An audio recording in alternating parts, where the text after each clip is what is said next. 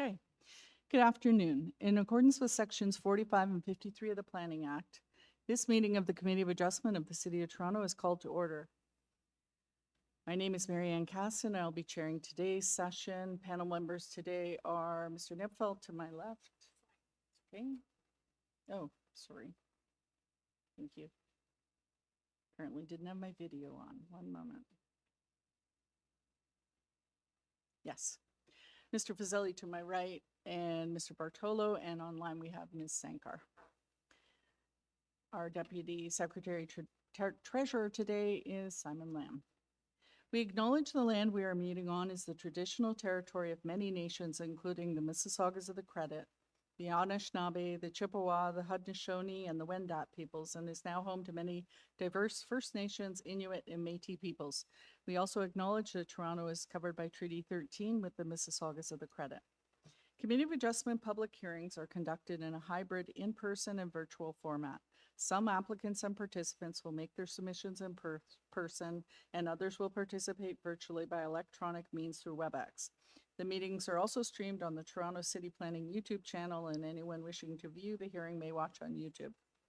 For those participating virtually, when your item is called, you will be unmuted by the moderator. For both in-person and virtual participants, Committee of Adjustment staff will share presentations that have been submitted in accordance with the written submission deadline. People attending in person today who want to receive a copy of the decision of the committee on an application must fill out a decision request card, and those participating virtually need to submit a written request for a decision by email. If you do not agree with the decision of the committee, you may be able to appeal the decision to the Toronto Local Appeal Body, or in some limited circumstances to the Ontario Land Tribunal. However, the provincial government amended the Planning Act and generally removed rights of third parties to appeal Committee of Adjustment decisions. Only the applicant, the Minister of Municipal Affairs and Housing, specified persons and public bodies are permitted to appeal decisions of the committee. Today, I will call each item in the order listed on the agenda. Where an application is contested, the agent or applicant will proceed with their presentation. When an application is uncontested, the committee may not require a presentation. The committee may ask questions and/or take the matter into committee for a decision. Any presentation or other materials you wish to submit to the committee must have been emailed in advance of the hearing. Staff and committee members cannot accept new materials at the hearing. The agent or the applicant or the agent will proceed first and will make a presentation to the committee. Then individuals either in support or opposed to the application will be invited to speak. Generally, we first call on speakers in the hearing room and then those participating through WebEx. Each speaker, including the applicant, will be given a maximum of 5 minutes to address the committee. I will comment when you are reaching the 5-minute mark. When all speakers are finished, the applicant agent has an opportunity to rebut those issues that were raised by the speakers. This will mark the end of the discussion, and the application will then be taken into committee for a decision. All right, first of all, let's start with any declarations of interest, any conflicts. Mr. Bartolo? Yes, thank you, Madam Chair. I'll excuse myself from item number 14. The agent for the applicant and I have worked on files in the past and have a working relationship. All right, thank you. And I'm declaring a conflict on item 20 and item 23, as these are applications located within my neighborhood. Sorry? 23 is at 4 o'clock, yes, but I won't be rereading it, so I'm just declaring it now. All right, Mr. Secretary Treasurer, do we have any deferrals? Through you, Madam Chair, we have one formal deferral. It's item number 19, 220 Briar Hill. Okay, let's have the applicant for that. I assume they're online. I don't believe they're in the audience.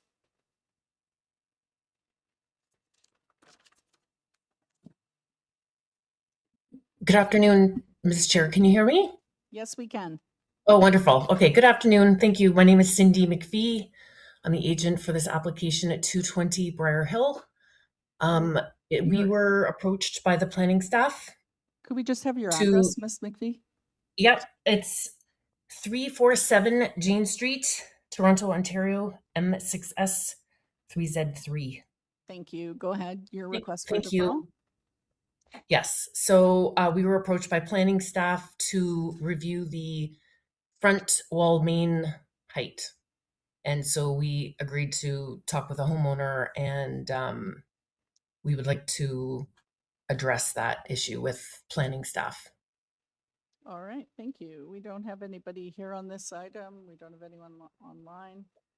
Panel members, would someone like to take it into committee? And yes, Mr. Nipfel. Thank you, Madam Chairman. I'd like to move deferral of item number 19 to allow the applicant to work further with the planning department. Thank you. Seconder, Mr. Fazeli, all in favor? That is unanimous. The application's been deferred. Excuse me. All right, back to the first item.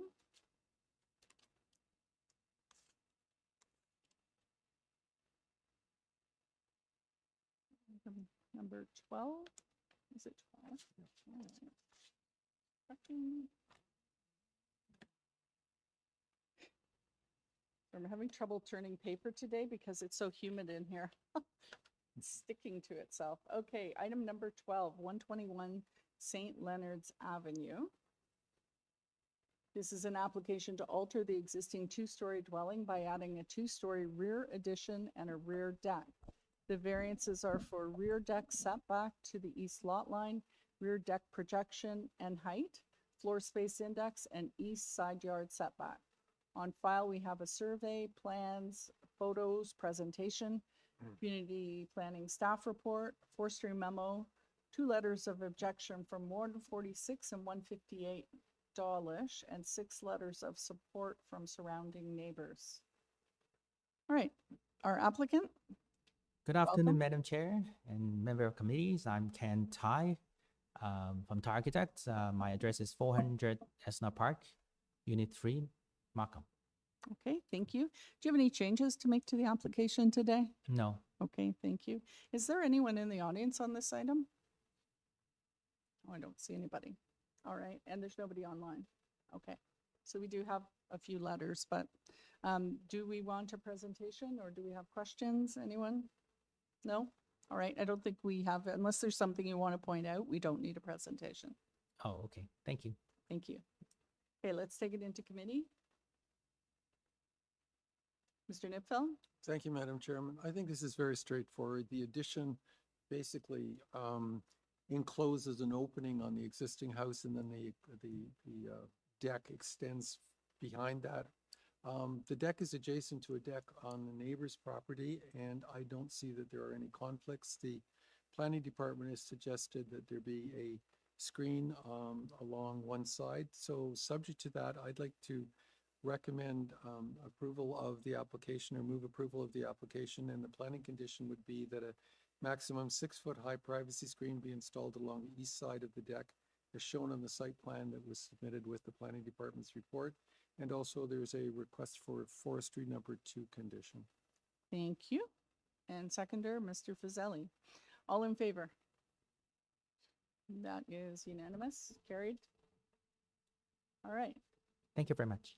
you're welcome. Item 13, 178 JOICEY Boulevard. This is an application to permit the lot coverage and side yard setbacks of the detached dwelling previously deferred from June 4th. The variances are for lot coverage, east side yard setback, west side yard setback. On file, we have minutes from June 4th, survey, plans, community planning report, and 1 letter of objection from a neighbor on JOICEY Boulevard. Okay, do we have our applicant? Good afternoon, Madam Chair. Hello, let's start with your name and address, please. Giorgio Lolos, 220 Duncan Mills Road, Unit 217. All right. Is there anyone in the audience on this item? Okay, thank you. A resident? Okay, thank you. All right, Mr. Lolos, we do have a person in the audience. I believe we have someone online as well, maybe 2 online. So let's have a presentation on your application. Well, first of all, do you have any changes to make to your application? There is one slight change, but I'm afraid that if I suggest a change and if it's not recognized in the same manner that it's been executed, um, we might have a discrepancy between the actual numbers. And that's related to the west side yard setback. I can get into greater detail later on about this, but for the time being, I like to stay where we are presently right now. Okay, well, that's confusing. Yeah. So this is an existing dwelling we're dealing with, correct? It's an existing, it's a new build, existing conditions that are in play. It's a building, it's a dwelling that's been built, Yeah, recently, but in it the last, doesn't comply with the zoning, which is why we're here. which is why we're here, correct? Because the things have been not altered, just I guess brought to light. So we have a question for Mr. Bartolo. Yes, thank you, Madam Chair. So this building is built, was a building permit issued by the city? Absolutely, Okay, and it was built in conformance with the submission? correct. With the exception of the items in question, in committee today. I see. So if I'm understanding correctly, you received a building permit, you built in accordance with that building permit, and then somebody discovered that there were variances after the fact that were never caught earlier on? Nope. Yes and no. Simply put, we built according to the building permit drawings. With that itself, this is just a question of cladding application on both east and west side, and the additional enclosed 7x7 Home Depot shed to enclose pool equipment that was never originally allocated or on the original design. This was the shed was done after the fact of the homeowner, just to enclose the pool equipment, just to minimize the noise for the neighbors as well also. But in relation to the side yard setbacks, as far as encroachments, if we actually take the moment to reflect the building permit drawings, it's built according to there. It's the cladding issue right now that we are having, and that's in question in front of committee, which is again ain't no different than I would say the majority of the homes built in Toronto have the same issue as we do.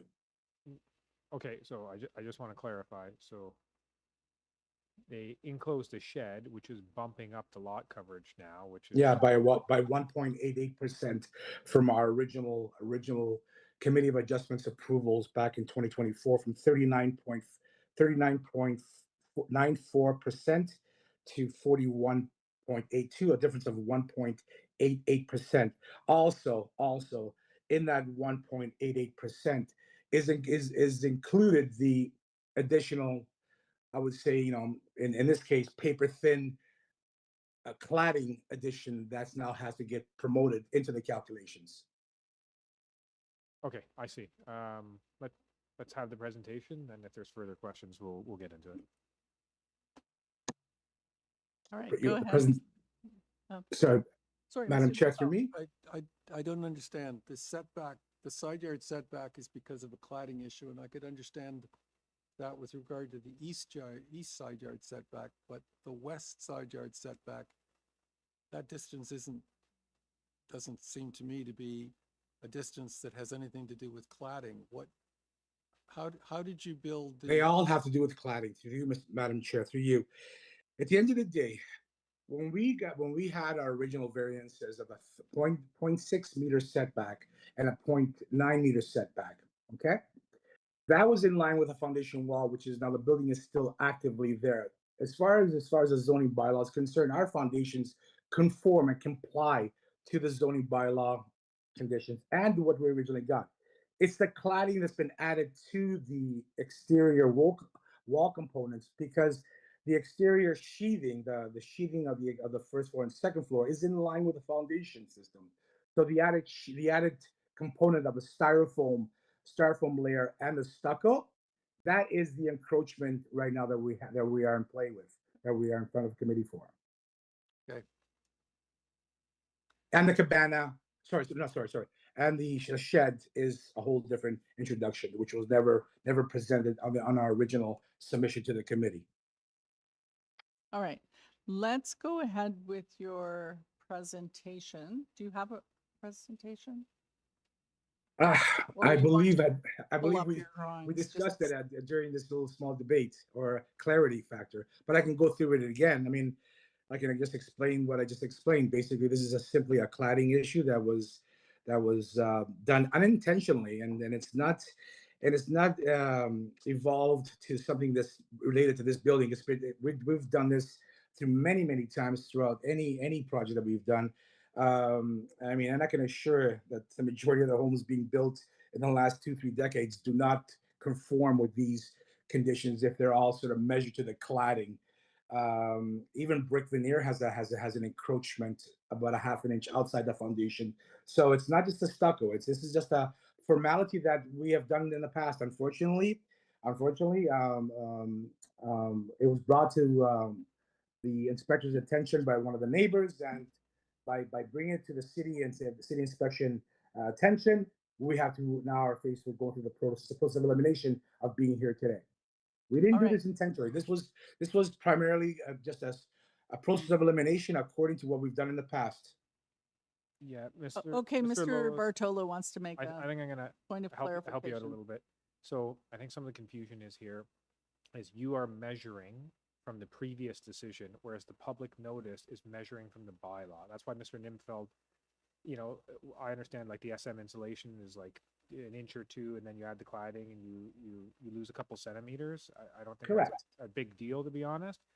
But when he's looking at it, he's saying you're supposed to be 0.9, you're 0.54, but you were previously No. at We- 0.61, and now Exactly. you're 0.54, Exactly. Yeah. right? There's So, two variances setbacks. The yes, original was 0.6 but on the west side and unfortunately, the public notice references the zoning bylaw and does not reference the it didn't- previously approved absolutely. condition, which is Yeah, the it doesn't point show of our confusion. previous conditions. Does that make sense to everybody now? It makes sense to us. Yeah. It's probably Yeah. very confusing to the public too. Yeah, it is. Yeah. All right. Let's put that aside for now, and we'll have our resident who's here today will come forward first, then we'll go to our online people. Just make sure the microphone is on there. There's a little button, and start with your name and address, please. Great. Jack Patan, 180 JOICEY Boulevard. Okay. Great. Thank you very much. Good afternoon, Madam Chair and members of the committee. My name is Jack Patan. My wife and I own 180 JOICEY Boulevard, directly adjacent to the subject property at 178 JOICEY Boulevard. We're asking the committee to refuse the requested variance. This is not a minor variance application made prior to construction. The applicant had already received the benefit of a reduced setback. They then built beyond even that approved reduced setback and are now asking the committee to legalize the as-built condition after the fact.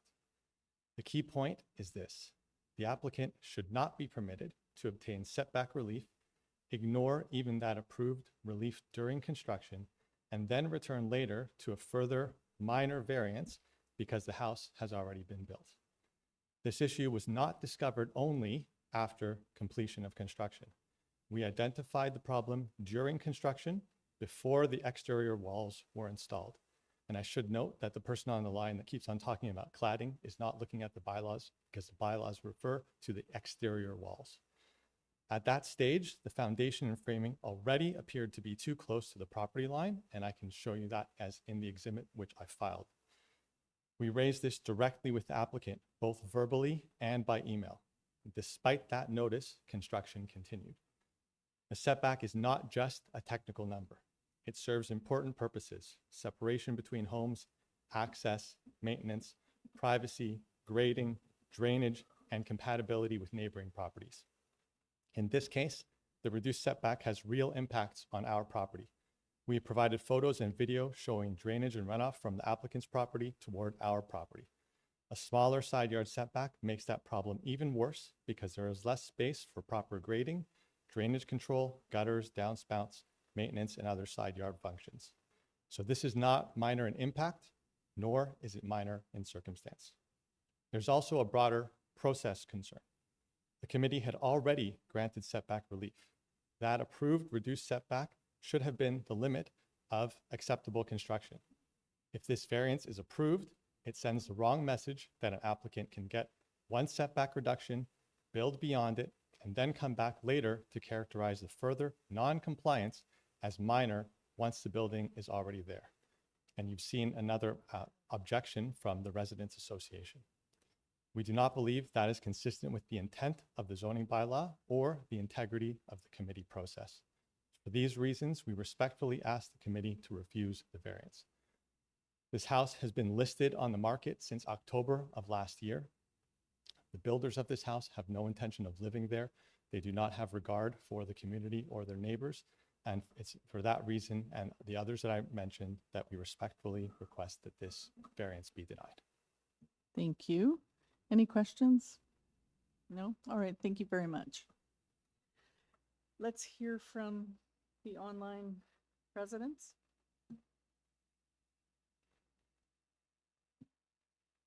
Madam Chair, the online applicant is the previous speaker's wife. Oh, it is? Is that correct? It's your wife who's online? Okay, so we only allow one speaker per property? Okay, that's fine. Is that the only person we had? Okay, all right, let's have the applicant back on and to address the comments that have been raised by the resident, by the neighbor.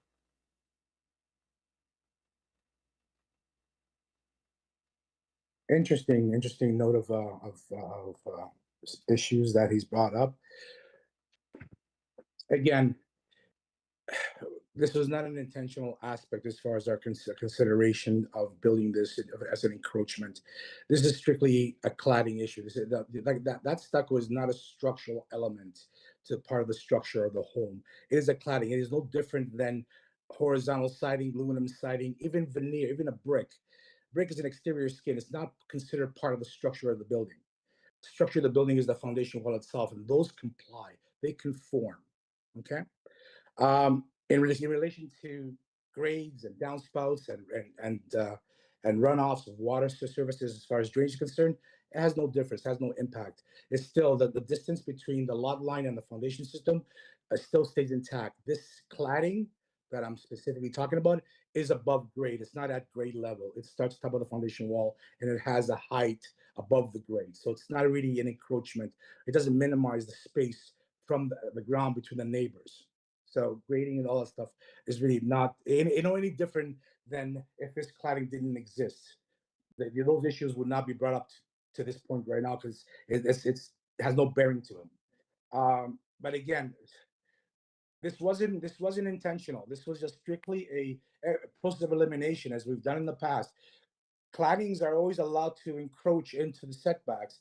Even, for example, like I said earlier, brick veneer. Brick's allowed to overhang by 1/2 an inch into the setbacks because it's not really a structure aspect. And it's technically it's a cladding issue. It's not a structural issue. It's cladding.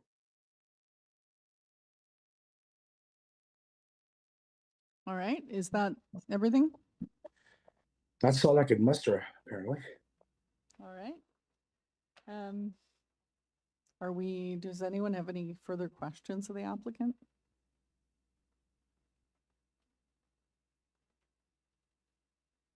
No? All right. We will take this into committee.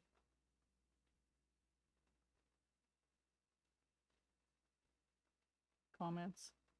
Clarification? Mr. Nipfel.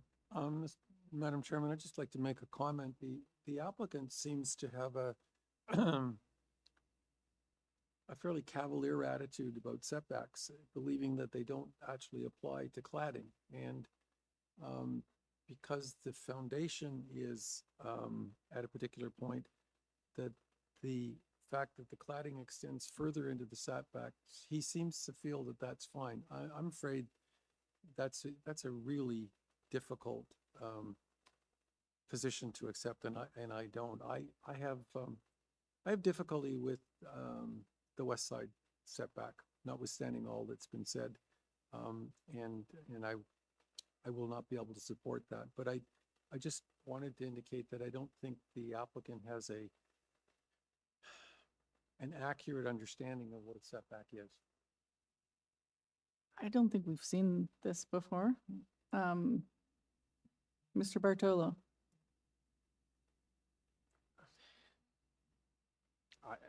I can understand how things like this can happen. When like numerically, we're talking about 3 centimeters on one side, right? the impact of those 3 centimeters on the neighbor, I think is negligible, right? And on the other side, I think it's 7 centimeters, which is a bit of a mistake, if it is a mistake.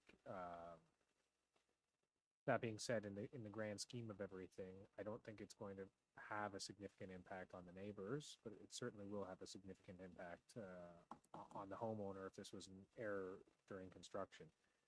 So, I mean, to that end, when we're literally talking about centimeters, I think I can get behind it and support it, and, you know, give the applicant the benefit of the doubt that he's being honest in his, you know, testimony here, and that it was done in error and not part of planning. But I do agree with Mr. Nimfeld. Like, it is, the wall assembly is the wall assembly. You make it as thick or thin. Like, you could, just because it's cladding, you could put limestone that's 20 inches thick on it. Doesn't mean you get to hang that much into Right. the setback. That's just not how it works. But for 3 centimeters, like, I'm willing to let it slide. All right, anyone else have a comment? No? Does someone want to put forward a motion? And go ahead. Yeah, I can go ahead, Madam Chair. Through you, I'll put forward a motion to approve this application. There is community planning Sub- condition about Yes. tying it to site plan. And to that end, I will, as part of my approval, I will make it subject to the recommendations in the community planning staff report attached. All right, do we have a seconder? Mr. Fazeli? Okay, all those in favor of this application? That's unanimous. No, it's not unanimous. Oh, I'm sorry. I'm sorry, Ms. Ankar. I thought I saw that hand. It's your lampshade in the background. Okay, so that is 4 in favor and opposed? Ms. Sankar opposed. All right. So the application has been approved. All right. Item 14.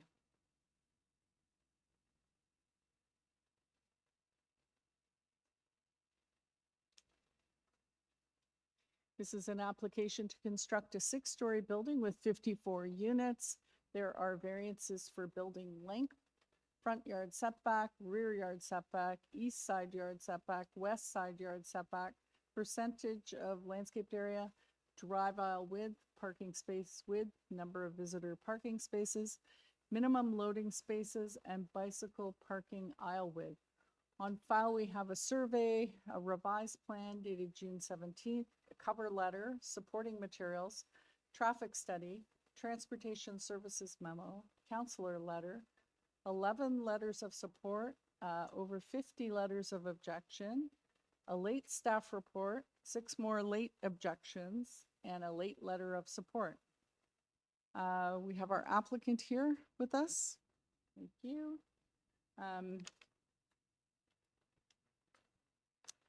And please come forward. And let's start with your name and address. Good afternoon, Madam Chair. My name is Chris Pereira. I'm the principal of Embahar Planning and Design Limited. We are the planning and urban design consultants for the owner who's with me here today. I am located at 25 Valleywood Drive. That's in Markham, Ontario. Thank you. Are you aware of the community planning staff report? Could staff put that up for us, please? Which is recommending deferral of the application to have further discussions with your party. And could you give us your thoughts on that? Certainly. Thank you, Madam Chair. So we fully acknowledge the various correspondence received on this item. Particularly, we acknowledge the request for deferrals. We respectfully would like to proceed with our item. As my client has worked very closely with transportation staff to resolve those exact issues that were identified, that were kind of the initial reasons for the request for the deferral. This is reflected in the recent transportation staff memo, which has been provided to committee. All right. Committee, do you have any questions of the applicant? No? All right, I just want to be careful that if, before we hear from everybody who wants to speak on this application, that we want to proceed and not defer. Well, Madam Chairman, the planning department has requested deferral to deal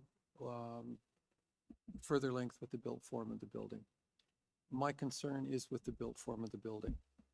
Therefore, I would argue that the deferral, positively, that the deferral would allow the planning department and the applicant to improve the application that's before us.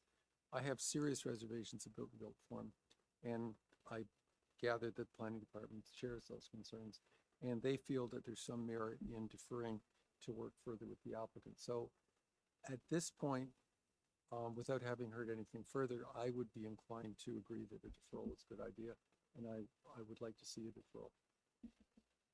Mm-hmm. All right. Madam Chair. Yes, Ms. Sankar. Yeah, I agree with my colleague as well.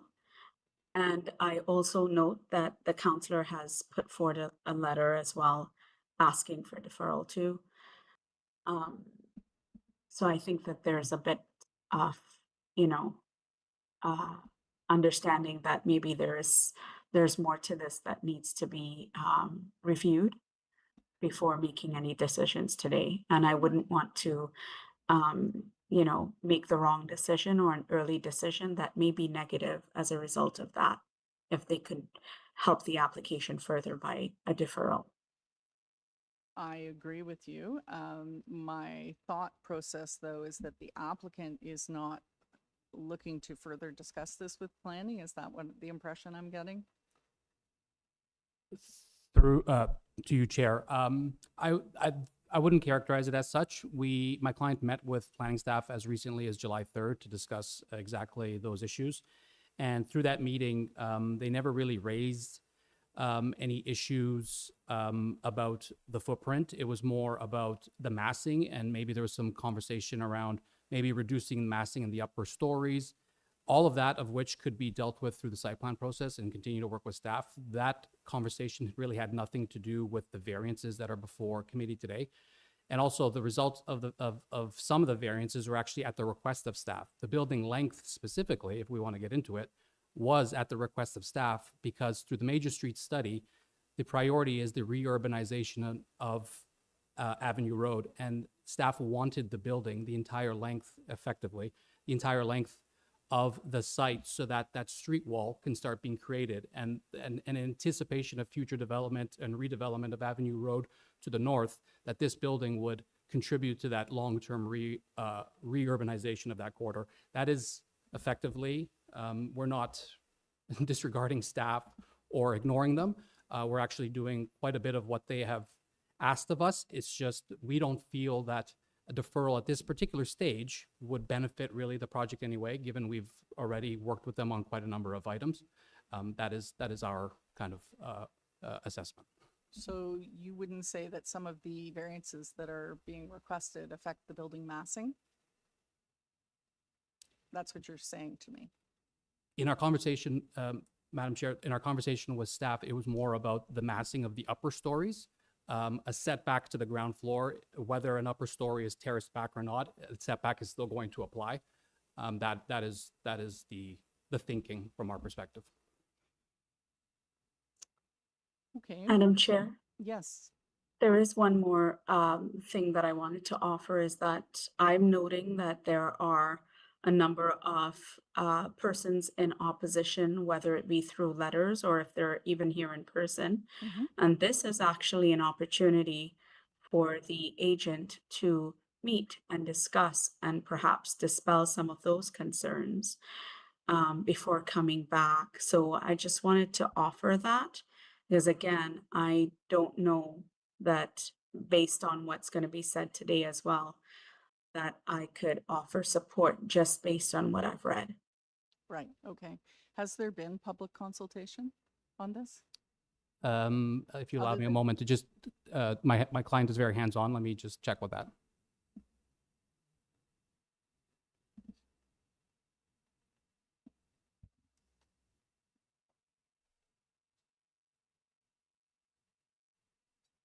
Good afternoon, committee. My name is Bob Akekberry, and my address would be 261 Golfdale Road.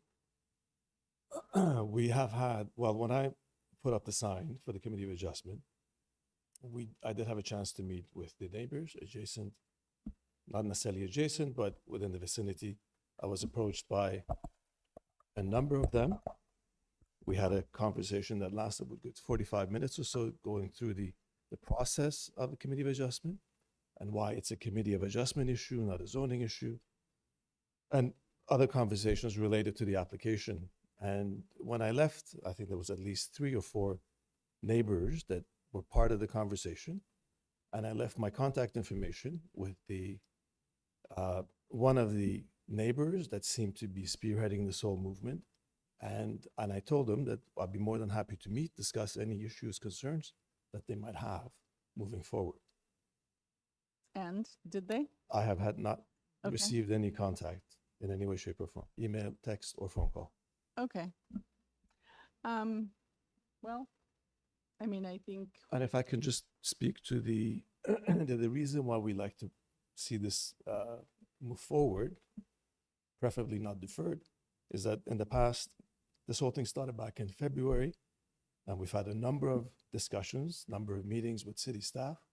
And as Chris has mentioned, as early as yesterday morning, where I simply asked, well, throughout these meetings, at no point, and again, we have implemented every single recommendation that was made in terms of building length and setbacks and variances, and some of them were actually proposed, suggested by staff. So the design that you see in front of you was a result of a collaboration. And I think the transportation memo would attest to that because they support the project. Because again, it was a collaborative effort. So the discussions we've had lead in no way, shape, or form to us to believe that there is any improvement that might come out of any consultation. So, and I yet would we just have leave a it at- staff report recommending deferral. So, okay, which thank was you. a surprise to us, yes. Okay, thank you. Colleagues, what are we? The only thing I'd like to suggest is the first gentleman that was speaking, I'm sorry, I've forgotten your name. You indicated that you could take care of the design issues at site plan. You really can't. What's can be controlled through site plan is dramatically changing. And planning didn't talk about the footprint. You referenced the footprint. It wasn't the footprint. It's the built form, the massing that they're concerned with. And I would argue that the massing is an issue on determining the variances in this case. So just so that you know that ahead of time, we've at least raised it because I have real problems with the built form. All And- right. And again, it's a result of a collaboration and consultation with staff. That's where we are. I'm sure there has been consultation. Yeah. That's clear, but they have asked for a deferral of it to continue to collaborate. So, it's what you say, what they say, and it's up to committee to determine, which path to take. So, it's clear you don't want it deferred. That's fine. I think we should move forward with the item and hear it. And we have a number of people in the audience who are here who want to have their opinion heard. So let's have a presentation first of the application, and we'll go from there. Thank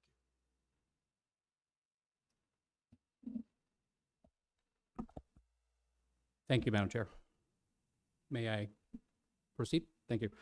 Madam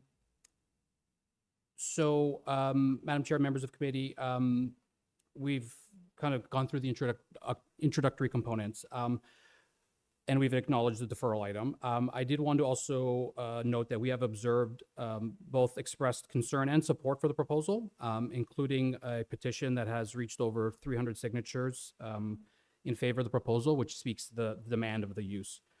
So let's get into the application itself. So the application proposes to redevelop an underutilized vacant site with a 6-story apartment building containing 54 purpose-built dwelling units. The proposed development is intended to provide seniors-focused rental housing, including affordable housing opportunities through the city's affordable rental housing programs. Specifically, 11 of the 54 units are scheduled to be provided under the city's rental housing supply program. That's the Affordable Rental and Rent Controlled Housing Incentives, or the ARCHI stream. And additional support for the project is being provided through CMHC housing. In our view, the proposal represents an appropriate redevelopment of a parcel in a manner that conforms with the city's recent policy changes, specifically the major street study. This council-approved amendment granted permission for the proposed development's height, given the frontage along Avenue Road, and identified major street in the official plan. The variances are outlined in the notice. I've provided detailed written justification for each in our planning justification letter. However, here today, I think I can break the variances into two general groups. Let's call it transportation and layout. For transportation, we have read and agree with the staff report. Staff have worked closely with my client's transportation consultant to satisfy all items. In their report, they clearly outline the variances and their reasons for support. We have reviewed this, as I said, and we do agree with that. We also acknowledge that the recommended conditions from transportation services, and we are in agreement with those conditions. From a layout perspective, the design has achieved a bare minimum feasible floor plate for a double-loaded corridor. Reducing the floor plate further would jeopardize the design and significantly impact the amenity areas of the building.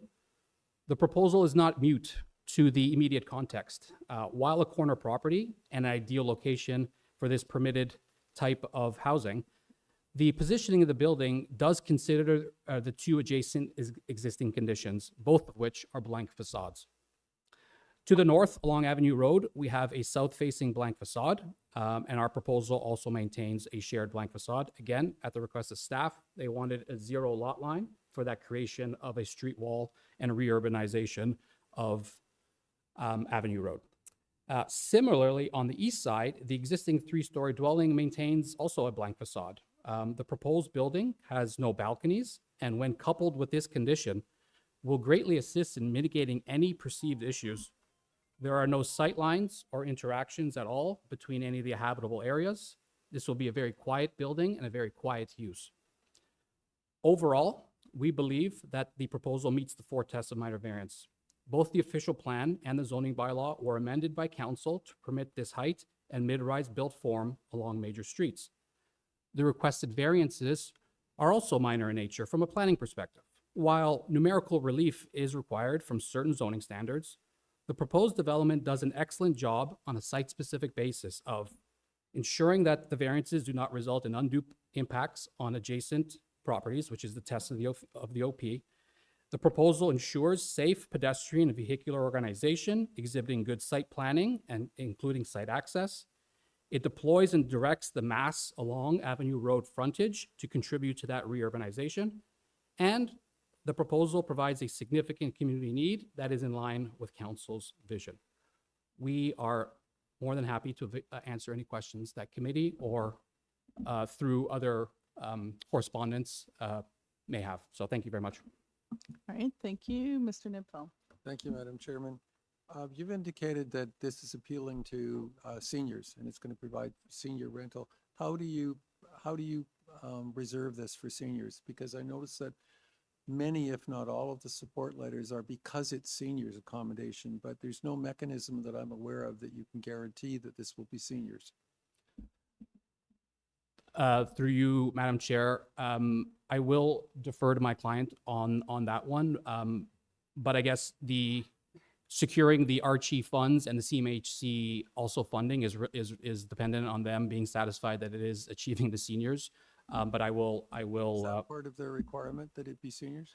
I believe my client can explain it more clearly than I can. Yes, to you, Chair. The funding is specific for senior housing. So there are stipulations in the funding that would limit our use of the building. And if I'm sorry, I didn't hear most of that. Sorry, the funding for the particular program that we will be getting funding through is specific for senior housing, and then that specifically rental senior housing.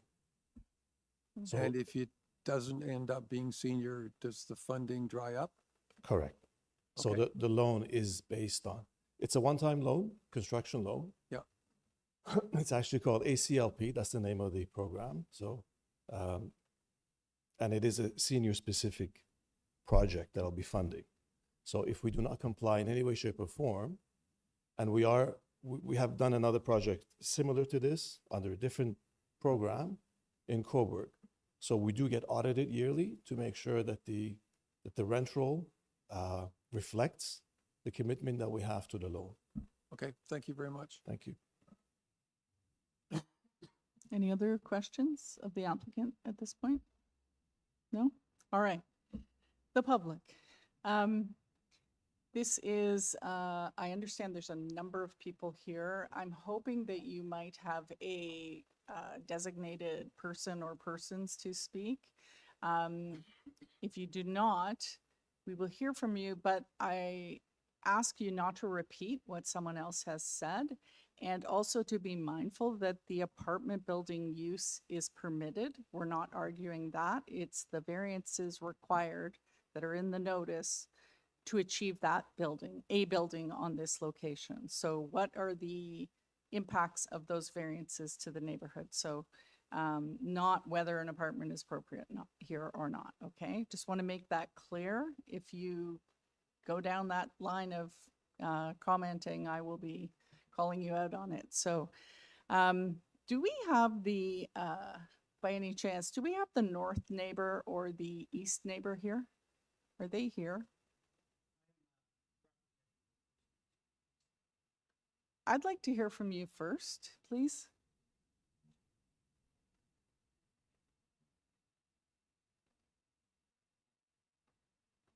That's 338 St. Clements? Is that, That's right. okay.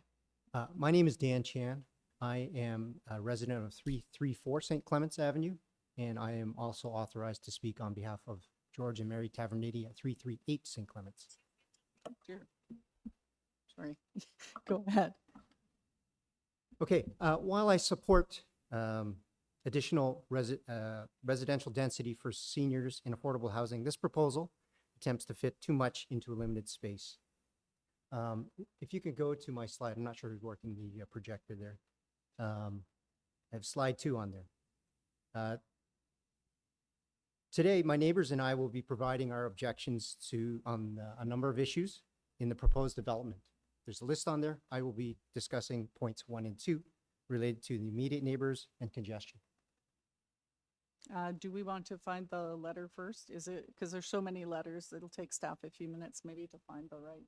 Okay, it was Is it called under- supporting material. Yes. But it's under your, you submitted. It's under my name. Yeah.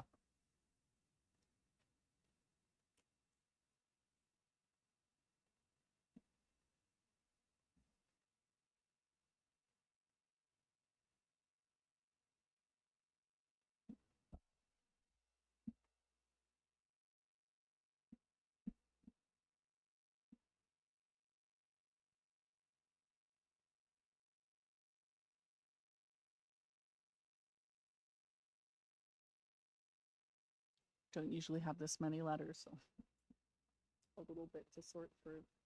Yeah, sorry, Madam Chair, to be specific, there's more than 100 letters of opposition. You mentioned 50. Yeah.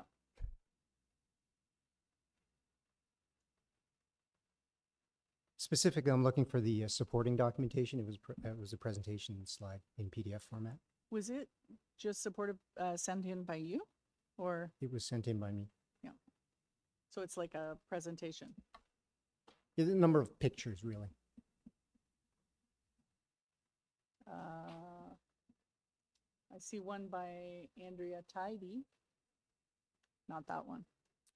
No, it's under Dan Chan. Madam Chair, through you, can I just clarify if the neighbor sent it to the AT or did he send it to COA.NY? Do you know if you sent it to? That's the one. COA? You got Oh, it. You got it. Well done. Okay, go to slide 2. So I will be discussing points 1 and 2, and some of the following speakers after me will be discussing the other points. So we Okay. go next slide, please. So there you see the intersection of St. Clements and Avenue Road. I'll try and be brief here. So I'm speaking on behalf of George and Mary Taverniti, who reside at 338 in the dotted red box. The Tavernitis have 6 children. The youngest is 6 years old. George has advanced glaucoma and is legally blind. He depends on a safe, predictable, and unobstructed pedestrian environment to travel independently. Their backyard, including an in-ground swimming pool, serves as the family's primary outdoor living space. The proposed 6-story building will introduce direct overlook from numerous residential units, resulting in a significant loss of privacy and creates unobstructed sightlines into their backyard, reduces access to natural sunlight, and increases noise, adversely affecting the family's ability to enjoy their property. These impacts are inconsistent with the city's objective of ensuring that new development is compatible with and minimizes adverse impacts on neighboring residential properties. Please turn to the next slide to show congestion on garbage day. Sorry, the next one after that, in the interest of time. Senior residents will require frequent visits from healthcare providers, meal deliveries, wheel-trans taxis, and paramedics. With nowhere on site to park, these vehicles will be forced to idle on St. Clement's, a street that is already heavily congested due to recent left turn restrictions on Briar Hill and Castlefield. St. Clement's is a constrained roadway with on-street parking on both sides. Vehicles must yield to one another to pass. Residents' cars parked on St. Clement's are frequently damaged due to impatient drivers squeezing between parked cars. Added congestion and traffic will jeopardize safety and introduce conflicts between motorists, cyclists, and pedestrians. Let me turn to the next slide, St. Clement's Avenue in wintertime. The last 125 feet of St. Clement's approaching Avenue Road is a significant uphill slope. In winter, westbound cars routinely get stuck here, even in light snow, waiting for the light to turn green. The left image shows the dark car stuck in front of the fire hydrant, and the silver car also stuck while trying to go around it. I'm in the red, by the way. I've helped cars push cars up this hill. This bottleneck exists directly in front of the proposed development's driveway. So in conclusion, this is the wrong building for this lot. The cumulative impacts of the numerous variances are not minor in nature. For these reasons, we have a petition with over 500 signatures objecting to this and over 100 letters of objection. As the applicant mentioned before, there was a discussion on the corner, but that was given us 11 business days to react between now and then. For these reasons, I respectfully ask the committee to refuse the requested variance. The magnitude of the variances and the direct negative impact on the neighbors' safety and traffic indicate that this proposal should be submitted through a rezoning application where more comprehensive planning review, technical studies, and meaningful public consultation can occur.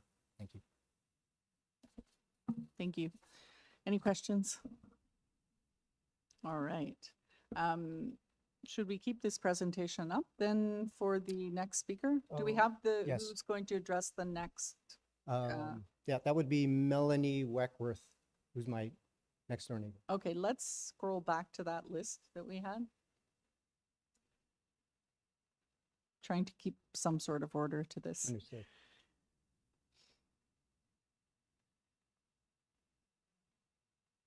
So nervous. Hi there. This is Melanie Weckworth. Oh, we're online. Okay. Sorry, can we scroll back in the list on the, in this presentation, we started with the list of items. Yes, thank you. So Mr. Tan addressed 1 and 2. Yeah. And Melanie's going to address? Actually, number 5. Oh, okay. So we're a little bit out of order. We're not in order. All right. Well, so much for that. Okay. That's fine. Thank you very much. Okay. Melanie, is it Weckworth? Is that correct? Hi, yes, it is. Weckworth. Melanie Weckworth. All right. Go ahead and thank you. Give us your comments. I have lived at 332 St. Clement's with my husband and 4 children for the past 12 years. Our family uses the sidewalks along 340 St. Clement's alongside the hundreds of children, parents, seniors, and commuters who rely on these sidewalks every single day. I definitely support a housing development on this site, but I am opposing this application. It proposes a building without demonstrating a safe and practical waste management solution that can operate within the limited public space available.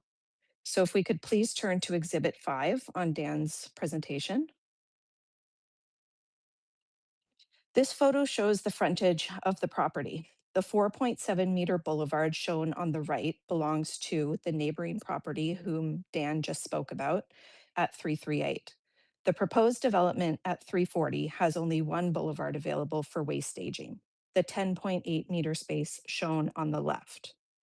This proposal includes no type G loading space and no dedicated waste collection area, meaning waste collection would rely on city bins or private bins being placed within the public realm. If we could please turn to Exhibit 6. You can see how quickly waste staging consumes available space. Using the city's standards, a small number of bins, as you can see, requires more space than is available on the neighboring property at 338. If you could please turn to Exhibit 7. Applying those same standards to the 10.8 meter boulevard at 340 shows that the waste generated by a 54 unit building cannot reasonably be accommodated within the available space. The required bins would need significantly more frontage than is available. The result, bins would occupy space that is currently used by pedestrians. For our family and for the hundreds of individuals who use these sidewalks every day, that is a significant safety concern. Developments of this scale typically have a type G loading space to accommodate waste collection without transferring those impacts onto public sidewalks. A private servicing function for a building this size is being pushed into the public realm, reducing safe pedestrian space. The applicant has not identified whether waste collection will be provided by the city or a private contractor, how many bins are proposed, how frequently collection will occur, or how the system will function during winter conditions when snow further reduces available space. Equally concerning is the lack of a formal transportation impact study related to these operations. Comparable developments have undergone this study and provided dedicated servicing infrastructure, yet no TIS was completed for this proposal, despite the obvious interaction between waste collection operations, pedestrian safety, accessibility, and traffic. Can a 54-unit building on this lot safely and responsibly manage its waste without impacting pedestrians and public space? Based on the information that we have been provided, the answer is no. Public sidewalks are meant for people, not garbage bins. On collection days, sidewalks filled with bins create safety and accessibility hazards for the hundreds of children, seniors, people with disabilities, commuters, and even the very future residents of this building who will use these sidewalks every single day. This is not acceptable planning. So I respectfully ask you to refuse this application and request that it be resubmitted through a rezoning application. Thank you. Thank you. Any questions? No? All right. So we've covered 1, 2, and 5. Who is next? Who's speaking for safety issues? Catherine Kwan. Okay. She would be online. Oh, Hi. okay. Can you hear me? Yes, we can. Okay, thank you. Name and address first, please. Yes, Catherine Kwan at 302 St. Clements Avenue. Okay, go ahead. Hello, COA committee members. My name is Catherine Kwan, living at 302 St. Clements Avenue. I'm here to speak as a mother of 2 young children who attend school and daycare in the area. I feel compelled to voice my concerns on their behalf and on the behalf of the hundreds of young, vulnerable children whose lives are at risk and who do not have a voice in this matter. On this school map, you can see that Allenby is at the very southwest corner of St. Clements and Avenue. My older daughter is in kindergarten at Allenby, and in order to get to school every day, she, along with up to 800 of her peers, must cross St. Clements Avenue and Avenue Road, crossing this busy intersection twice. I cannot put into words the fear that I have sending my child off to school every day, hoping she makes it to school alive. It's a fear I wouldn't wish on anyone. In one instance, my husband was crossing St. Clements Avenue with my daughter during a green light and a walk signal and was nearly hit by a vehicle trying to turn right onto Avenue Road. This is just one of the many accounts of near misses in this very intersection. Adding 54 senior residents without proper parking spots for their visitors will lead to increased traffic congestion as Uber drivers, Wheel-Trans, meal and grocery deliveries, visiting families, emergency vehicles, personal support workers are constantly coming and going. These vehicles will be parking along the already narrow St. Clements Avenue, blocking proper sight lines for other cars. A proper traffic study needs to be completed to ensure traffic will flow appropriately. My younger daughter will also be attending daycare in the area, so we'll be crossing this intersection with a stroller. As a mother with a stroller, I'm myself am being constantly forced onto the road due to narrow sidewalks, exposing myself and my child to danger. An increase of 54 seniors in the area will require an increase in the width of sidewalks, as many of their residents will require mobility aids such as scooters or wheelchairs. We need wider sidewalks so that people with strollers and mobility aids can maneuver and pass safely without being forced onto the road. Further exacerbating this will be snow accumulation and garbage bins on waste pickup day. The current proposal minimizes sidewalk width in order to maximize square footage and correspondingly the developer's profit. We cannot maximize square footage at the expense of safety for our vulnerable population, the young and old alike. As an example as well, up north, one block north, on Briar Hill, they do have the widened sidewalks, which make it easier to maneuver. So this is the only intersection that our families can use to get to school, and we're making this trip multiple times a day, along with evenings and weekends for extracurriculars. This intersection is not just used by Allenby families, but also the hundreds of other children who attend the 3 local high schools, 2 private schools, middle school, and numerous daycares in the area, along with daily commuters. The impact of the cumulative variances are not minor. We asked the COA to reject the proposal so the application can go through the rezoning process, where the proper traffic study will be performed. We support increasing density in the area. However, the site must be appropriate, and increasing density cannot come at the expense of the safety of our children. We ask that the proper studies are performed that consider the size and scale of the proposal of this size to protect our young, vulnerable, and voiceless residents in the community. I'm pleading with you all to consider the lives of my children and the hundreds of other children, as a death resulting from unsafe planning would be unconscionable. And I also wanted to just dispute the community engagement. We were not made aware of any changes to the site. There was a billboard for townhomes, which was painted black, and that was the only message that those in the broader community got. No, and there was no communication with the school, with the Parents Association. Thank you for your time. Thank you. Any questions? Nope. All right. Okay, that was number 3. Okay, Madam Chair, I have a question. There's a group that I organized, and then there's some other people on the street in the community that decided to come in and speak too. So I don't know. That's fine.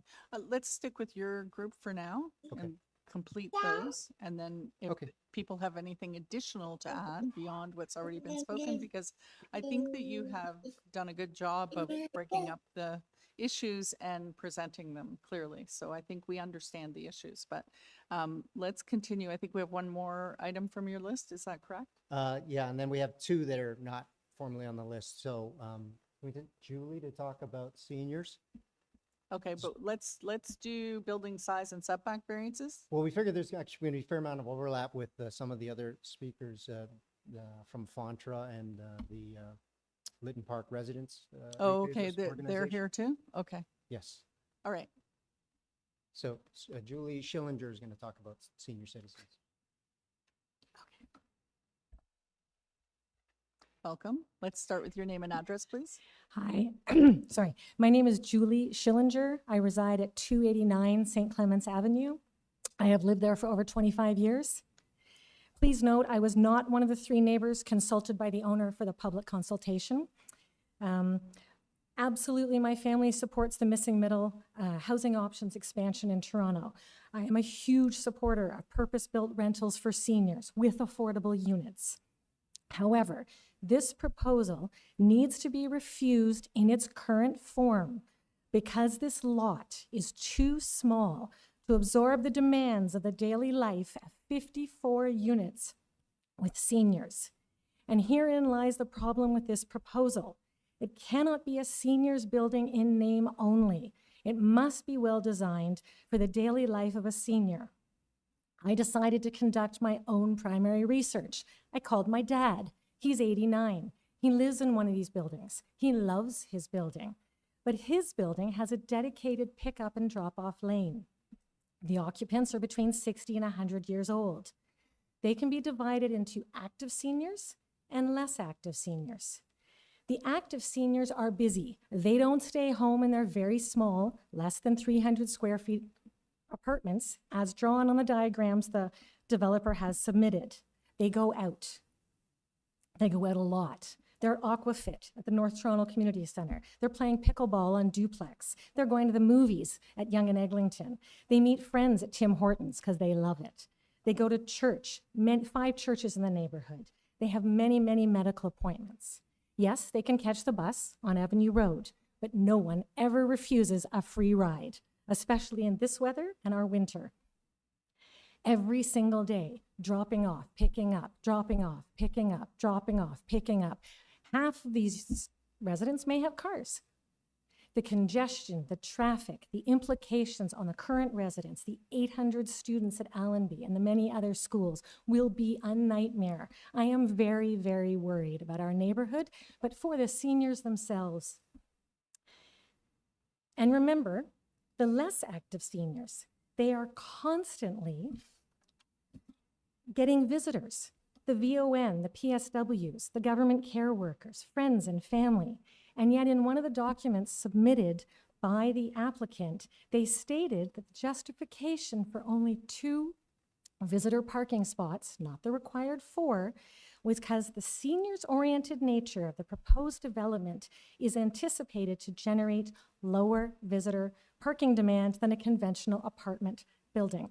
This is false. Where's the proof? Where's the evidence? We know social isolation increases dementia. Friends and family and healthcare workers visit less active seniors, and they're visiting the active seniors. But imagine when the 2 visitor spots are full, a nice person just blocks them in. Oh, I'll help my senior take their groceries up. Now we've got confusion in a not minor variance. They've narrowed the driveway, narrowed the size of the parking spots. This isn't good design. In addition, we have to consider that seniors don't get out of cars quickly. They check their wallet. Do I have my glasses? Do I have my purse? Putting my bags in my buggy. They have a fear of falling. They take their time.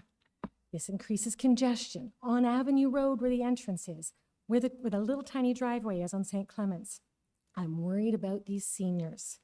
And there's more. Today is Thursday. It's garbage day on St. Clement's. Cars are already parked on both sides of the street. And somehow, with all the cars backed up, people decide to honk at the garbage men. Why do Torontonians do this? What are the garbage collectors going to do? There's nowhere to go.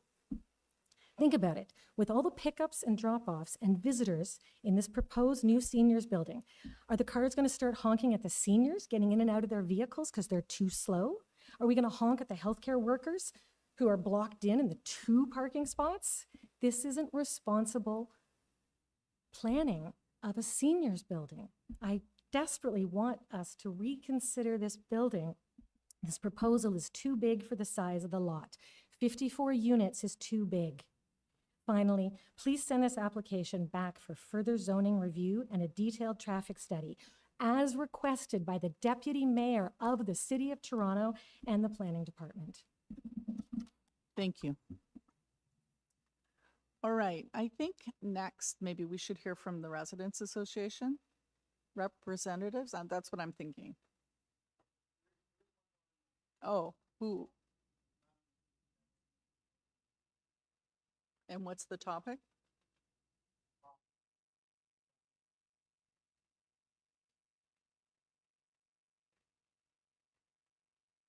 Like, different than the issues that have already been raised. Right, well, let's hear from them.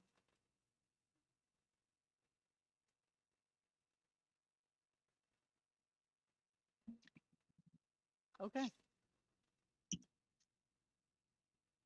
Members of the Committee of Adjustment, can you hear me okay? I'm Yes. dialing in virtually. We can hear you. Great, thank you. My name is Sue Ma. I've lived at 334 St. Clements for almost 23 years, and today I'm speaking on behalf of my neighbor at 336 St. Clements. I'm going to outline specific objections to the applicant's planning justification letter, which was dated June the 18th. Number one, the applicant states that the requested building length and setback variances maintains an appropriate relationship with adjacent properties. This is false. The severe privacy loss, shadowing, zero rear setback, and reduced sight lines as a result of the proposed building do not constitute an appropriate relationship with neighbors. Number two, the applicant claims that the requested parking variances are internal design matters that do not alter the character of the surrounding neighborhood. This is false.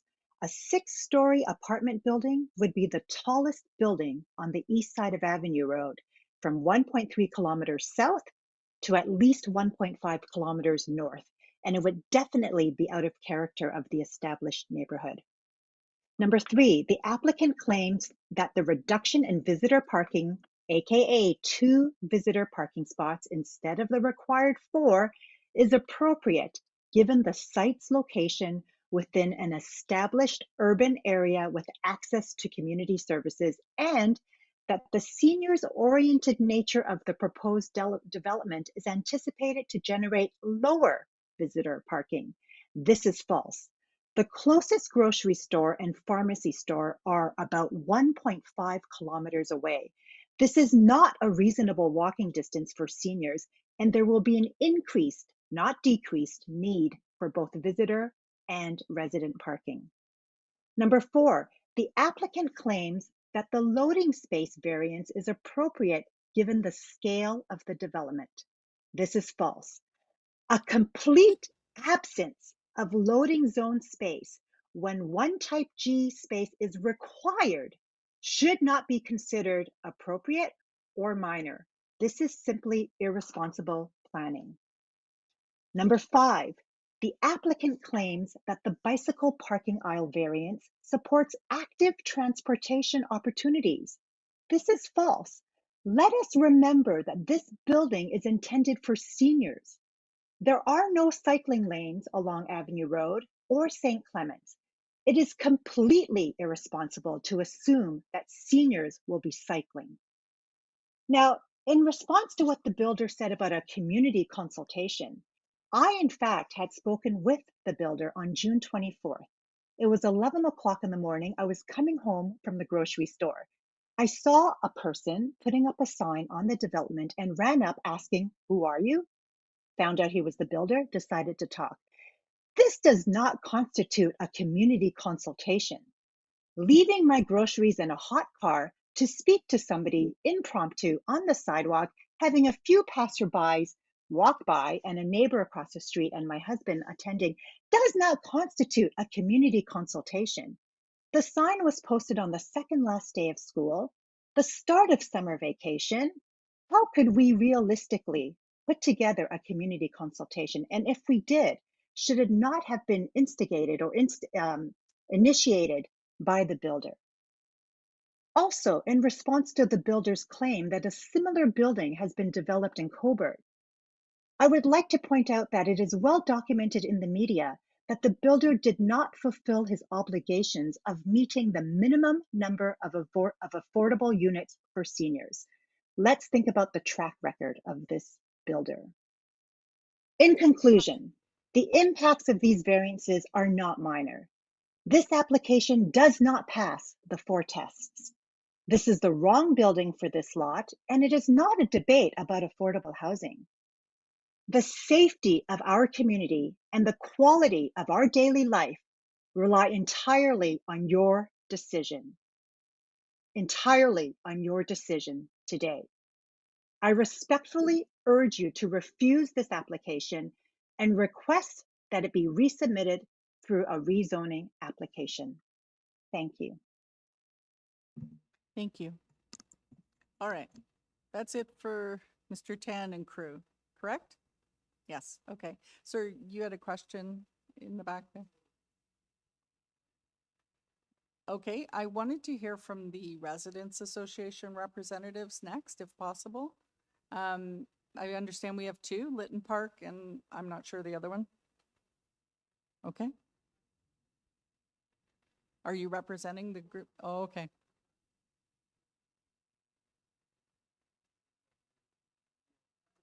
Yes. We can't have you speaking just out because you can't, it's not being recorded and it's not transmitting through YouTube. So let's hear from the Residents Association first, sir, and then you can come up and speak if you want to.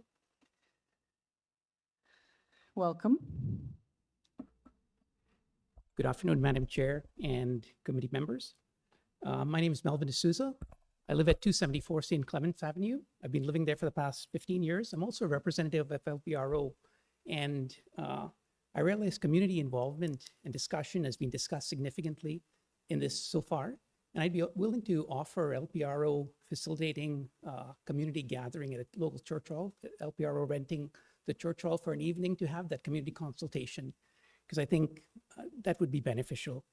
But LPRO did provide a letter of analysis on June 29th that goes into detail and specifics and concludes that the proposed 6-story apartment building fails all 4 statutory tests under the applicable sections of the Planning Act. First, the variances are not minor and they are not technical. The changes are fundamental in nature with no space between buildings, massive scale, massing, but making the building out of place and violating the look and feel of this historic neighborhood. The building length has increased by over 50%. The rear yard setback has been eliminated, resulting in a loss of privacy, an increase in shadows, and a loss of sunlight. The front yard setback is less than 1 foot from the sidewalk. The result is that in winter, high snowbanks between the sidewalk and the street will obscure pedestrian and driver visibility. The east and west side yard setbacks have been reduced. The overall result is an immensely oversized apartment building unsuited to this historic residential neighborhood. Second, the proposal is undesirable due to multiple functional deficiencies that cannot meet basic operational needs. Vehicle movements will be unsafe with a reduction of the drive aisle width, visitor parking of 2 spaces inadequate for a 54-unit building, lack of G-type loading space will force loading activity into the street, and reduction in bicycle parking aisle widths creates accessibility and safety issues. Third, the intent and purpose of the city's official plan is not maintained. There is no transition to the historic nature of the century-old neighborhood houses, as there is no separation, no buffer space.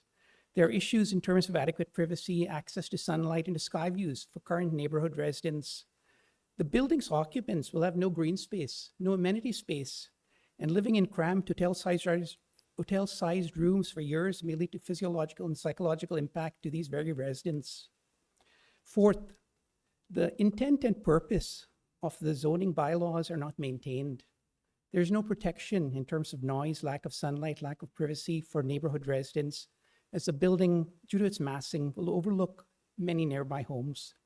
There will be street parking chaos, garbage collection mayhem, and loading and unloading havoc for service vehicles of all types. Neighborhood character and open space will vanish as the building is so large and there is no space for transitional landscaping for the new building to blend in with the nearby homes. These variances undermine the zoning bylaw protections. For failing to meet all 4 planning tests, LPRO respectfully requests the Committee for Adjustment to refuse this application. Thank you. Thank you. All right. Do we have Lytton Park next?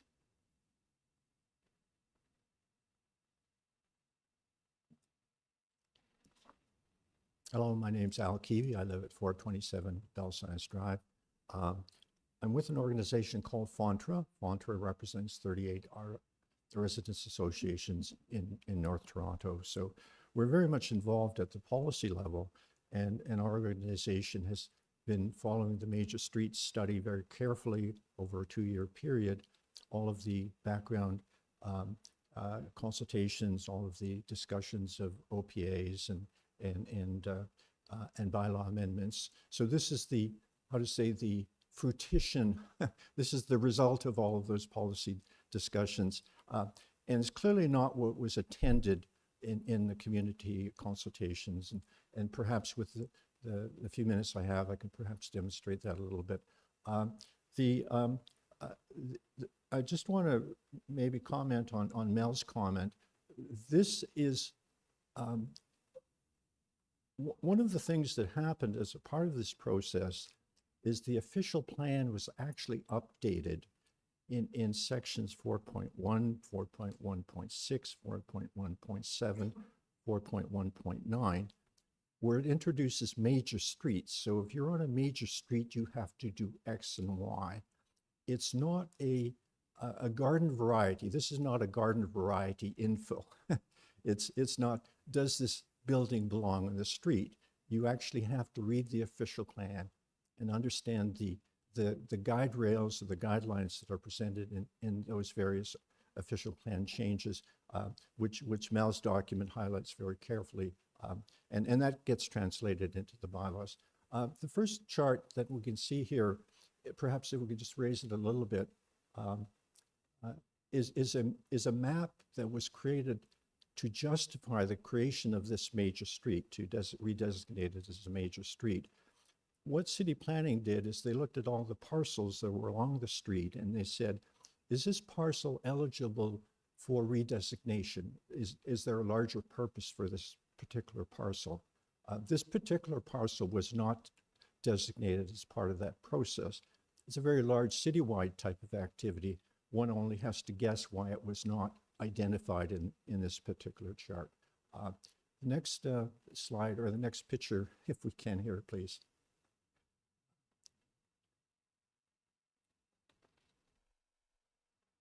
Oh, there we go. There we go. Part of the consultation process was very visual. This is a very complicated business. It's hard to imagine a six-story building. Hard to imagine a six-story building with, heaven forbid, I think this is 30 units or 60 units. This visualization, which is part of what city planners were pitching to all of the city residents, is saying, this is not so bad. This is what we can perhaps build. One of the characteristics of this is the issue of the orientation of the property. It's fronting on the major street, and it has a depth, if you read along the side, of 35 meters. What they're saying is this is an idealized view of how you would build it. Sits on the major street, has a depth of 35 meters. Next picture, please. This is another idealized version of what they had promoted. This is sitting on a corner. It's a corner lot. We use the term. It's a bit of a technical term. It's a flanking lot. The sidewall of the building flanks the major street, so it's not like the other one. What the city did in its bylaws said if you're proposing an apartment on a major street, on a flanking lot, the part that presents itself to the major street is the front of the street. That's by definition. This is in the fine print of the bylaw. So the front of the street is sitting on the major street. So if you measure here on this diagram, they're saying idealized, the length of that building or that length of that lot should be 15-meter lot. So you can build an adequate six-story building or with 30 lots or 60 lots in this thing. So the idealized building length or the lot length is 35 meters. What the applicant has as their lot today is about 17 meters, 17, maybe 18 meters. So it's half what the city deemed to be an acceptable lot size for building one of these buildings. So the promise was, find us a property, a parcel of land that's this big, build a apartment dwelling that looks like this, got plenty of side yard setbacks, front yard setbacks, amenity space. I'm probably running out of time. Sorry to interrupt you, but you're out of time. Just to close off, this is not appropriate. This is not what we signed up for. This building is just too large for the lot. We would recommend that this application be refused in its entirety. Thank you. All right, we have heard a lot.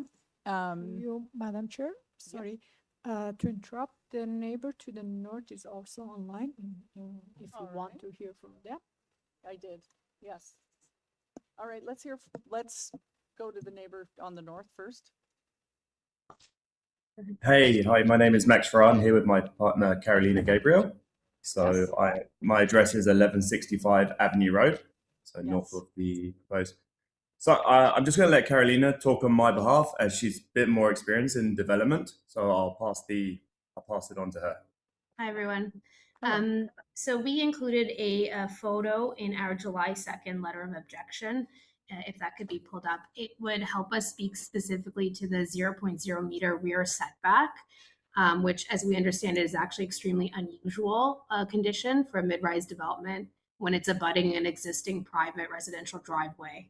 I have actually spoken with Transportation Review directly. I requested a VMD for this impact specifically. None has yet been provided by the applicant. And I'd like to speak just for a minute beyond the issue of build form and pedestrian safety. And it's about the planning process that's brought us here today. Perhaps the committee is aware or perhaps not. The site received notice of approval conditions in 2022. The owner already entered a site plan agreement, which remains on title today. It's instrument AT 622-4362. A courtesy copy was uploaded to the AIC on July 7th, and that agreement clearly obligates a 6-unit townhouse project. I recognize the major streets policy has created an opportunity for more additional density, and I don't think anyone here is arguing or disputing the owner's right to pursue a different development concept, but my question to the committee today is this: if a proposal has already been put through the paces of a comprehensive planning process, which culminated in a registered SPA, and by the way, the townhouse proposal did go through an actual community consultation process, unlike what's in front of you today, would you agree that C of A was never intended to become an alternative path or a shortcut to an approval of this kind, right? It's clear the applicant wishes to pursue a materially different development concept. And so perhaps the most appropriate course is to return through the rezoning process. This file has now been active for 7 years. It's moved through multiple policy regimes, multiple reviewers, and it's now sitting with priority development review stream. And those staff have actually never looked at the townhouse project. So when I spoke with urban forestry, when I spoke with planning, they're only looking at it as a bylaw amendment from the 6-story townhomes to what is now a 54-unit multi-family apartment building. They're not appreciating the full planning context. And I believe the committee today is the first authority body to be given that benefit, to sort of understand what has gone, what planning process this site has already gone through. And I'll just use my final couple minutes to refute a couple items or statements made by the applicant. I believe the applicant will say that a transportation study has been provided. You can see on page 2, BA Group, which I don't dispute, they're the preeminent transportation consultants in the city. They clearly state on page 2, a formal traffic impact assessment has not been undertaken as part of this study. So I hope that you'll refute claims that the transportation context has been properly assessed right on its face. I'd also just like to specifically point out things that are missing from what has been provided, and I think transportation staff would agree if they were given a chance to look at it a bit more closely. So no vehicle circulation and access has been analyzed. The existing conditions of the intersection and capacity analysis have not been analyzed. Forecasting site generating traffic, not only for the residents and visitors, but also ancillary services typical to affordable senior specialized housing, like Wheel-Trans, Meals on Wheels, nurses, ambulance, social workers, not analyzed. Forecasting future traffic conditions, which would occur in the corridor. As my neighbor just mentioned, we know what's happening on Avenue Road. We'll see a corridor of 6 stories. It has not been analyzed. Transportation demand plan, not analyzed. So I think that there's more work to do here, and I hope as the committee, you will not agree to actually hear this again, because it's a completely different building and it needs to go through the rezoning process. Thank you. Thank you. Any questions? No? All right. As I said previously to this speaker, we've heard a lot, If you have something new to add that is different than what we've already heard from all the impacts and all the issues, then I want to hear from you. But if you're going to come up and say the same thing, we have been here a long time. I'd like to hear from the applicant to address some of the concerns that have been raised. Sir, do you have something to bring forward? Please do not repeat what we've already heard.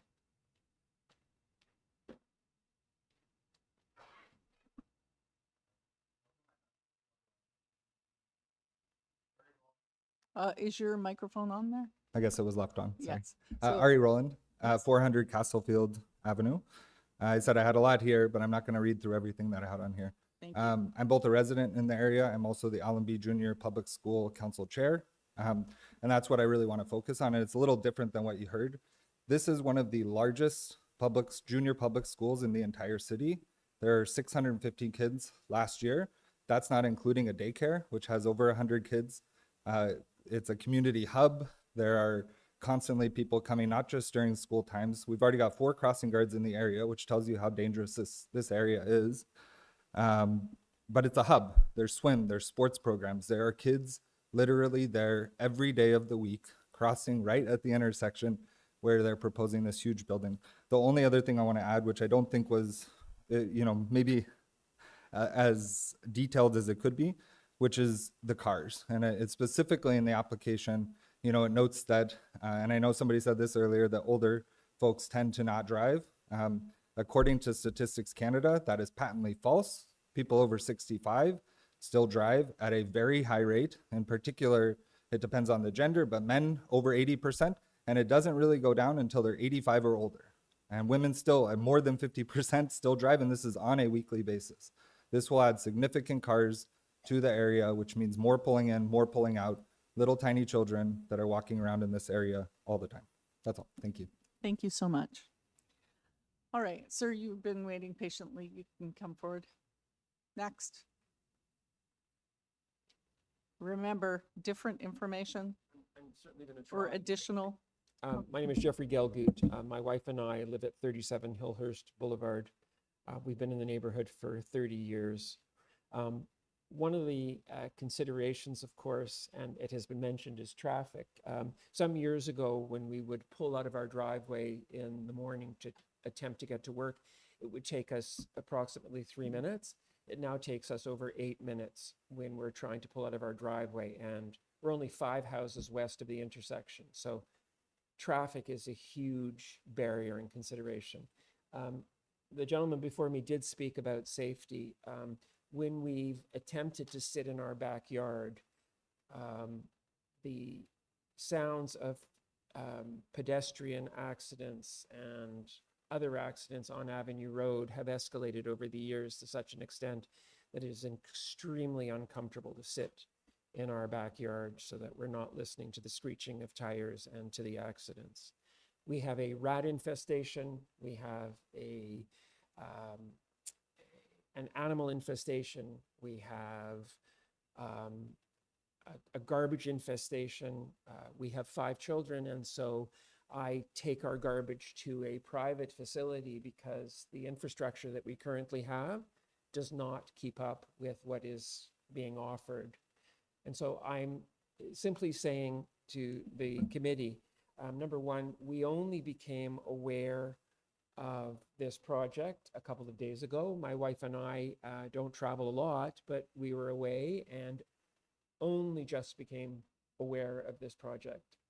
And so I don't know how much advance notice was given to people in the neighborhood, but when I solicited people to the east and west, they were completely unaware of this project. And thank you very much for listening. Thank you. All right.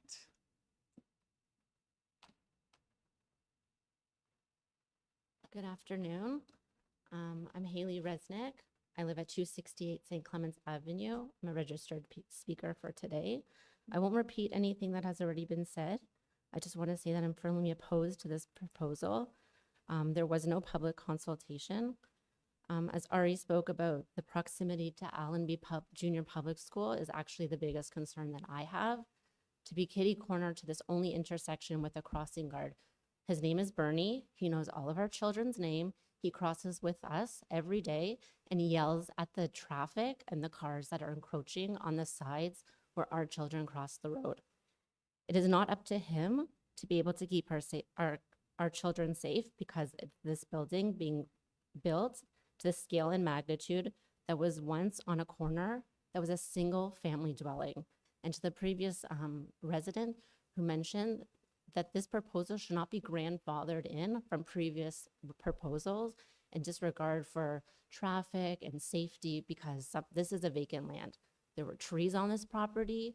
This property has been left in disregard for many years with a billboard of previous townhomes, which set a misrepresentation and dishonesty to the community about what this property was going to become. I want to also just say that the lack of setbacks and variances do set a precedence for other requests in this community. My biggest concern is safety. My children walking to and from school. I have 3 school-age children, all attending Allenby Public School. I cannot trust that my kids will get to school safely just relying on Bernie. By grade 6, you should be able to live on a street where you can cross the road safely. That is not the case on St. Clements, with hazards of garbage trucks, delivery, other construction.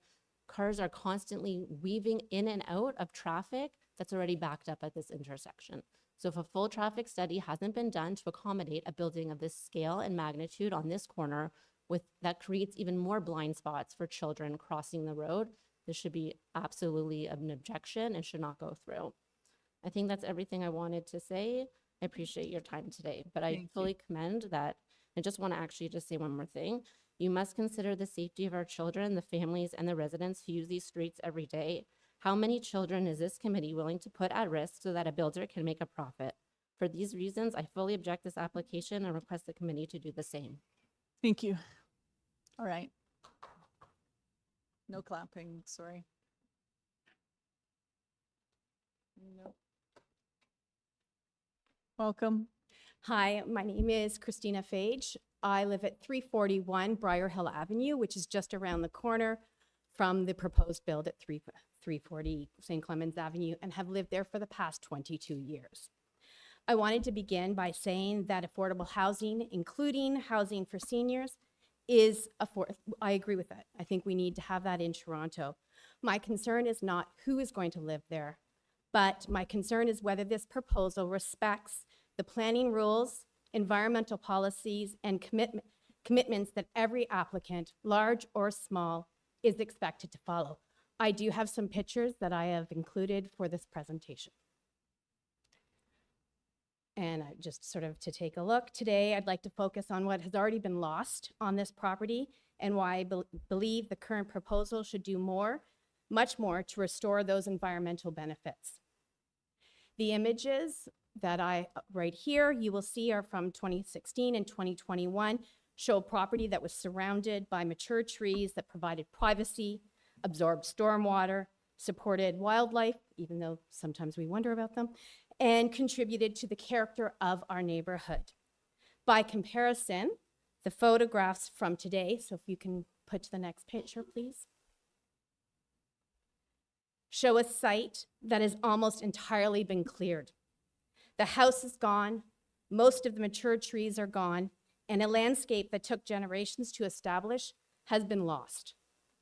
This wasn't unexpected. In December 2019, the developer's own arborist, D.A. White Tree Care, identified approximately 12 mature trees that were removed for what was then a proposed six townhouses, including a Norway maple, a Manitoba maple, and several Siberian elms, all with a diameter between 53 and 65 centimeters, which are protected under the Toronto Trees bylaw. During the community consultation for the original plan, residents were reassured that the required 3-to-1 tree replacement would be honored. If you can please go to the next slide. The original landscape plan reflected those commitments, as we can see here. It included new canopy trees, additional street trees, extensive shrubs and landscapes that would act as a buffer between the development and the neighboring homes. This landscape wasn't decorative. It was part of making the development fit into our neighborhood. The replacement trees created setbacks and natural buffers between the new development and our neighboring homes. If we can now go to the next slide, please. The proposal has grown from a 6-story townhouse to six townhouses to a 6-story 54-unit apartment building.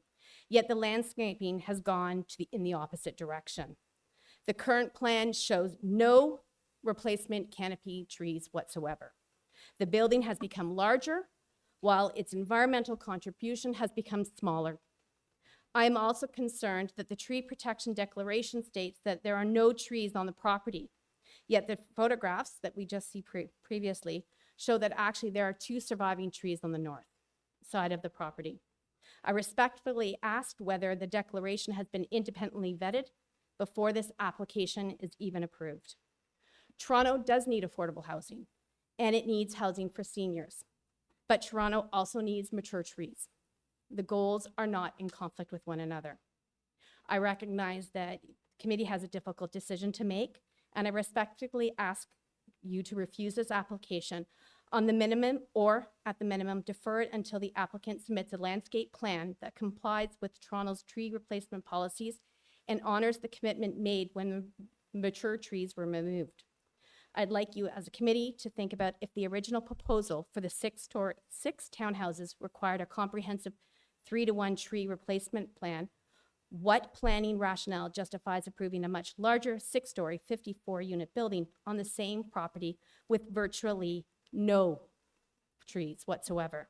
I'd also, if the applicant is no longer proposing any tree replacement, what planning or policy basis justifies exempting this site, 340 St. Clements Avenue, from the city's private tree replacement requirements? Thank you very much for your time and consideration. Thank you. All right. I'm hoping that we have exhausted these speakers. Is it something different than we've already heard?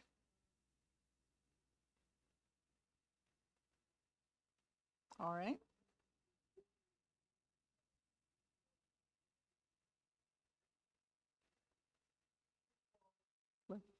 First of all, we'll start with your name and address and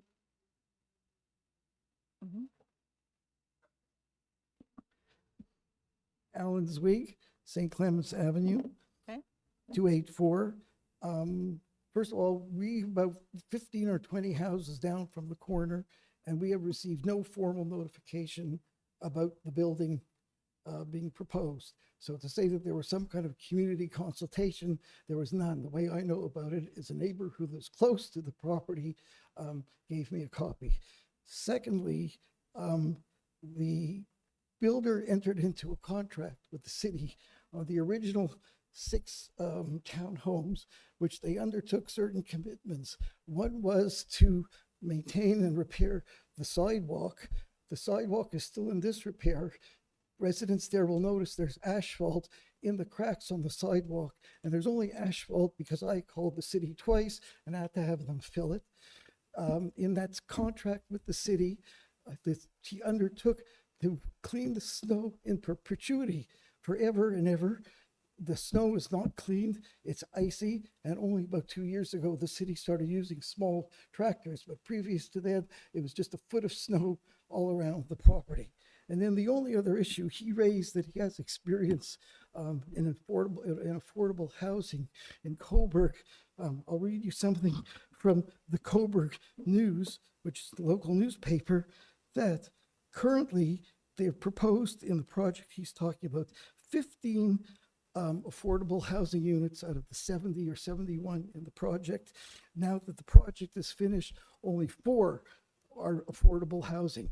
So why 11 are missing? I don't know. So here they guarantee, and it was CMHC and all the various, he's talking about funding requires it. This project had similar funding, And yet he did not deliver. He promised 15 and only delivered 4 affordable units. So that should not be a factor at all. I know it's variances and it's numbers and it's data, but affordable housing and the buzzword senior certainly help sway the opinion. Because at some point you may have to give up a couple of feet for seniors and give up for affordable housing, which we really need in this country. But then we have to have an honest broker who presents what they really mean. And in the end, what guarantees are in law that it will be seniors housing? What guarantees are that it'll be affordable housing? Anyone can move in there. Provincial law does not allow, under the Ontario Human Rights Act, you cannot age discriminate. So if 54 20-year-olds want to rent apartments there, they can, and they would be legally forced to allow those 20-year-olds into the apartment. And also, we assume that there's going to be stability in the leasing, because one would assume at least these seniors sign 1-year leases or more than that the law nowhere requires a 1-year lease. A 30-day lease is sufficient under provincial standards, and a 28-day lease under the short-term stay rules of the City of Toronto are permitted. So bottom line, this could be turned into a 6-story Airbnb, which is not affordable to anyone. Thank you. I think we're getting a little off track of the committee's purview here. That's fine. All right. I believe we've heard from everyone in the council chamber. We've heard a lot of comments. Are there still people online? 5. Okay. To the people online, I assume you're listening. Please only indicate if you wish to speak, if you have something new to add to the list of concerns that have been raised, because I think we've exhausted almost everything. I can't think of anything else personally, but let's try the first person online and see. Hello, it looks like I've been selected. You have been selected. Do you have something Greg new Alton, to add? Yes, Greg Alton. It's a question actually. 412 Briar Hill. Okay. A question about the senior status of the property. It says that it's financed according to rules agreement with CMHC. My question is that if that financing is subsequently replaced, for what period does this requirement continue for that CMHC has imposed? That is, if the developer simply refinances it, does this requirement or rules disappear entirely, or does this persist for some time? It certainly can't be in perpetuity. So I would like that clarified. Thank you. Okay, we'll let the applicant do that. Thank you. Let's have the next person.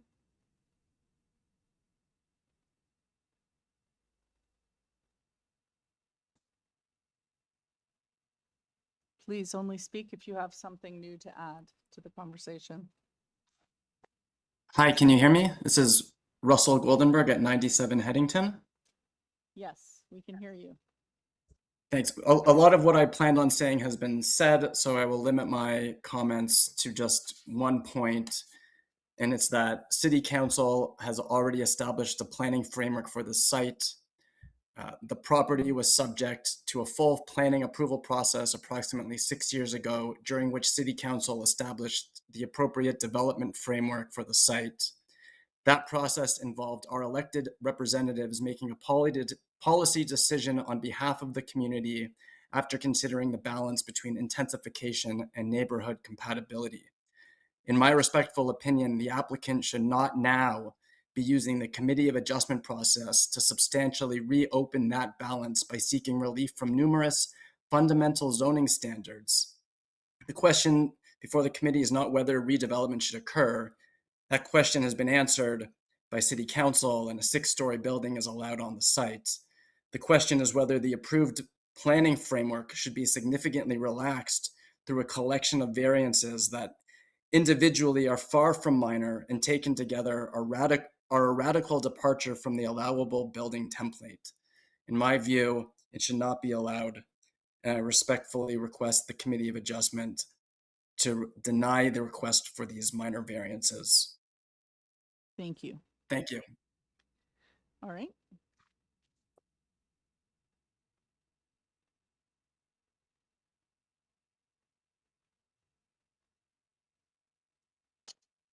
Good afternoon, committee. My name is Marco Romeo. I reside at 450 Briar Hill. Can you hear me? Yes, we can. And your address, Mr. Romeo? 450 Briar Hill Avenue. I live about 200 meters from the subject property. And do you have something new to add? I do. I'll just make my point very briefly. I'd like to comment on the BA group report that the applicant has submitted as part of their submission package. In reviewing the report, Madam Chair, I have errors and inconsistencies that report, which suggests it was prepared in a manner inconsistent with the expertise supposedly held by the submitter. To specifically, first, the PA group appears unfamiliar with the that they're describing. They comment there are going to be 54 units across 5 stories. That's not accurate. There are 3 residential units on the main floor of the building. Then the report goes on to comment on the number of accessible parking spots that will be created in the building's parking area, and it goes back and forth between suggesting that the proposals for 1 accessible parking space, which is accurate, and 2 accessible parking spaces, which is what's required by the bylaws. Report notes that accessible parking space is contrary to the bylaws, yet no variance has been sought by the applicant for a reduction of the accessible parking spaces to just 1. And the very conclusion of the report says that the parking availability at the building will be sufficient precisely because it will contain 2 accessible parking spaces for visitors, which it won't. And in my respectful submission, this report it cannot be trusted. On its face, inaccurate in describing the plans that the builder has, and it's consistent and should not be relied upon by this committee. All right, thank you. Next.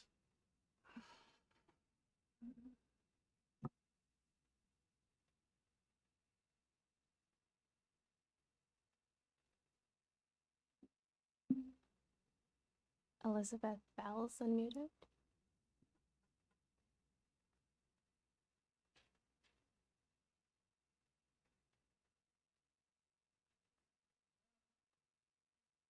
Hello, Yes, is this Ms. Bell? Elizabeth Lasserre. All right, I'm for the 16 Burnham Road house. application. I think that's the wrong person. Sorry, we're gonna mute you again. You're on the wrong file. Yeah. Is there anyone else?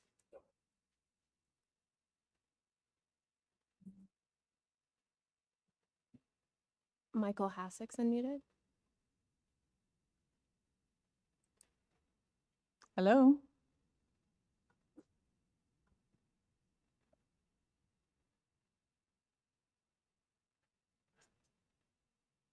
Anyone there?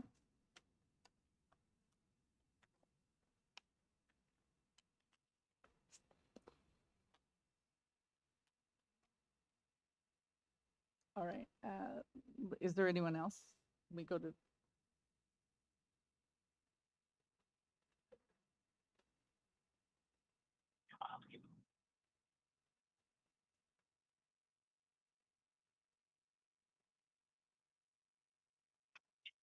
Ryan Mary Mullins unmuted. Hello?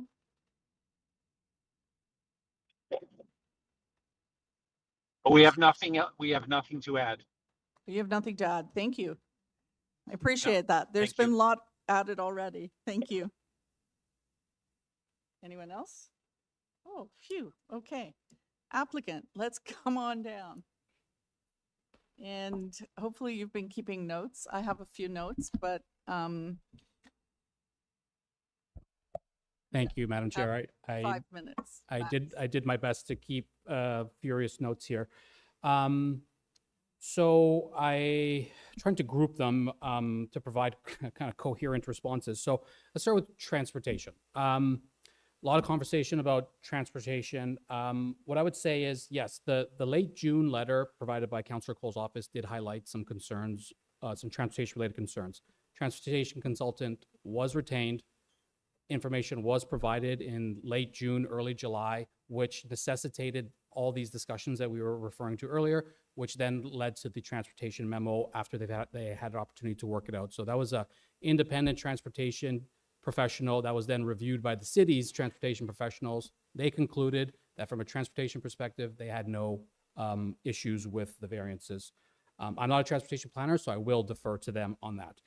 What I would add was there was some other kind of commentary. So one person specifically had mentioned a VMD, which is a vehicle maneuvering diagram, which is a very legitimate ask. And that was the actual two conditions in the transportation memo that we had agreed to, that we'd produce VMDs through the site plan process. And if those VMDs fail, then the site needs to be kind of redesigned. So we understand and accept that. Also, a lot of talk about not transportation in terms of vehicles per se, but access in and around the site, concerns snow, sidewalks, etc.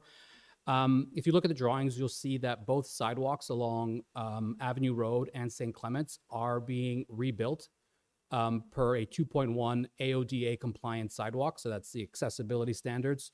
And they're being widened and enhanced. So if there is concerns about the current sidewalk status, then we can suggest that those both conditions will be significantly improved through this redevelopment. There was also, moving away from transportation, I guess let's shift to built form, concerns about overlook and shadows. So start with shadows. City of Toronto doesn't require shadow studies for 6 stories and under. I think that speaks to their position on shadow issues for these scale of building. So the fact that they don't require that, I think, speaks to where city staff are on the whole shadowing issue. Overlook is a fair and legitimate concern. One thing I would point out is that in our case, it would be east-facing windows. All of those windows have been purposely designed to be secondary windows. Those are not primary living spaces. Those are bathrooms and other smaller components where people don't normally spend a huge amount of time. They'll use that space for whatever they need to, and then they'll go into the more common living space. So none of those windows are actually active or primary windows. They're all secondary windows. There was comments about potentially noise. As I said, no balconies on this proposal, and given the use, we expect this to be a very quiet building. We do not expect this building to generate much noise in any meaningful way. Certainly not in any undue impacts as per the official plan. Comment about amenity space. The proposal actually does provide interior amenity space and the outdoor landscape space along the, that would be the east property line. That also provided a buffer with those existing dwellings. So we're trying to shift the building towards Avenue Road as much as it can be. Lastly, I think before I turn it over to my client who might want to also add a few thoughts, I want to talk about process. There's been a lot of conversation around zoning, committee of adjustment. So in my view, as a planner, the whole point of the major streets bylaw was to permit these types of uses in these areas. Going through a rezoning at this point would not make much sense in my view, because rezoning implies that you're changing the zone or you're adding a use to that zone that isn't already permitted. Both the use and the zone are permitted. What we're dealing with is the performance standards, as we've talked about quite a bit today. And I feel that we have outlined our reasons for those standards. But seeking relief from the standards is precisely what the Committee of Adjustment is for. And in my view, the whole point of the major street study was specifically to gear and direct projects like this through the committee process. Given the need and the requirement for these uses, that was the whole point of the whole major streets bylaw, was to push these types of buildings through this process. I will now leave it to my client to also speak to a few other. You have 10 seconds left. Oh. 6, 5, 4. Perhaps you should just wait for questions from panel. I guess, so I have some questions. How do you envisage, I know the site, I know the area, I know the traffic flow, I'm very familiar with this area. And I know from what the residents are saying, I don't think it's dramatic what they're saying. It is true. Avenue Road is a very busy road. How do you see drop off and pick up? Two things. First of all, one is garbage. Where would garbage pickup be? Is it private or city? I heard it could be either, but it would be good to know what you're thinking. But how do you think that's going to work? And how do you think these seniors are going to get to and from this site if they don't drive? You know, other than those who may take transit or who may walk, but the drop off of Amazon packages, groceries, people have mentioned some of these things. How is that going to function with all the other traffic in this area? Because there's no area on the site to wait. There's no waiting area or for an Uber driver to pick someone up. Where are they going to wait? You can't wait on Avenue Road. So the site is, in my opinion, very constrained from that point of view. So I'm wondering how you see that happening. Either. Well, what's interesting is that when we first proposed, one of the comments that the staff had was to actually reduce our parking. Our original proposal had 6 or 7 parking spots. And we insisted on maintaining the 2. So with that said, all of those concerns, technical issues, will be addressed at site plan. And if it's a matter of increasing parking, we'll be willing to listen and accommodate. But the site, the way it's laid out on the site plan right now, cannot accommodate a waiting area. You don't have an area that you could, unless you change the size of the building, you cannot accommodate within the aisle that you've provided on the site plan. In my opinion, I can't see how you could do that. Unfortunately, we don't have the previous proposal that we had. But what can happen is where you have I don't know if there's a drawing with the parking main floor layout. We can simply increase the number of parking spots by eliminating some of the space on the main floor. Okay. And so if that's something that site plan flags, then definitely something we will implement and incorporate for sure. Okay. And what about garbage? Garbage.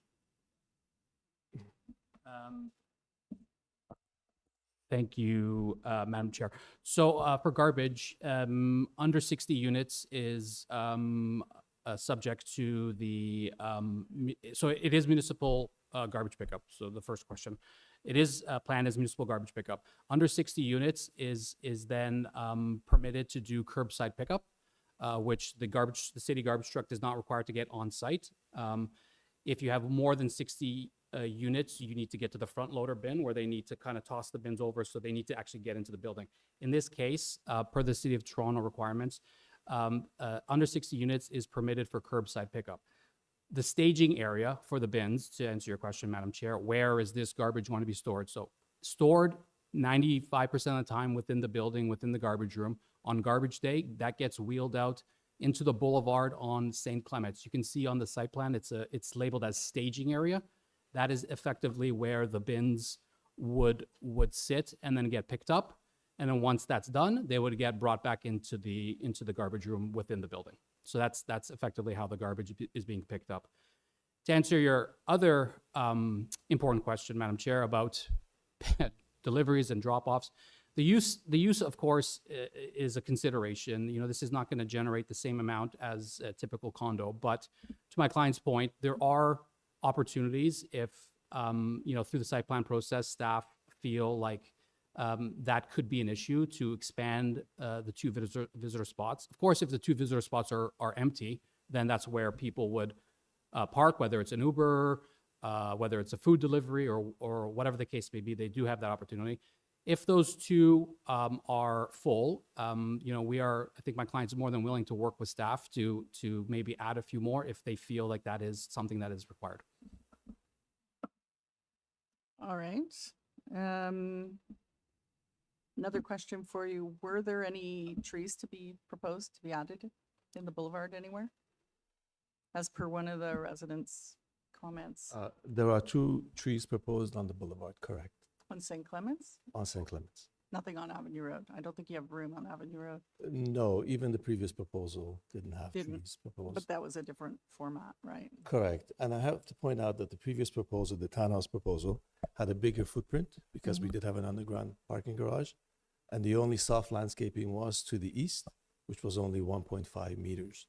Whereas here we're providing 3.5, which allows for a proper tree planting as well.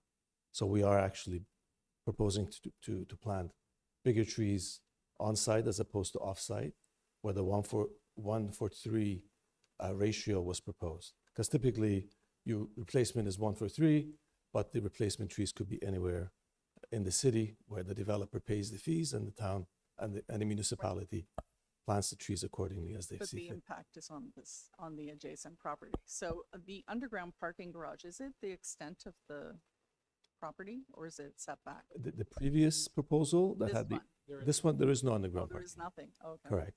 So we actually have a bigger soft Oh, I landscape see. So than you the can plant previous. trees on the east. Pardon? You can plant trees. Correct, correct. And this one and there the- is just because these are the drawings for committee of adjustment purposes. Yeah, I know. There was no, No requirement. I No understand. requirement. That would be done through site plan. So And I'm just correct. asking the question. and the drawings have been prepared, and I can tell you that there's 2 on site. So on the east, the soft landscaping on our east boundary, sorry, I can't think of the term now, but on the soft landscaping to the east of us, and then we have 2 others on the boulevard on St. Clements. All right. I'll stop there for now. Mr. Nipfel. Thank you, Madam Chairman. Can I just clarify? I've got the garbage, I see there's a garbage collection area that's within the building, and you indicated that on garbage day, you're going to be wheeling the containers out, but you have to wheel them across the driveway that provides access to the two parking spaces. Is that correct? So if your maintenance guys don't do their job properly, you're going to actually not have 2 parking spaces because the garbage containers will be parked in that driveway, or have you got some system to prevent that from happening? I believe the section Chris referred to is the section by the boulevard. So the garbage bins will be dragged from the garbage room all the way to the boulevard. It's where it says maybe staging it doesn't area. show on this They'd be drawing. wheeled out through the I driveway. just see something that says an asphalt one-way drive, and then there's a, Through you, Chair, I do believe this drawing, there we go. So the they'd be boulevard wheeled section- out the driveway into the boulevard oh, where it says staging area okay, I missed that. on the grass boulevard. And the other point that I wanted to make, and sorry, but moving people into seniors' homes has become very much a part-time job of mine with my family recently. I have to tell you that I believe you're grossly underestimating the parking with 2. In addition to what's been mentioned, as a number of other people mentioned, this is seniors. They're not incapable of moving. They're going to be having cabs. They're going to want visitors. Visitors are going to pick them up, and they're going to have a lot of medical appointments. And the medical appointments, many of them will occur within the building. Those people all need a place to park. So how many, 54 units? Say there are 13 people, all who have a medical appointment with 3 different agencies. There's at least 3 cars at that particular time. I would just like to add that from my perspective and from my observations in the last year, you're really underestimating the amount of parking. If this was just a regular apartment building, I can understand we're trying to reduce the amount of parking.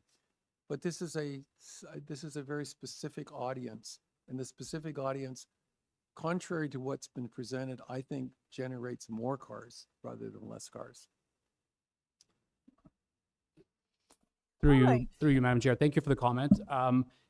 It's a fair observation. I think what we've done is we've worked with staff who have actually requested lower parking from the initial kind of iteration of this concept.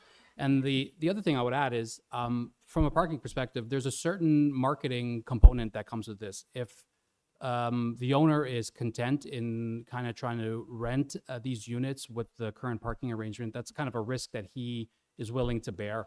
And so from a parking perspective, while I do appreciate the comment, I do also view that as really an internal decision from an owner's perspective. And if they feel that they're limiting themselves for clientele or they're not going to be able to rent units, and that's something that they're going to have to reconcile with. So that's what I would offer. You also indicated that there wasn't an overlook problem because the east-facing windows were into service rooms, basically. You said bathrooms and so forth. They're Yeah, in fact- non-primary living well, spaces. according to this drawing, it's the bedrooms and the kitchens that are facing east. Those are primary rooms. Through you, Madam Chair, the issue of primary windows is actually a zoning bylaw item, and it was addressed. So that was one of the original 17 items that we had. And we've managed, as again, in consultation with the city staff, we managed to reduce our original 17 variances down to 11. And that Okay, was I actually don't disagree with that. The point was made that there's no overlook. There in fact is overlook. The rooms that face east and Correct. face the existing residential properties are in fact living quarters. And so there is overlook. And there was a point made as well that the city, I gather, didn't care about shading and shadowing on larger buildings, which is not true as well. We deal with shading and shadowing on all buildings here. And we have many, many hearings where we spend a great deal of time with what are the shade implications of a particular low-rise building on the adjacent properties, so that I don't believe that there's a shading issue here, but the issue of shading is a factor and something that we would take into consideration.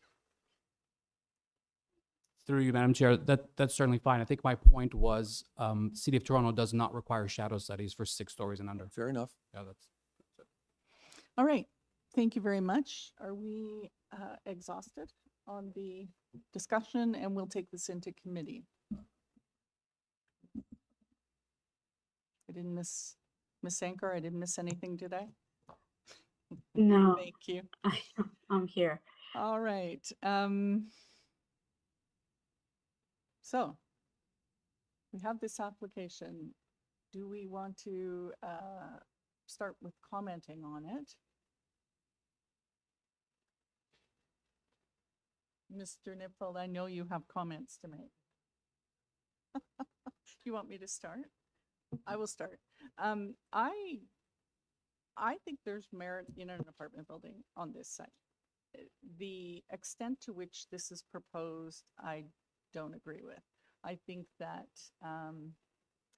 I understand that the city may have requested the building length to create a street wall on Avenue Road, but I think that disrespects the neighbors to the north and to the east. And I think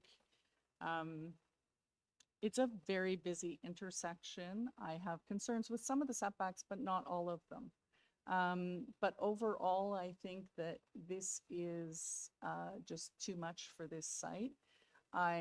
There's no street parking on Avenue Road. There limited parking on St. Clement's, which the people who live on St. Clement's take up most of the spaces, or their visitors, I would imagine. Plus, it's a pretty busy through street.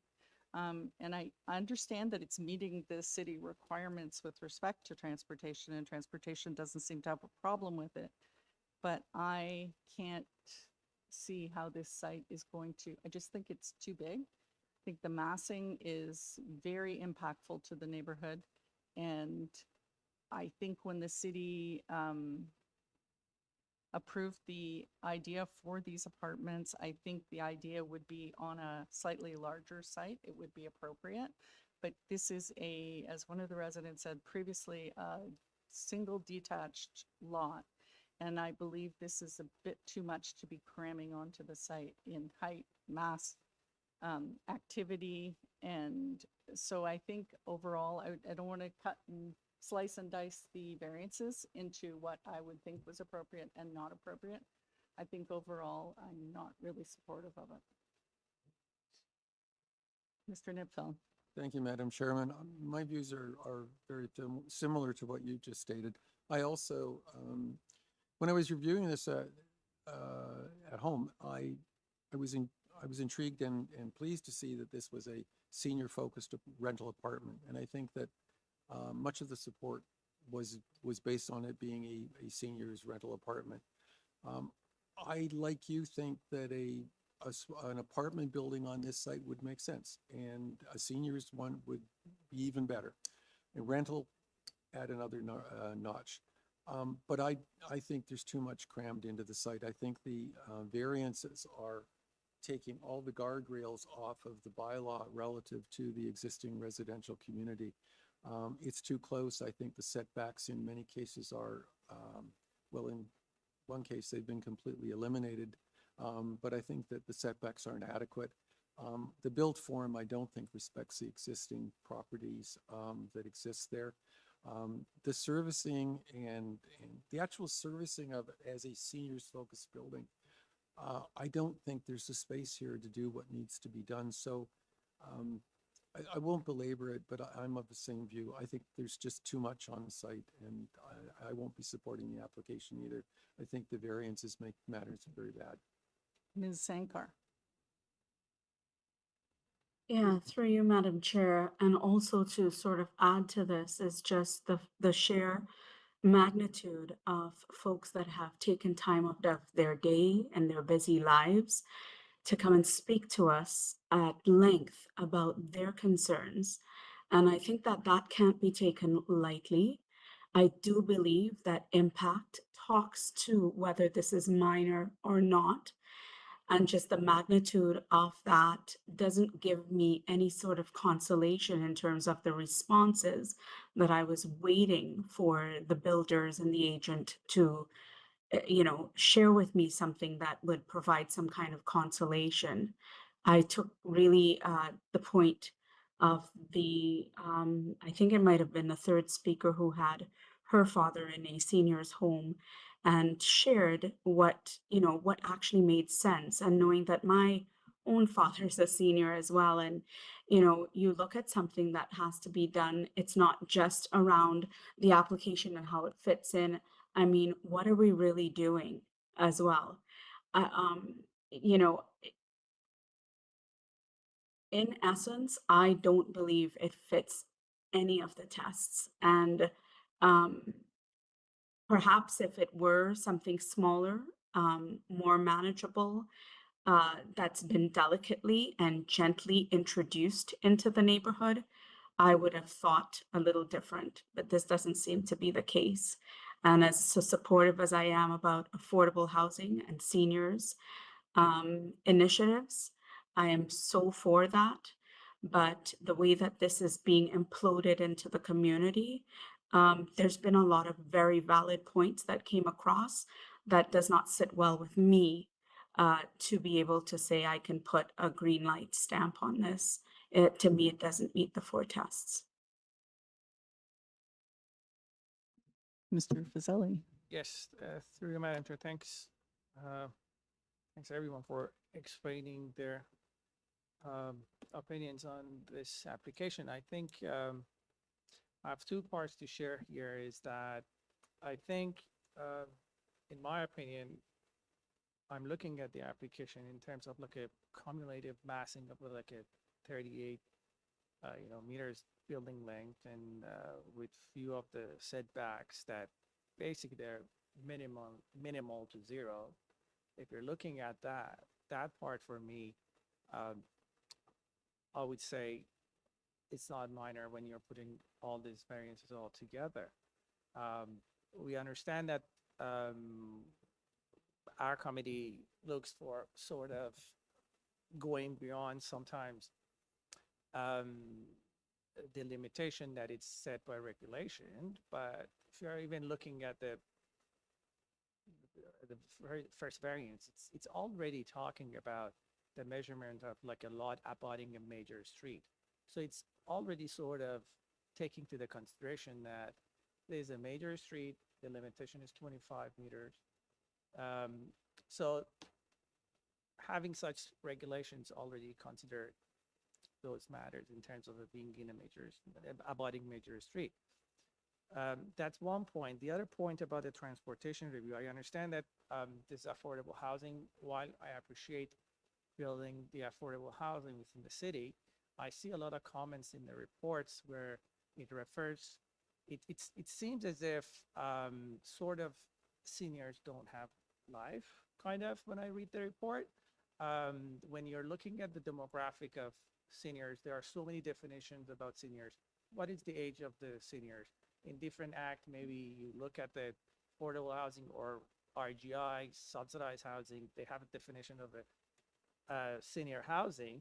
But these are the comments, these are the things that came to my mind. And I don't think I would just assume just because it has a lack of a good explanation of what senior housing is, or explanation of what is actually looking at, just assuming such thing that to compare to like different demographic, it's less, they use, I don't know, they go out less, they don't receive services, they don't get packages. I don't see it that way with the transportation report. So for that reason, I think overall, these are my comments. So in my opinion, the application is not minor, and I don't think it's maintains the intent of the offshore plan here. Thank you. Ms. Sankar. Just a final comment about the consultation as well.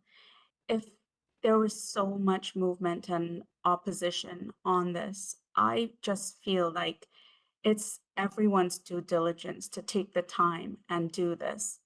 And unfortunately, we've passed the point of deferral, but we were sort of requesting, because us having reviewed this beforehand, we're trying to at least, give an idea of what we think what may happen after hearing this. And I'm even more shocked at the fact that adequate consultation never took place as well. So I wanted to raise that as a major point. Good point. Thank you.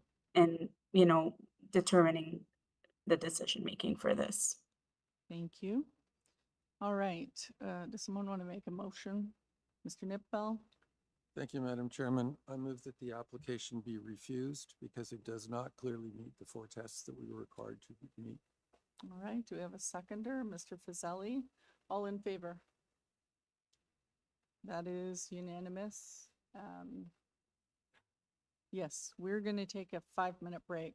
Apologies to anyone here who's here for the 4 o'clock agenda. We are barely into the 2 o'clock agenda, so it's going to be a bit of a wait, but that item had to be dealt with. So we will be coming back to item 15. Okay. Thank you.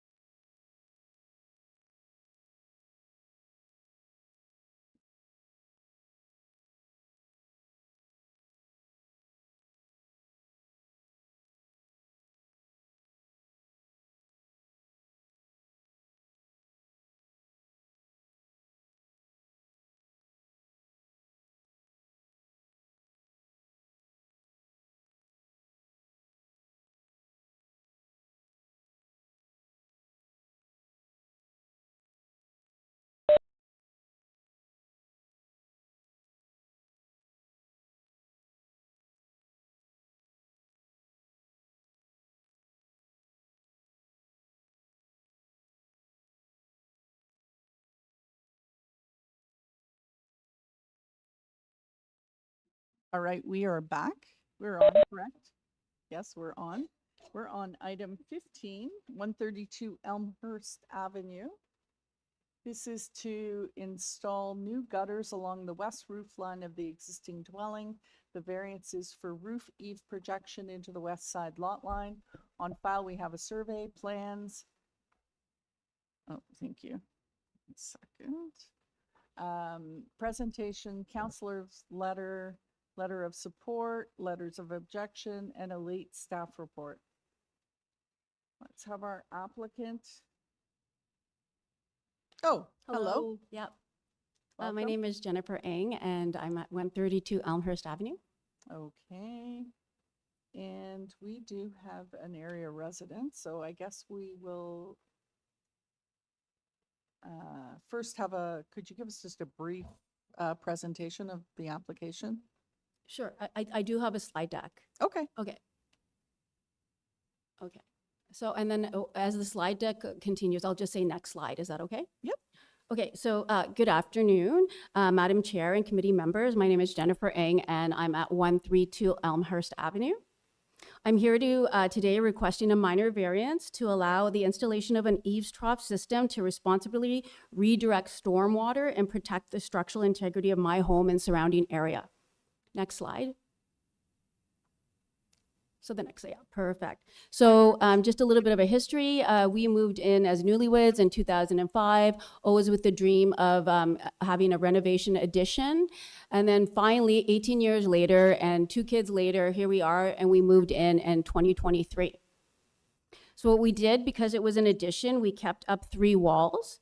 We kept the west, the south, and the east, and we built a rear addition and vertical expansion. Next slide, please. The west side eaves were constructed per architectural drawing with the approved 0.30 meter projection and the approved 0.10 setback in line with the original house. Unfortunately, the architectural drawings did not account for the eaves trough gutter. So this was a technical oversight.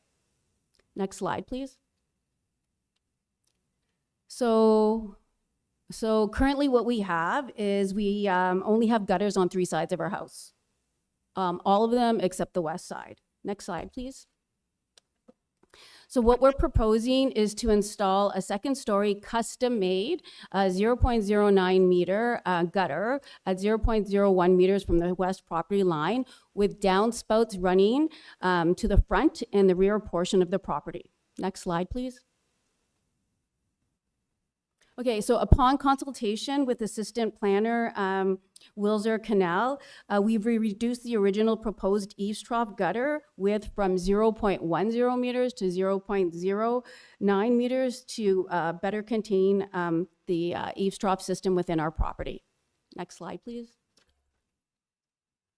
Okay, so over the past 3 years, without a gutter, this is what we've experienced. So number 1, pooling of precipitation adjacent to our foundation. Next slide, please. We're having hazardous ice buildup that could potentially lead to carbon monoxide poisoning, gas pressure buildup, malfunctioning. We've had to call Enbridge a response service multiple times to de-ice our gas meter. And we even contacted the Enbridge ombudsman to see what they can do for us. And their response was, we highly suggest that you ensure that your eaves troughs and that are not leaking on the gas meter to prevent ice buildup. And that's all they gave us. Next slide, please. We also have precipitation that's undirected, and it goes down our siding wall onto our 2 gas fireplace exhaust vents, potentially leading to corrosion, malfunction, and water ingress. Next slide, please. Every time it rains, it splashes back on the brickwork, which over time could lead to deterioration and spalling. Next slide, please. Our basement floor has a fluorescence showing the seeping of moisture. Next slide, please. So basically, what have we done since we moved in to try to mitigate the situation? Well, in 2023, on that narrow west side, we've graded with limestone screening, okay, and then that washes away. And then in 2024, we graded with river rock. Okay. Then in 2025, so that was last year in the fall, we put a little roof on top of the gas meter. I was going to say, and then our west neighbor told us that we required a permit. So then we consulted with examiner Shirley Lai from the city. She said, you do need a permit and you also need a committee of adjustment review, and that's why we're here. Okay. So, and so we removed the little roof. But all of these things that we've tried haven't fixed the problems. Okay, next slide, please. So we've received a couple letters of support from our neighbor. Next slide, please. And also one from our councillor, Lily Chang. Next slide. So the closing thoughts are this. This is a variance to install a second-story custom-made 0.09 meter at an elected higher cost to intentionally keep the drainage system within our property boundary to reduce the impact of free-falling storm water and to solution the aforementioned problems we have experienced. Next slide, please. With climate change and more intense, unpredictable storms, this is a desirable upgrade to be responsible for water management and protecting our home's foundation and soil erosion. Next slide, please. Because the eaves trough gutter is on the second-story roof line, it's not going to physically block any pathways at the ground level. Next slides, please. This aligns with the neighborhood character, and most homes in the neighborhood have eaves troughs to stay safe and maintain their property in accordance with the City of Toronto efforts to prevent basement flooding, safeguarding against future water damage. Next slide, please. Here are some supporting photos that Wilser Canal assistant planner asked us to take. So number one, this is our west neighbor's backyard fence, and the rear neighbor's shed eaves troughs were located at a pretty close setback. Okay, next slide, please. The next homes in the next three slides are Willowday neighborhood. Yeah, they're just homes in the neighborhood where it's tight. I just took around and took some snapshots of some photos. Okay, and then, oh yeah, so those are the next slides. And for these reasons, I respectfully ask for the committee's approval to help solution our dilemma. Thank you.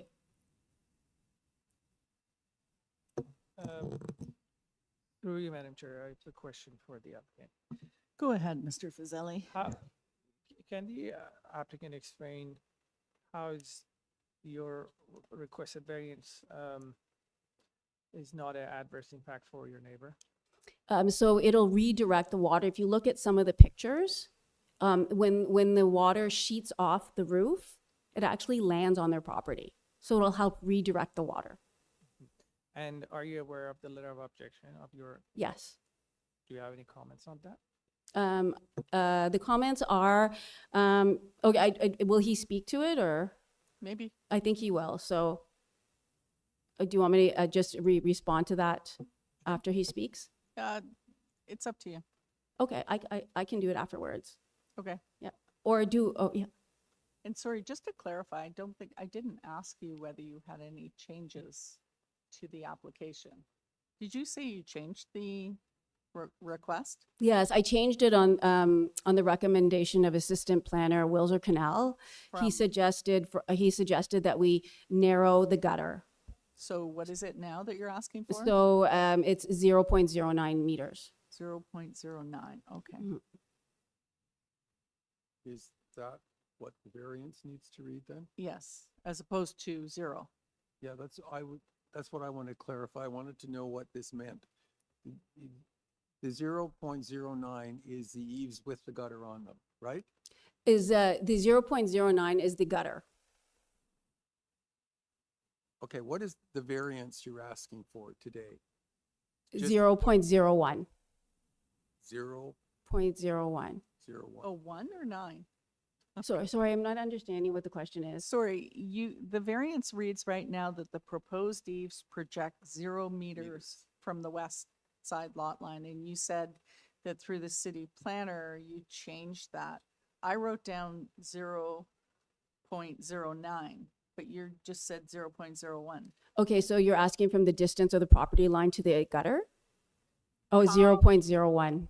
0.01. It was originally 0, and then Wilser Canal told us to narrow it. Okay, so 0.01. Mhm. So that's better, so we can Yes. go with it, yeah. Okay. Now we understand. Thank you. Sorry about that. That's okay. It's Okay. confusing. Any questions? Other questions? That was my question. Okay. Clear. All right. Let's, do we have the neighbor? They're not here. Are they here? Oh, you're here? Would you like to come down and speak to us? You have to come to this podium.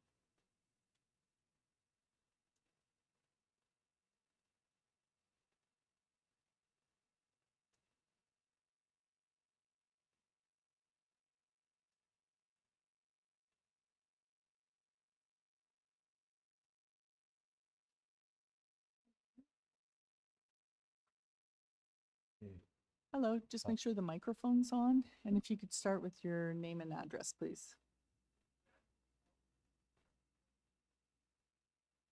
Is that on? I don't think it's on.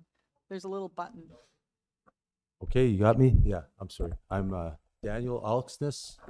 I'm at 136 Elmhurst Avenue. Okay. I respectfully ask that this application be refused because the evidence does not justify the additional relief being requested. I cooperated throughout this project by signing a letter of support, allowing access to my property during construction, permitting excavation to waterproof the foundation, and allowing my pre-existing cedar hedge to be trimmed multiple times. My objection is based solely on planning merits of this application. The applicant has spoken about this being forever home. They said that in their presentation. This is also my family's forever home. We use this narrow side yard walkway every day to access our backyard and basement suite. The original city planning staff report, which I submitted in my objection letter, specifically recommended against approving a west yard setback of 0.1 meters. Despite that recommendation, the reduced setback was approved. The applicant now is seeking even further relief for what is, in practical terms, an effective 0-meter setback.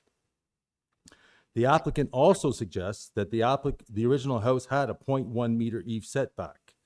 However, there is no reference to an existing 0.1 meter eave setback anywhere in the original city planning staff report. This is a self-created hardship. During construction, I pointed out that there was not enough room for an eaves trough. I was told there would be no eaves trough. Later, an installation crew arrived and began installing one, and the installation stopped only because I objected. This issue was identified while construction was underway, when there was still opportunity to redesign the roof and drainage system within the applicant's own property. Was this truly a technical design oversight? If it was, I would have expected a professional explanation from the architect describing why it happened, what alternatives were considered, and why this variance is the only practical solution. No evidence has been provided. In my objection letter, I submitted photographs that raise legitimate questions about whether the existing roof already projects farther than stated. If the existing roof projection is not accurately represented, that raises an important question about what the committee is actually being asked to approve. The applicant proceeded through a zoning review waiver.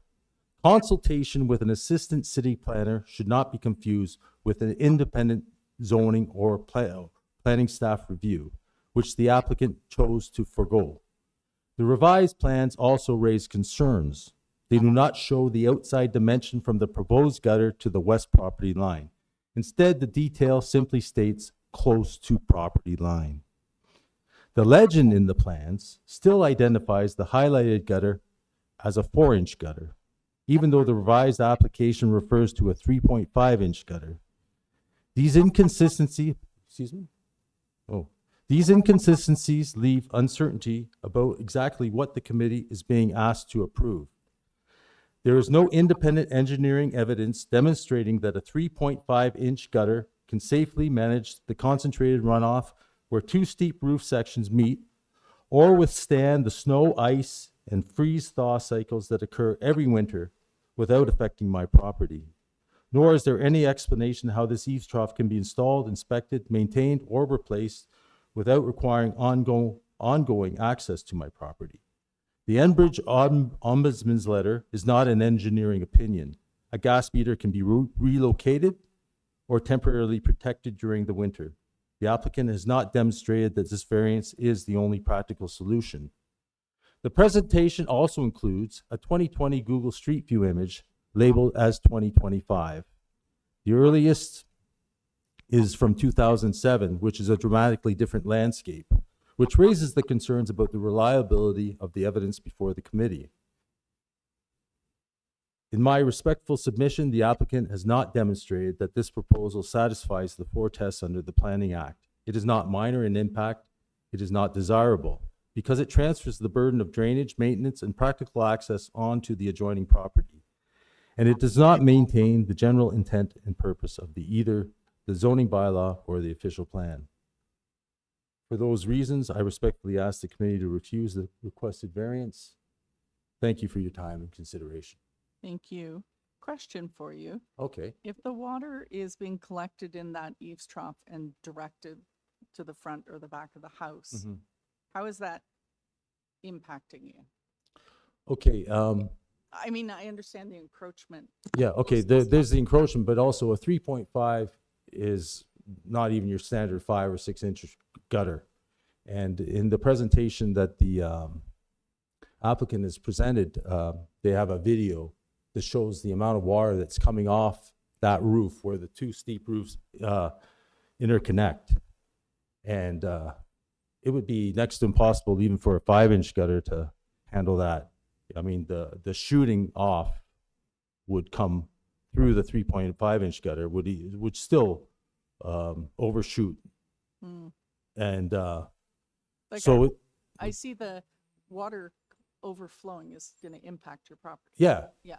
And it's not a solution to the problem, because there still is going to be like the freeze thaw problem is still going to be, you know, hanging icicles. That's now going to be presented on my property. It's going to still could. It doesn't say that it can't, but it still can affect their gas meter. I mean, it's not that much out from what's happening. So I mean, I appreciate the fact of, you know, having something to mitigate that water, but I don't believe that this solution is going to serve the purpose. I believe there's other solutions.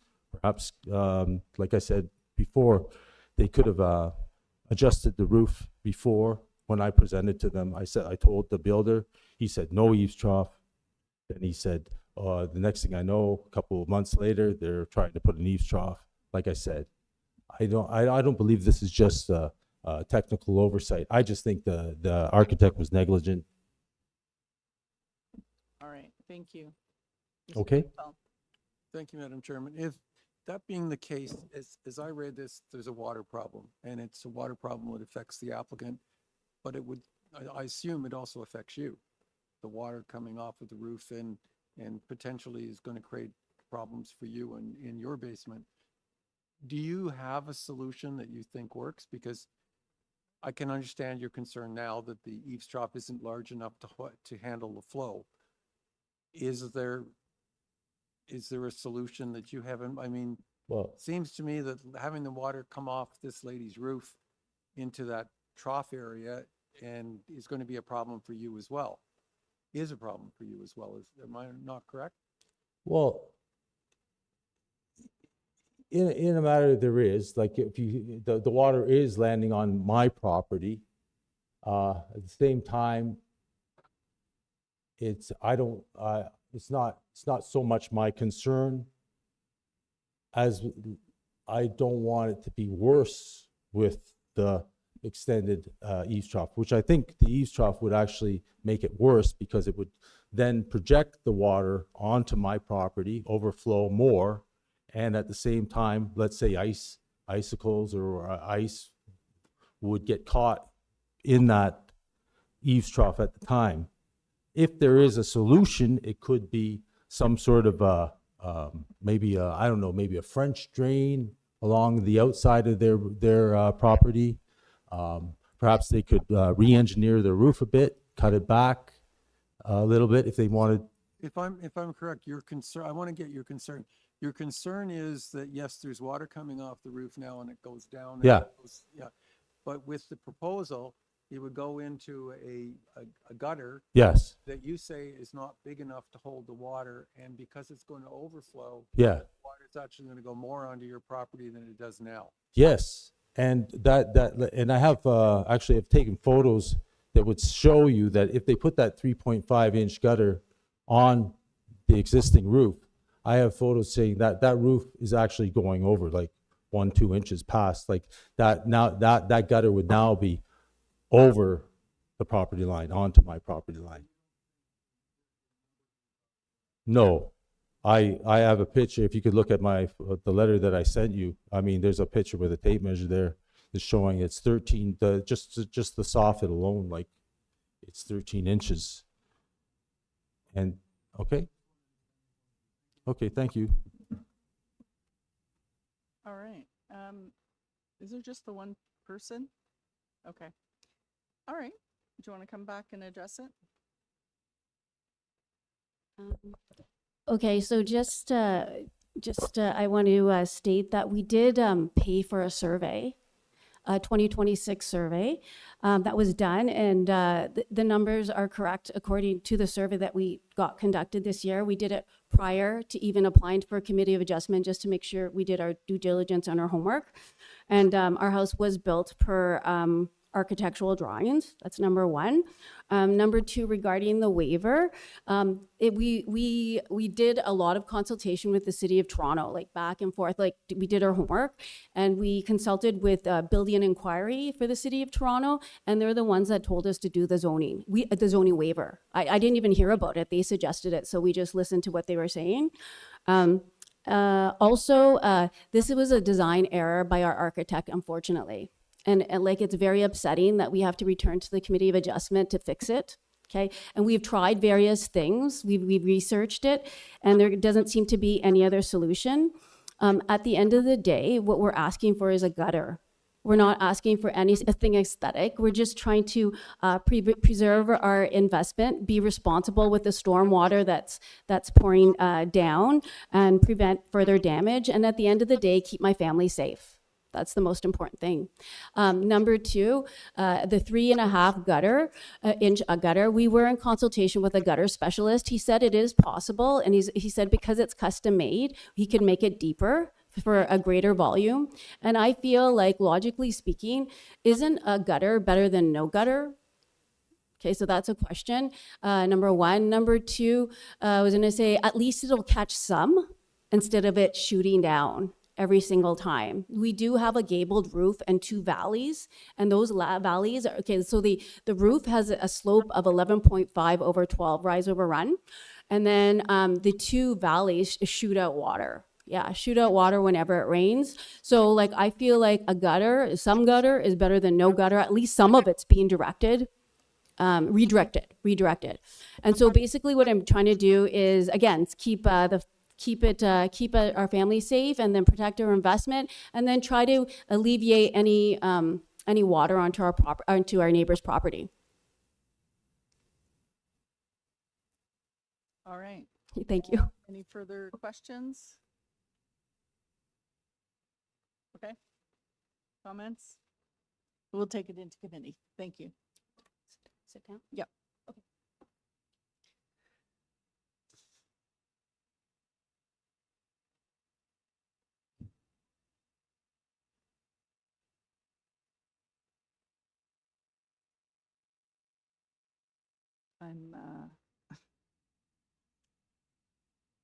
I'm not sure about this one.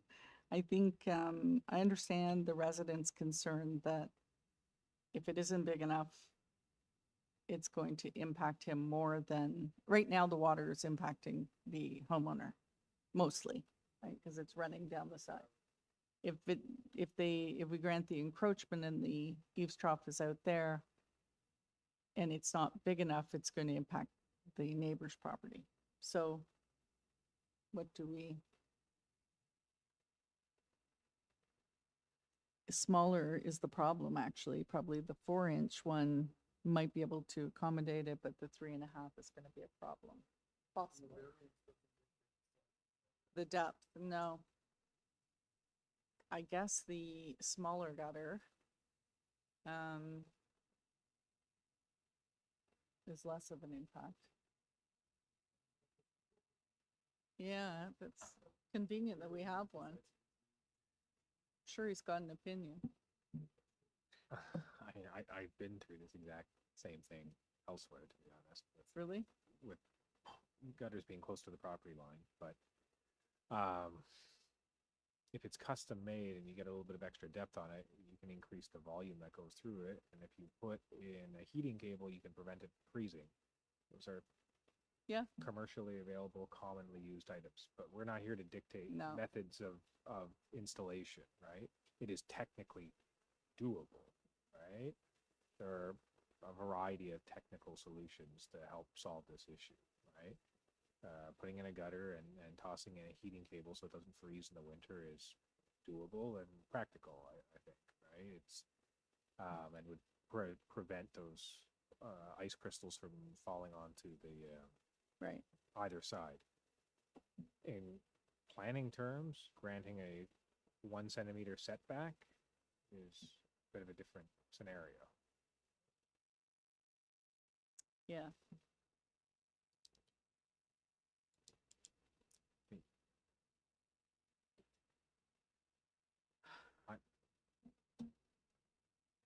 My inclination is that directing water away from the alleyway, whether fully or partially, is always better than just letting it fall there without any solution, right? The height of the gutter, like there's no passage issues, there's no like obstruction to day-to-day use. It's close. Yeah. It's very close. There's Yeah. no doubt about that. But it's on the roof. But it's on the roof. Yeah. And there's lots of places where they are very close together. And some of the examples the applicant showed us are probably lots that have been subdivided. Some that almost touch in various parts of the Yeah. city, but Yeah. Mr. Pizzelli? Yes. So here I'm thinking of basically in terms of the like a decision-making procedural approach. I think looking at it through the 4 tests, I think we've heard the neighbor and the evidence what he shared states that there is an impact for him.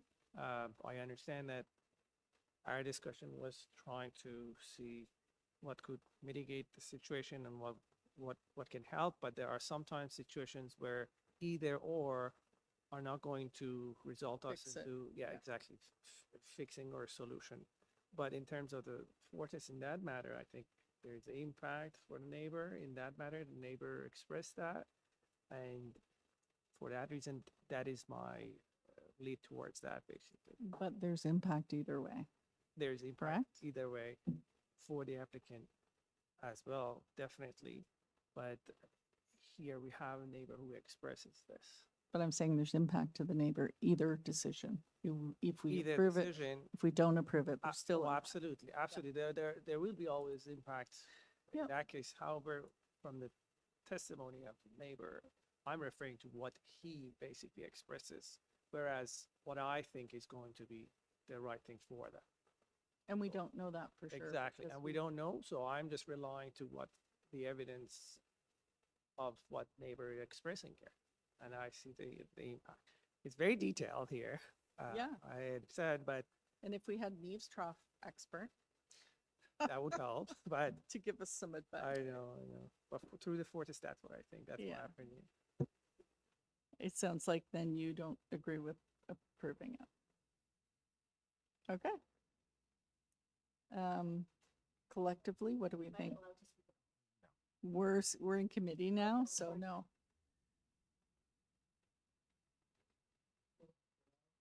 What I heard, Surprisingly difficult. I mean, for when I various- read this, when I was going through it, I thought, this is a slam dunk. This, Yeah. is, why worry about it? But I didn't realize, I was having trouble because it's the eavesdrop we're worried about, but it's the eve we're talking about. And I thought, as the applicant had said, that some eavesdrop was better than no eavesdrop until the next door neighbors, well, I read his letter and it was basically what he was saying was, yeah, but the water's coming down, it's not really bothering me that much right now, but if you put that eavesdrop and it doesn't take all the water, it's going to shoot down. So you think, well, why is that? Well, because it's going to shoot down more onto my property. And I had not actually thought of that, to be quite honest. So and I'm actually persuaded by his argument. All right. Yeah.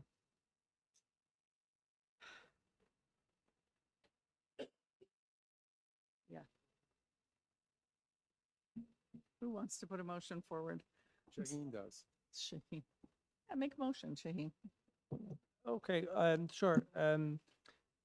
Based on what I already explained, and I think my decision through the Fortis in here, I forward a motion to refuse the application, given that explanation is that I think there's the impact for the neighbor. I totally understand at the same time, there will be an impact no matter what.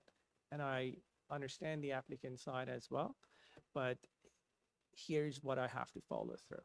And Fortis is the best for me to guide on this motion. All right. Is there a seconder for that motion? Mr. Nipfeld. All in favor? That's 3 in favor. I don't think I'm going to vote on this one. So 3 in favor.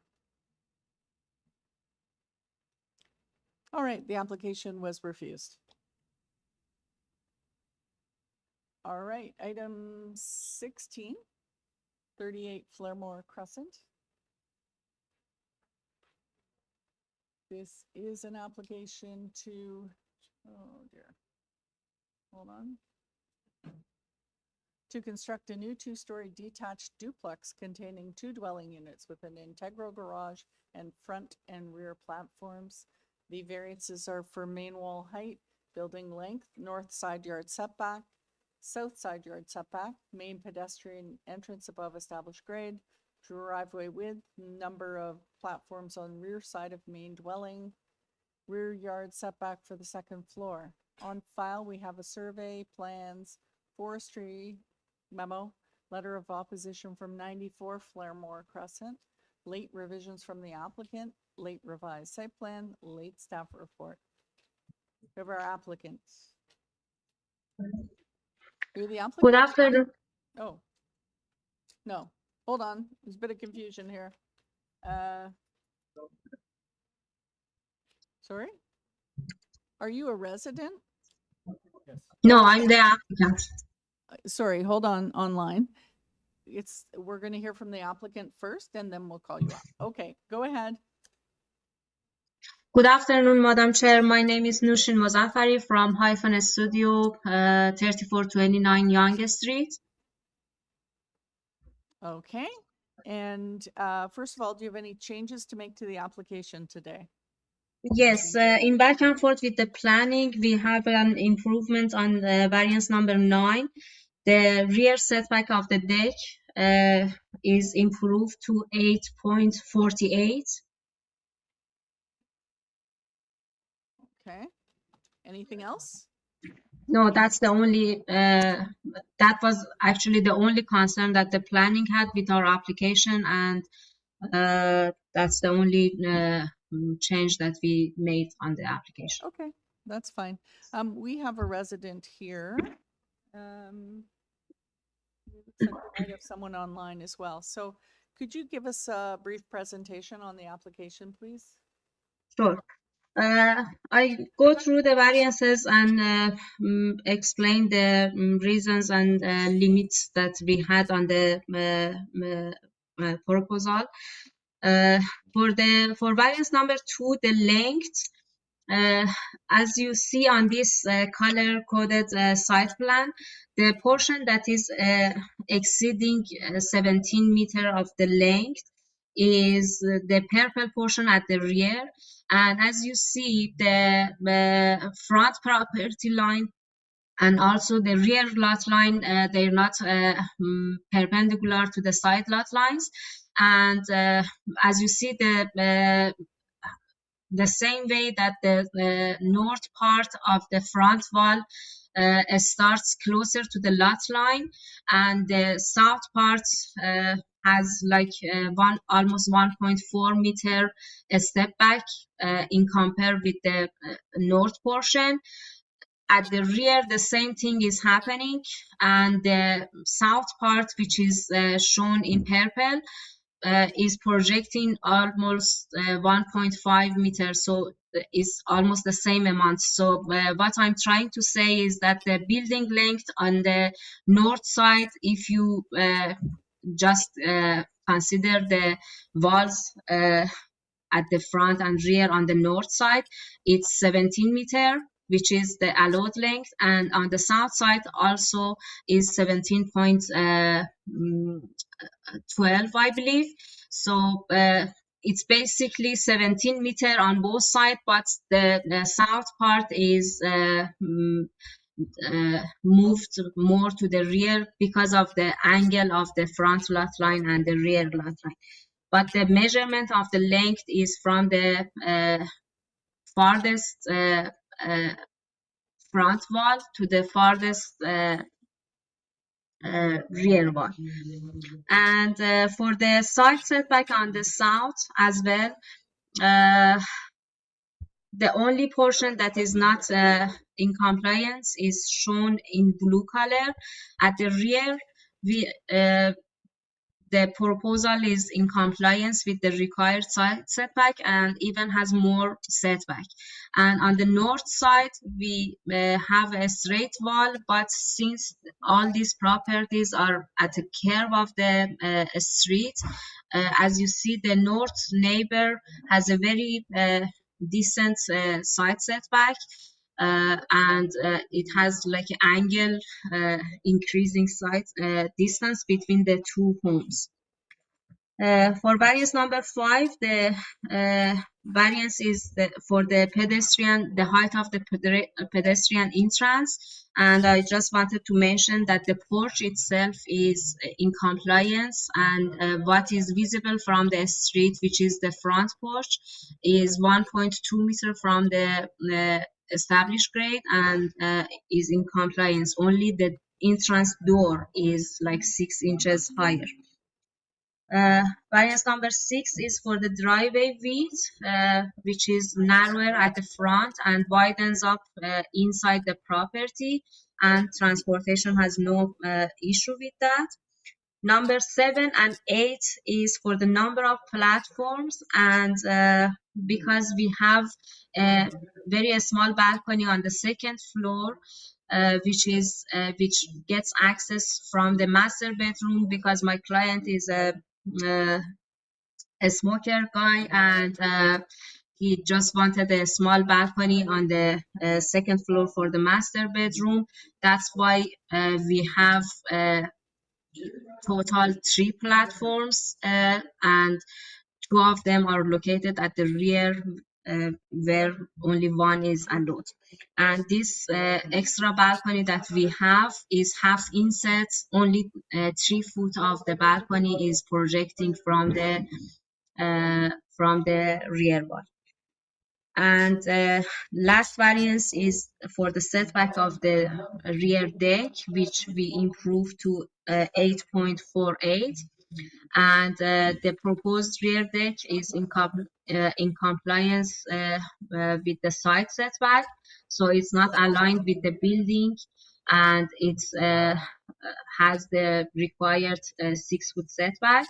And as you see, the rear yard is and also the required rear setback is very decent, and we only ask for this variance for that green portion that is shown on the site plan. I would be happy to answer any questions, and that's all. Thank you. Mr. Nipfeld has a question. Thank you, Madam Chairman. This is a duplex, correct? Yes. Okay, what I'm having trouble with is where the 2 units are. The first unit is on the main floor and the second floor, right? Yes. Okay, and then in the basement, there doesn't appear to be a kitchen, or is that, there's a rec room and a pool room and a gym and a sauna? No. Where's the second? The basement is the second unit, and those are basically the living room, kitchen, and the bedroom of the second unit in the basement. I'm sorry, I didn't follow that. But there's no kitchen. There's a bar. Is that? Yes, the bar is. The labels that I'm seeing, unfortunately, my staff has followed the regular labels that we put for the rooms, but this is the kitchen, the living room, and the bedroom of the second unit in the basement. Okay, so the labels we've got are not correct. Is that correct? Yes. Okay, so it's not a rec room and a poker. No, it's a living room and the bar and the kitchen and the bedroom. Okay, thank you very much. That clarifies it. Thanks. All right, thank you. Let's have the resident come up, please, and speak. Please make sure the microphone is on and start with your name and address, please. Good afternoon, Madam Chair and members of the committee. My name is Calvin Chang, and I live at 36 FLAREMORE Crescent. And I am speaking today on behalf of the 4 immediately adjacent homeowners surrounding 38 FLAREMORE Crescent. Thank you for the opportunity to address the committee. At the outset, I would like to make one point absolutely clear. Our objection is not to the construction of a duplex, nor is it to the city's expanding housing options in neighborhoods initiative. We recognize and support Council's objective of providing additional housing choices within established neighborhoods. Our concern is with the scale of this particular proposal. The issue before the committee is not whether a duplex should be permitted on this property. It already is. The issue is whether this particular design, requiring 9 separate variances, can reasonably be characterized as a minor departure from the zoning bylaw. In our respectful submission, it cannot. When viewed individually, each variance may appear relatively modest. However, Section 45 of the Planning Act requires the committee to consider the proposal as a whole. Collectively, these 9 variances produce a building that is significantly larger and more intensive than what the city's zoning framework contemplates. The proposal increases the building's mass and scale beyond the as-of-right development envelope. It reduces the required side yard setbacks on both sides of the property, diminishing the spacious character that has historically defined FLAREMORE Crescent and reducing the separation between neighboring homes. The increased building length, additional rear platforms, and deck configuration will inevitably increase overlook into adjoining rear yards, reducing privacy for adjacent homeowners. The enlarged building footprint, wider driveway, and additional hard surfaces reduce landscaped open space and raise legitimate questions regarding drainage, stormwater management, and the protection of mature trees. Most importantly, the cumulative effect of these variances represents a form of overdevelopment that exceeds the balance established by the zoning bylaw. We also believe this application raises an important precedent. The applicant's own submission demonstrates that a compliant as-of-right building envelope exists for this property. Rather than designing within that envelope, the proposal seeks numerous variances to maximize building size and intensity. If this level of relief is considered minor, it becomes increasingly difficult to distinguish future applications seeking similar or greater departures from the zoning bylaw. That would gradually erode the planning framework intended to guide redevelopment throughout established residential neighborhoods. Respectfully, we submit that this is precisely why the committee must consider not only each variance individually, but also their cumulative planning impact. The question before the committee is whether these variances, taken together, maintain the general intent and purpose of the zoning bylaw and whether they remain minor. In our respectful opinion, they do not. This proposal goes beyond facilitating gentle residential intensification. It represents an overbuilt form of development that exceeds what the city's zoning standards contemplate for this neighborhood. Accordingly, we respectfully request that the committee refuse the application in its current form and encourage the applicant to redesign the project within or much closer to the as-of-right permissions available under the city zoning framework. Thank you, Madam Chair and members of the committee, for your consideration of our comments. Thank you. Any questions for the resident? No? All right, thank you very much. It's just the one person, is that right? I'm tired here. Oh, no, we have someone online, right? Brian's unmuted. Yes. Yes, my name is Brian. I live at 106 Citation Drive. Yes. Can you hear me? Yes, we can. Okay. Yeah, okay. Good afternoon, Madam Chair and committee member. I think the previous speaker has raised many of my concerns. I'm not going to repeat. I just want to add a few points. Now, number one, according to my understanding of the Toronto zoning bylaw, the maximum building depth, which is measured from the front property line to the back of the building, should not exceed 90 meters or 70 meters if it is a duplex, and the lot depth is less than 40 meters. Now, based on the applicant's site plan, the building depth seems to be around 23 meters. I do not understand why it is not listed as a variance. It seems that the building exceeds the limit by at least 4 meters and an increase of 21%. Now, my second question is, due to the big increase in the house area and the swimming pool, the percentage of permeable ground surface area has been reduced by a lot. Now, their backyard ground level is higher than our neighbor's backyard. I have a concern that there is a heightened risk of adverse surface water runoff collecting at the rear property line where our lots meets. Now, my third question is, I also do not understand why it is a detached duplex. I do not see a separate direct entrance accessible directly from the grade level. Now, each dwelling unit of a detached duplex must have individual spaces such as kitchen and sanitary facilities, such as bathroom. I don't see any at the basement.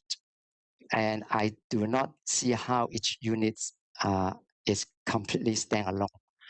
So if I do not see any of these elements, I do not understand why it can qualify as a duplex.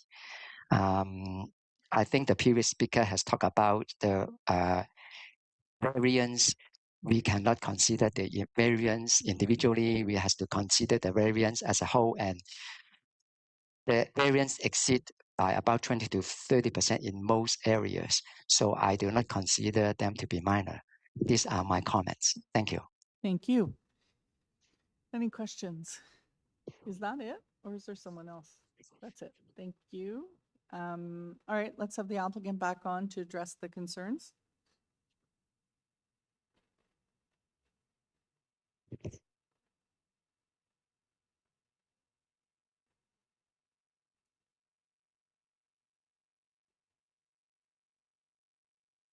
Did we lose her? Hi. Okay, thank you for sharing. I thank the neighbors for sharing their concerns.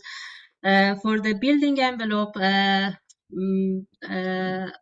as you see, the configuration of this lot, considering the unperpendicular front and rear lot lines, is very different than a regular lot.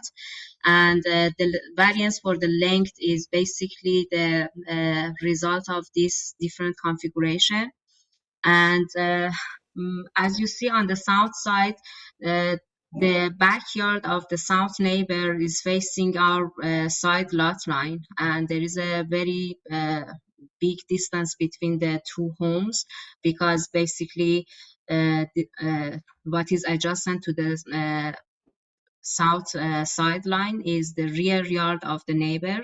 And on the north side as well, the configuration of the lots, which is visible on the location map, is in a way that there is a big distance between the homes.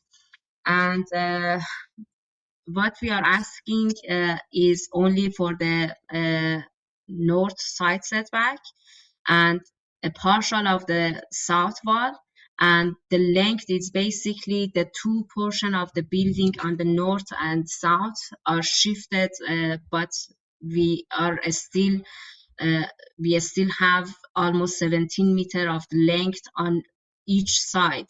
So this is basically the way that the zoning measures the length. And this project has been through the zoning process. There is no missing variance for the depth. The allowed building depth is 19 meter, which the proposed is less than 19. And only the building length is a variance. The rest of the variances are not in regards to the building envelope. We don't have any variance for the front setback, rear setback, for the total height, or coverage or number of stories or anything else. Also, the proposed is in compliance for the soft landscaping and hard maximum allowed driveway area and hard landscaping both at the front yard and rear yard. So whatever we are proposing, we are not exceeding the allowed soft surface that we should provide. And the driveway also is narrow at the front, like a regular two-car garage, and it only widens up inside the property. Overall, I believe this is a very reasonable proposal for this lot with this specific configuration. And we are generally, regardless of half of the south wall and the north wall on the side setback, we are generally within the allowed building envelope. For the privacy, we are okay to have like 5 feet or 6 feet high privacy screen on the side of, on the north side of the deck. Although we have a decent setback, which is in compliance with the zoning. All right, thank you. Any questions of the applicant? All right, let's take it into committee.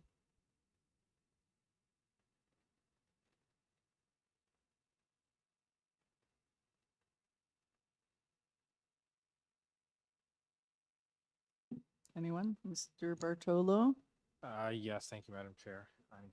In reviewing the plans and understanding the explanation, I don't think what's being proposed is outrageous. There's some bumping in and out, and setbacks don't follow for the entire portion of the property. In essence, like it's a large lot, it's a large house. I understand that. I think what's being asked for here will not have an adverse effect. And then with the revisions made here in consultation with the planning department, I think I can support the application. Okay, thank you. I think I would agree with you. While I was listening to the residents speak, I'm checking to see there's no front yard setback, rear yard setback, and for the most part, the side yards are being maintained, and I think planning staff recommendation is good to tie the south side yard to the site plan. I understand for the residents, it's a big change because it appears to be a lot of bungalows in that neighborhood, which have large bungalows on large lots, which must be lovely. And unfortunately, you know, the new applications are coming in and they are much larger, because I think even if it wasn't a duplex, it would be a very large house that was proposed here. And I should note that just to alleviate some of the concerns, there's no variances here for green space. Right. Or soft landscaping. Yes, I would agree, which at least maintains the bylaw requirements for that. All right. Mr. Nipfeld, did you have comments or?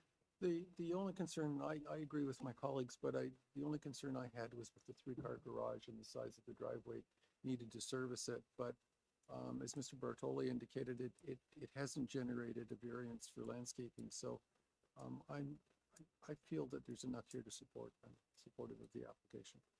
All right. Does somebody want to make a motion?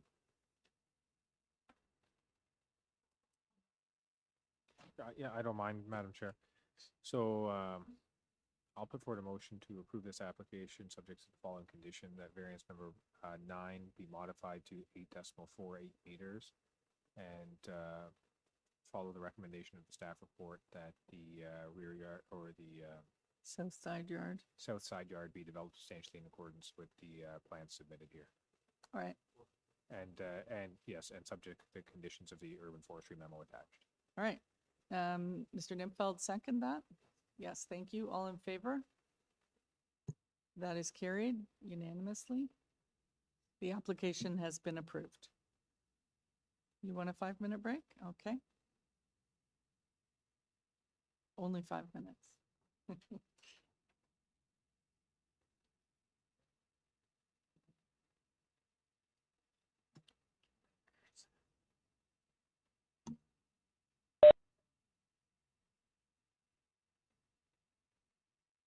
soccer game on.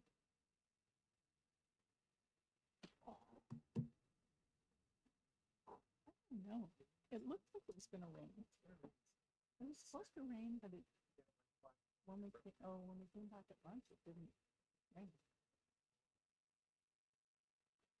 Because we didn't want to get wet. And you know why? Because Carl didn't want to eat it.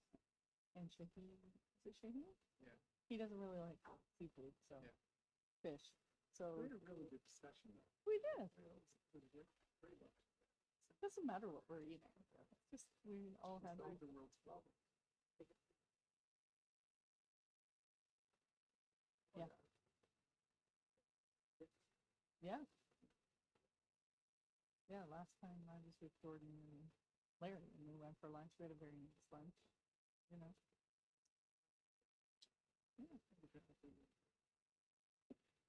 Yeah.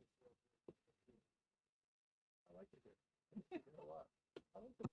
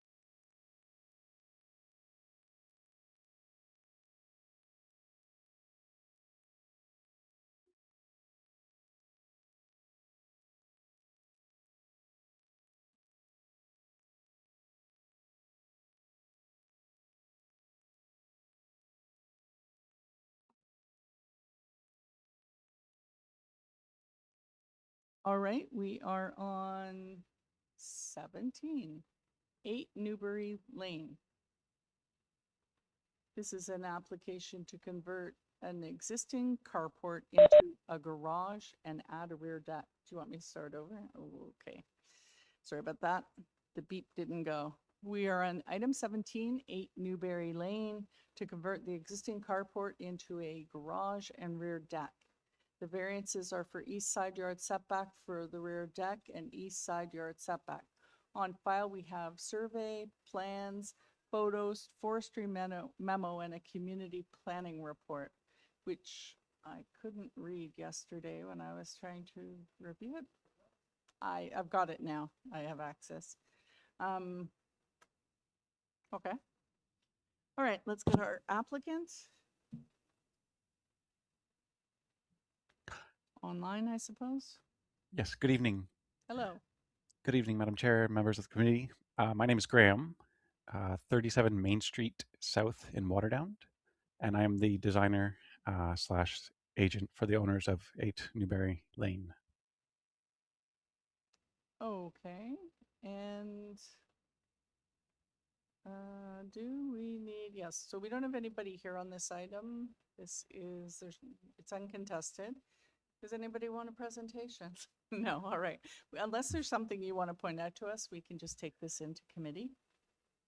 Through you, Madam Chair. No, fairly straightforward, just enclosing a carport with a rear deck. Right. Yes. The photos were very helpful.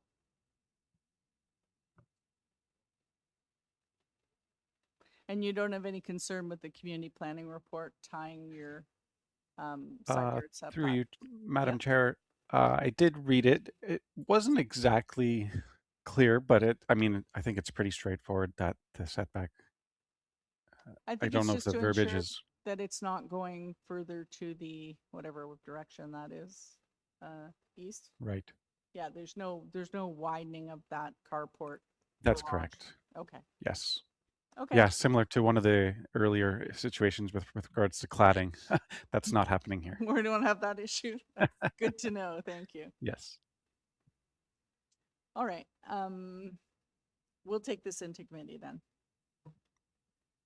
All right, Mr. Nipfel. Thank you, Madam Chairman. I think this is very straightforward. I certainly don't have any difficulties with it. Unless my colleagues do, I'd like to move approval of the application subject to the planning condition, which is the variance number 2 related to side yard setback, only apply to the as-built condition of the garage structure and also forestry condition number 2. All right. Thank you. Seconder, Mr. Fazeli. All in favor? That is unanimous. Carried. Application has been approved. Okay, number 18, 17 Ashgrove Place, to alter the existing one-story detached dwelling by constructing a one-story front entrance addition as well as an ancillary building, detached garage in the rear yard. We have variances for height of an ancillary building, east side yard setback for the ancillary building.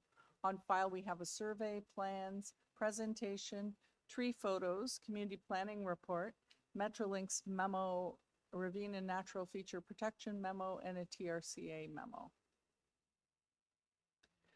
All right, do we have our applicants?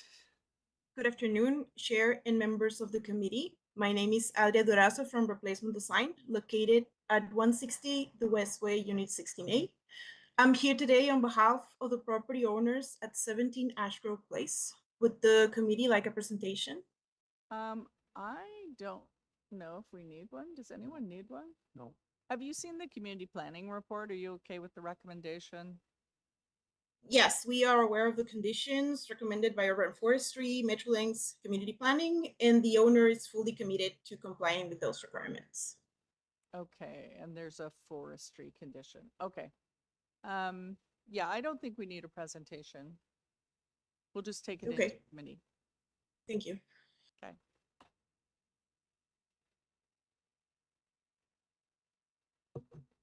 Yeah.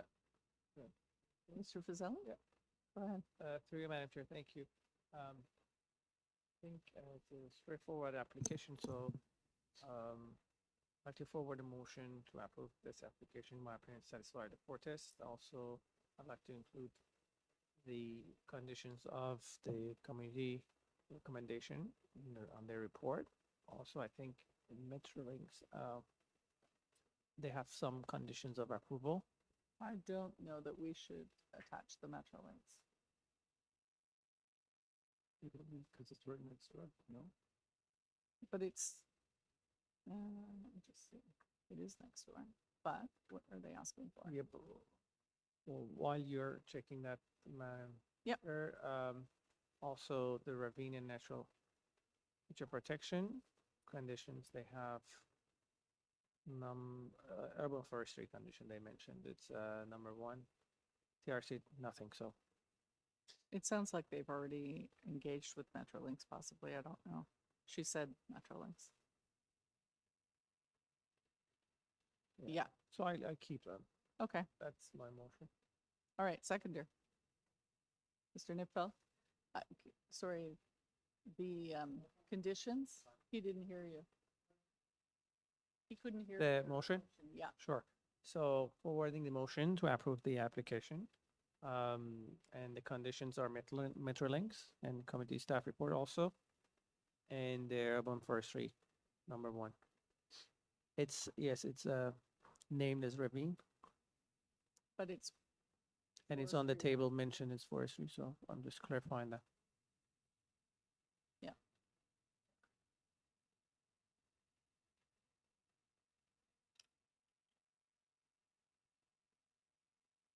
All right. Yeah. We're good? Good. Did we, Let's Mr. have- Nipfeld, second that one? I can't Yep, remember. I did. Thank you. All right, all in favor? Yeah. That is carried unanimously. We did 19. We did 19? Didn't we defer it? Oh, we deferred it. Okay, and 20, I'm sitting out, so Mr. Sully's going to take over. Thank you. All right, let me up. All right, so it's item number 20, 55 Mason Boulevard, to alter the existing detached dwelling by constructing a new rear deck. There are 2 variances. One is about the rear yard deck in the proposed building of a structure. Second variance from the shoreline hazard. We have on the file the survey plans, cover letter, arborist report. Also, we do have from urban forestry or ravine, well, that's the name on the file we have, and TRCA report, which no objection. So can I get the applicant? Good afternoon, Mr. Chair. Jay Smith, agent for the application. My address is 2493 Frankfield Road. Good afternoon. Thank you. Before I start, just a quick question. Have you made any changes to your application? No, Mr. Chair. All right, good. And you're aware of those reports? We have conceptual approval already from the TRCA. We'll have permit approval after the committee process should it be approved. All right, thank you very much. I'd like to ask my colleagues if they require a presentation. No, we do not. If you would like to proceed with the presentation, it's your choice. Otherwise, we can take it to the committee for a decision. No, thank you, Mr. Chair. Thank you. So we're in the committee. So can I get a motion for this application? Mr. Bartolo, please. Yes, thank you, Mr. Chair. Through you, reviewed the file. I think everything is in keeping with the 4 tests and reviewing the TRCA and NFRP reports. They have no objections to this and just conditions in the NFRP report. So I'll put forward a motion to approve this application subject to the conditions noted in the ravine and natural forestry protection memo attached. All right, thank you. Feature protection. Yes. And do I get a second? Yes. Mr. Nipfel, seconded. All in favor? Yes, the application is approved unanimously. Thank you. We can get Madam Chair back.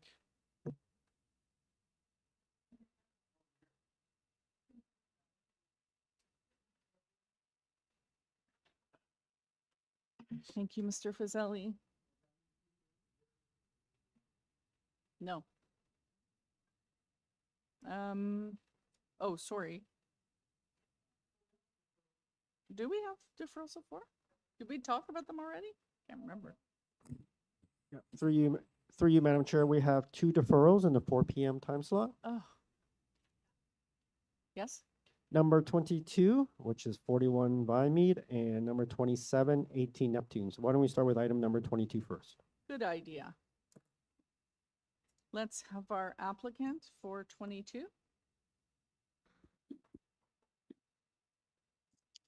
Hi there, my name is Jamie Shedletsky, 49 McAllister Road, North York, Ontario, M3H2N1. Thank you. And the reason for the deferral today? There seems to have been an error in calculation, the zoning reviewer and the architect, and we had to increase slightly the variance for lot coverage. And so they just need time to, now that the updated zoning notice has been prepared, we just need time to give proper notice to the public. Okay, thank you. And we don't have anybody on this item, so nobody in the audience. Nope. All right, let's take it into committee. Mr. Bartolo. Yes, thank you, Madam Chair. Through you, I'll put forward a motion to defer this application to allow the applicant to make the modifications and recirculate to the public. Thank you very much. Seconder, Mr. Fazeli, all in favor? That is carried unanimously. The application's been deferred. Okay, item. Madam Chair, so the second item is item number 27, 18 NEPTUNE. Okay. 27.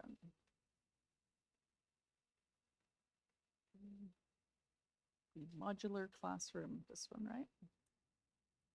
Neptune, okay. All right, do we have our applicant here? Yes, good afternoon, Madam Chair. David Mackay, registered professional planner with MHBC, 7050 Weston Road, Suite 230, Woodbridge, Ontario, L4L 8G7. And the reason for the deferral? We've been approached by the adjacent landowner just to the immediate north of the property.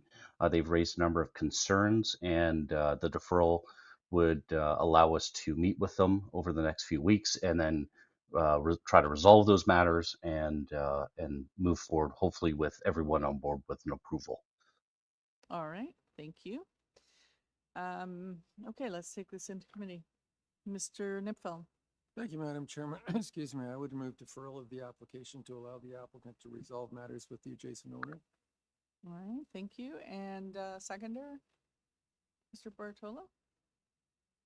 Oh, I'm sorry. Oh, that was in support. Do we need the neighbor? Okay, sorry. I'm rushing. Are they online? Okay. Oh, good evening, Madam Chair and members of the committee. My name is Maggie Bassani. I represent that neighbor 3636 Bathurst Street Limited, and we support the deferral request from Mr. Mackay. Okay, thank you very much. All right, and then is there somebody else? Okay. All right, let's take it into committee. Sorry, did somebody propose a motion? Thank you, I thought you did. Seconder? Mr. Bartolo, all in favor? The application has been deferred.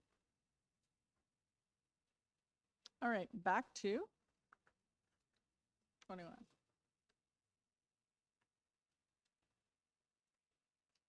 (16) Burnham Road.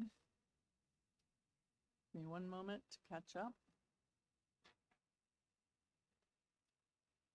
This is to construct a new 2-story detached dwelling. I think it's the first new dwelling we've had all day.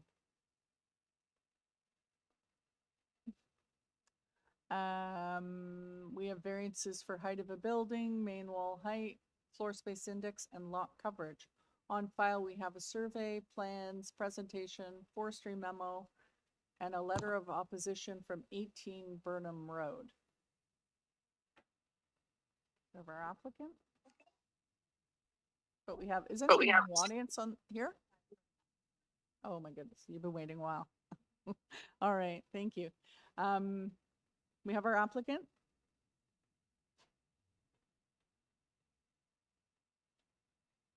I think I interrupted her.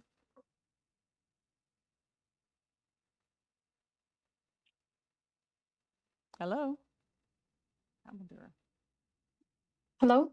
Yes, Yes, go ahead. this is Nafisa Zangiawadi, 30 Apple Orchard Path, Thornhill, L3T3B6, representing the owner. Okay, thank you. Do you have any changes to make to the application today? Yeah, we would like to remove the landscaping variances, variance number 9 and 10. Oh, this is not actually us. Sorry. Oh. I'm too Wrong application. wrong Oops. application. Yeah. All right. I was wondering, I don't see a variance. Yeah. I think she's on more than one, that's why. Hi, We're Madam on Chairman. item My 21, name is 16 Burnham Road. I think we're looking for, is it her? Nasiri? Yeah? Yeah, I know you would know. But she had the wrong application. Is she on another one? Good evening, Madam Chair. I was muted. This is Ali Shakiri, 326 Shepherd Avenue East. My apology. No problem. Been a long day, Mr. Shakiri. Yes. So, all right. First of all, do you have any changes to make to the application? Yes, Madam Chair. The first variance, speaking to building height, it's reduced from 9.19 down to 8.89. Okay. That's the only change. Okay. We have members in the audience today, and I believe we have a number of people online. So if you could give us a brief presentation of the application, that would be helpful. Sure, if you can kindly display my support material. We consider this a very, very straightforward application. This is the site plan showing that the building we're proposing is sitting well between the two neighbors. We don't have any variances with regards to the side yards, the building length, front yard, rear yard, anything at all. The height variance from 8.5 meter to 8.89, I believe it's very minor. I have submitted comparables so that you can see how many times this has been approved in the close proximity. If we go to the second page of my presentation, I don't see the second page. There is a graph. Yeah, that is the building as we proposed, and that the third page. It would be nice to flip between the second and third page, those two 3D perspectives. Yes, so we could add some mass to the size of the building to eliminate the variance number 2 with the wall height, but it's basically pointless because we have to add mass to eliminate the variance. So we didn't do that, and we're asking for that variance here. The floor space index and the coverage, they're both very well in keeping with the neighborhood. I have submitted comparables, and we have one letter of support from number 11 Burnham, and my client spoke to that neighbor, and they were happy to support in the context that this is a single dwelling, because they knew that we wouldn't need any of these variances if this was presented as a duplex.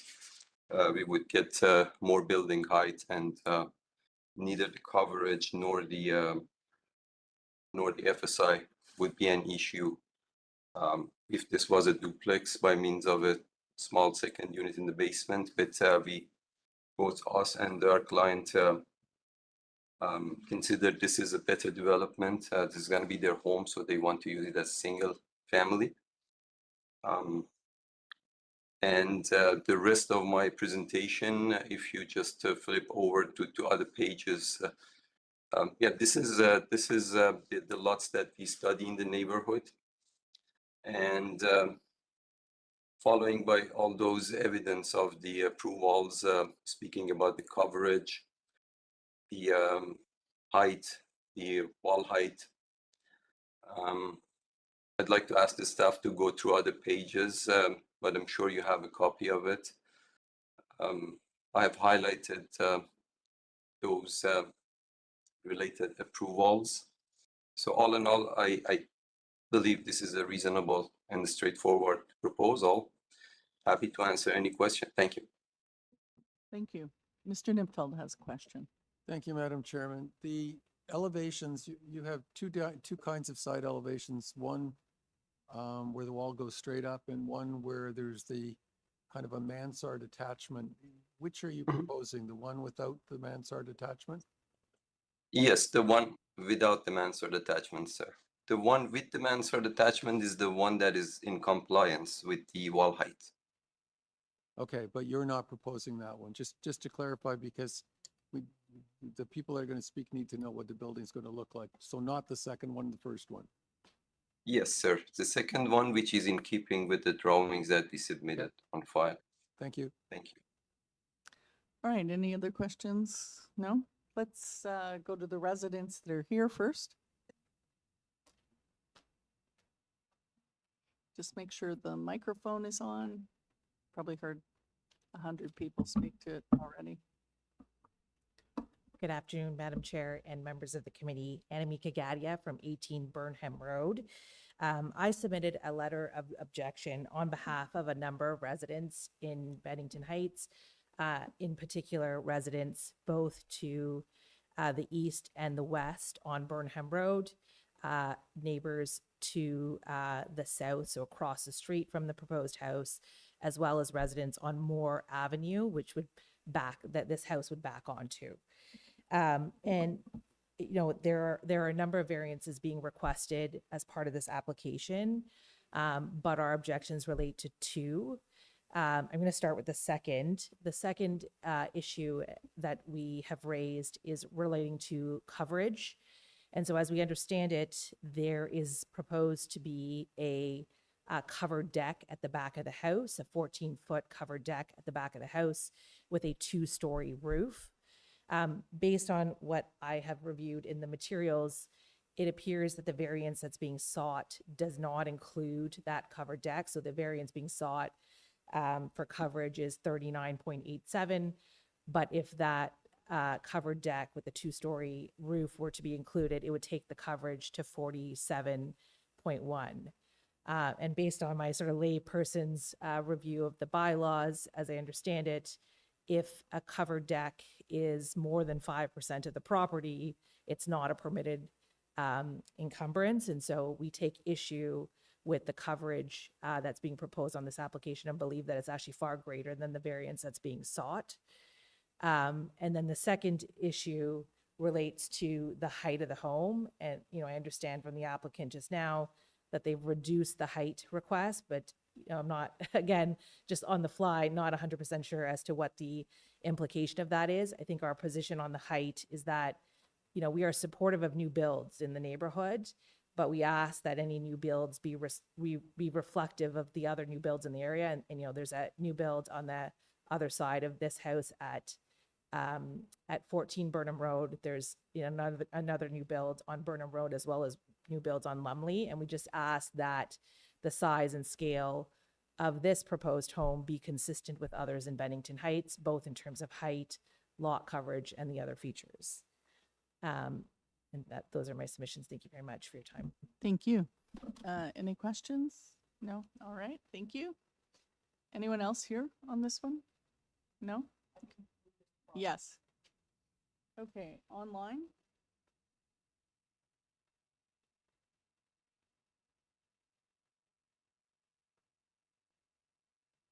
Hear me? Yes? Yes, hi. Thank you, Madam Chairman and members of the committee. My name is Dawn Wellstead, and my address is 223 Moore Avenue. I am formally expressing my strong opposition to the proposed dwelling application at 16 Burnham Road. As a neighboring property owner whose lot directly backs onto the property in question, I have significant concerns regarding the scale of this proposal and the numerous variances being requested. The applicants are seeking substantial relief from the existing zoning requirements, including exceeding the permitted building height, increasing the allowable floor space by approximately 234 square meters, and exceeding the permitted lot coverage by more than 40%. These are not minor adjustments. They represent a significant departure from the established zoning standards and the existing character of Bennington Heights neighborhood. Under the 4 tests required for the approval of a minor variance, this application should be carefully reviewed. The variance is not minor in nature. The proposal is not appropriate or desirable for the development of the land and surrounding neighborhood. The proposal does not maintain the intent and purpose of the zoning bylaw, and the proposal does not maintain the intent and purpose of the official plan. The official plan supports appropriate development that respects existing neighborhoods and minimizes negative impacts on surrounding properties. This application appears to prioritize maximum building size over compatibility, privacy, and the long-term character of the community. We are especially concerned given the precedent created by the adjacent property at 14 Burnham, where variances were previously approved that exceeded height and lot restrictions. During that construction, all existing trees were removed and they have never been replaced. In addition, the extremely large windows installed on that property have resulted in serious privacy issues concerns for multiple neighboring homes due to direct overlooking. We have lived in the neighborhood for over 30 years, and we deeply value the character and appeal of Bennington Heights. And we are concerned that approving another oversized development with significant variances may lead to further erosion of the neighborhood's established standards, tree canopy, privacy, and overall appeal. We respectfully request that the City and Committee of Adjustment carefully consider the impact of this application on adjacent properties and the neighborhood as a whole, and refuse the requested variances unless the proposal can demonstrate compliance with all 4 required tests and thank you for your consideration of your concerns. Thank you. Thank you. All right. Next.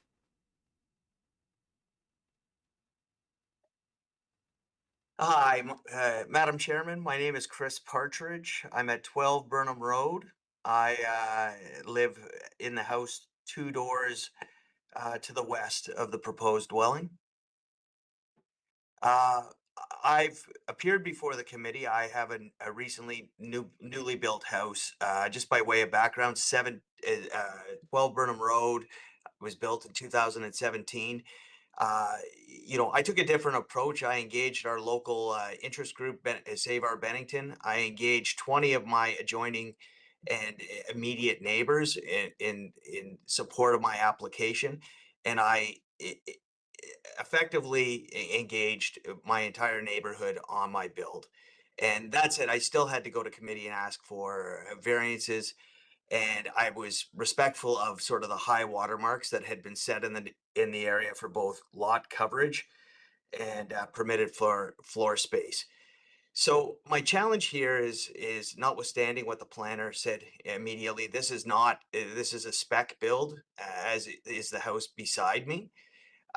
This is going for, as the last speaker spoke, maximum density and coverage without respecting the character and the nature of the neighborhood. And these are not minor variances that would fit within the 4 corners of the four main tenets of the act. My concern, obviously, is an FSI that far exceeds, particularly with that covered deck, far exceeds the high watermark in the area, which everybody's effectively agreed to. My second concern is the lot coverage exceeding. You have 1 letter of support from a neighbor that lives basically at the other end of the street, so has no immediate impact on their particular house. So with that said, you know, the challenge here is we have someone doing a spec build, not respecting sort of the neighborhood, or at least seeking any feedback and putting through material variance requests. The challenge, as I've come to learn as well, notwithstanding some of these things, you get into grading and things like that as well with effectively a 3-story house. Effectively now, the immediate house, number 14 Burnham, which is next door, is essentially their grading is 2 feet higher. So I have an 8-foot fence, and now a 5'7" person stares clearly over my fence into my pool in my backyard. So, you know, notwithstanding what you approve today, there's still going to be issues. You know, all we really wanted was some sort of consultation, and there hasn't been any reach out, which speaks to, you know, the intention of the builder and, you know, where their head's at. That's it, unless anybody has any questions. All right, thank you. Do you know what your FSI is? I've had 2 kids in the same time frame, but my recollection is, including the front portico that I have, I don't have a covered deck at the back, that I was FSI, I was around 0.7, which I was told was the high water mark in the neighborhood. All right, thank you. Any other questions? No. Okay. Somebody else online? Okay. Hi. Hello. Hi, my name is Elizabeth Lasserre, and I live at 22 Burnham Road. So that would be 2 houses to the east of the proposed project. I have been in this neighborhood 26 years, and over the years, I've seen developers and owners push for bigger and bigger houses and more variance on height and occupancy of the lot. And this is another example. And this house is, compared to the lot, it's way too big, and the height contributes to that. So I would request to have this height revised. The big concern as well for me is the deck, which would be dominating the other gardens and the other backyards, and it would be very detrimental to our enjoyment and definitely to our privacy. The other thing with a deck that high is that sound carries further, and you know, whenever the new owners would be having a party, we'd be having a party right with them. I've experienced that in a previous home in Vancouver, and it's just very detrimental to all the neighbors, me, but all the neighbors. The deck in particular, but also just the height, the occupancy, and the massing of the house, and it creates precedence for other projects down the road to be bigger and higher, and it's just against everything this neighborhood has been organized to be, the character of this neighborhood. So I think this project needs to be revised quite a bit. Thank you. Thank you. All right. One more? No more. All right. Thank you. Let's have the applicant, Mr. Shakari, back and to address the concerns of the residents. I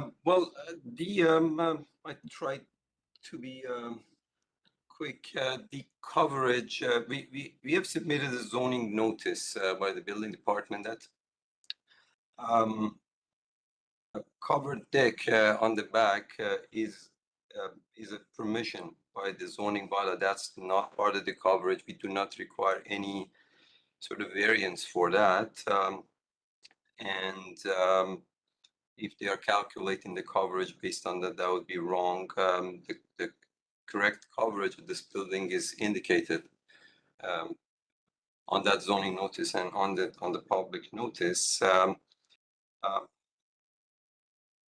The building mass, as you can see, I mean, the site plan is just before you. Just look, okay, you can basically see how well this house is sitting between the two neighbors. Our neighbor at number 12, I believe you can confirm with them what they got a side yard of 0.9, so they reduced the side yards as far as I know. Maybe not, but in any ways, the house that we're proposing is not longer than them not having excessive side yards. We're actually improving the side yard. Comparing to the existing situation, we are increasing the side yard on both sides. You can clearly see that on the site plan, and the FSI, especially these days with the amendments of the zoning bylaw, we do know that the FSI is not the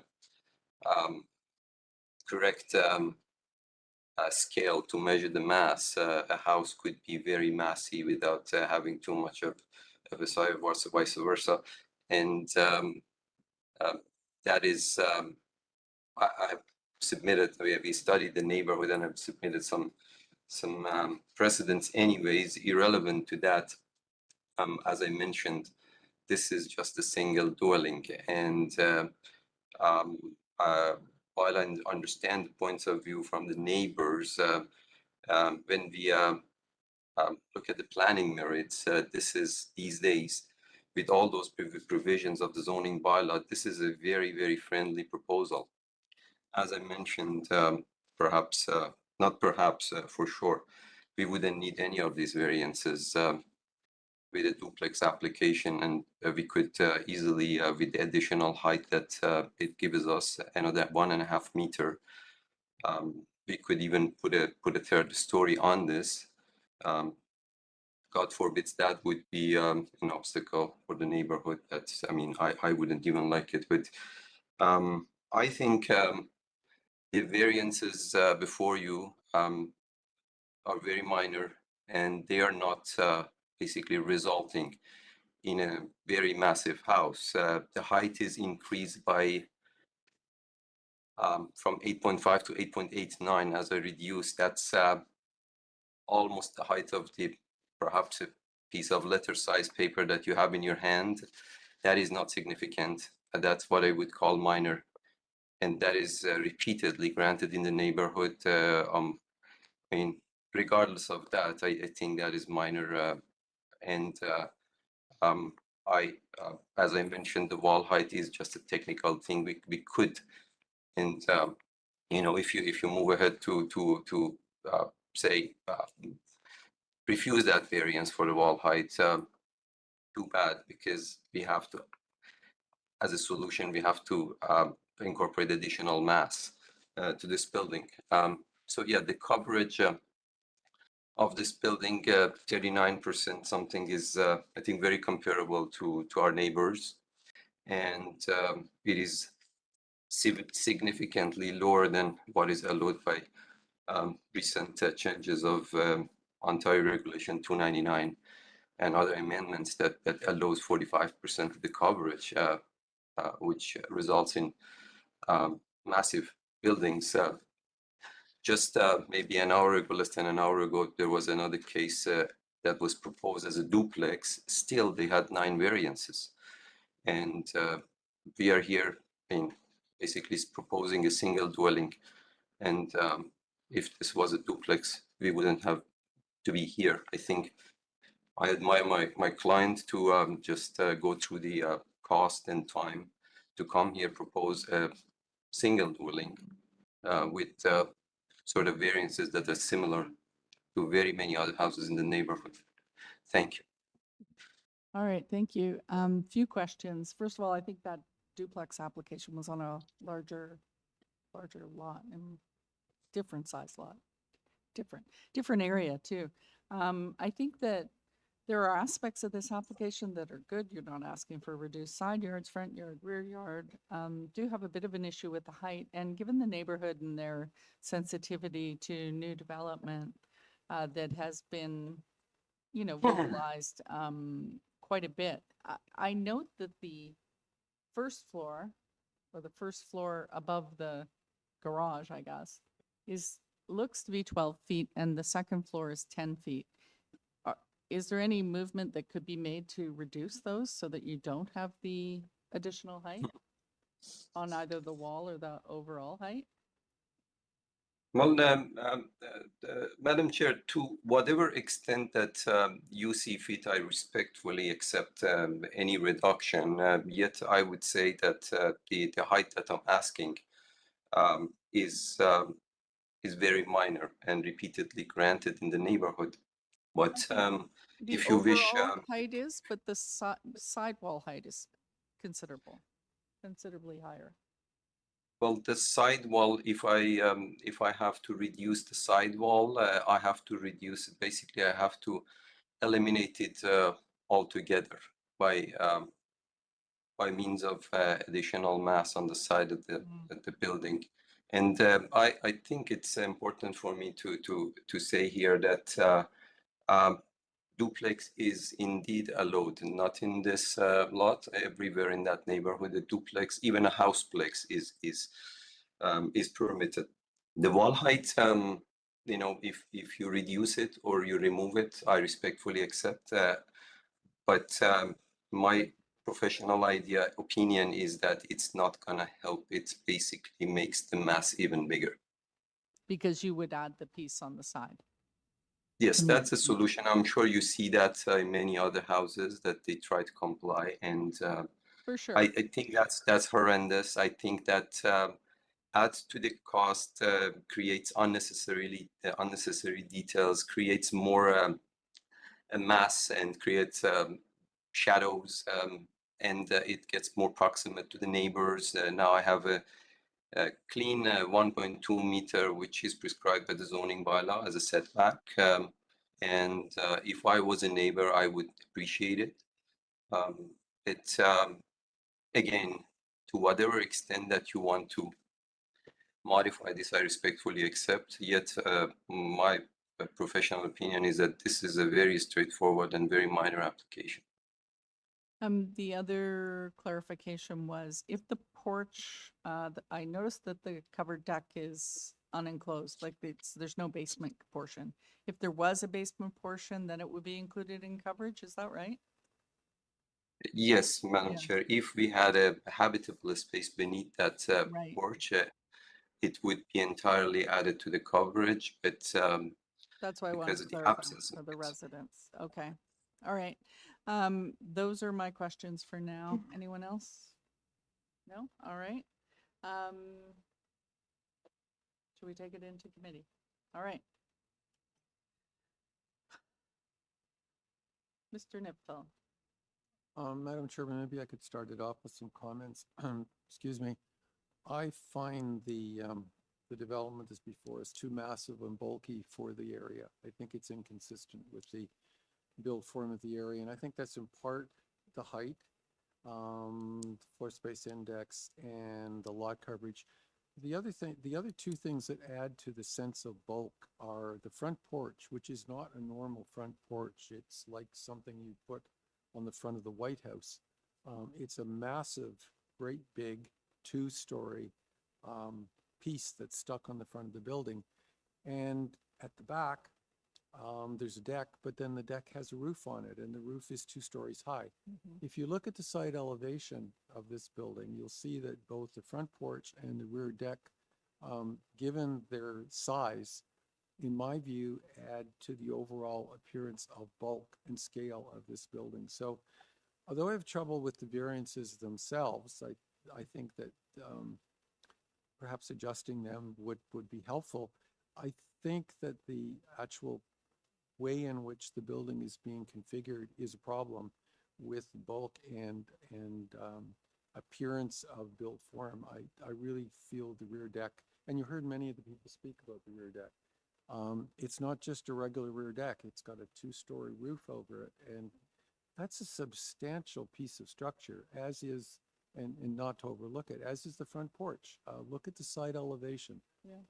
Those are substantial. So as it stands, I'm unable to support this application. All right. Any other comments? I just noticed the 2-story covered deck.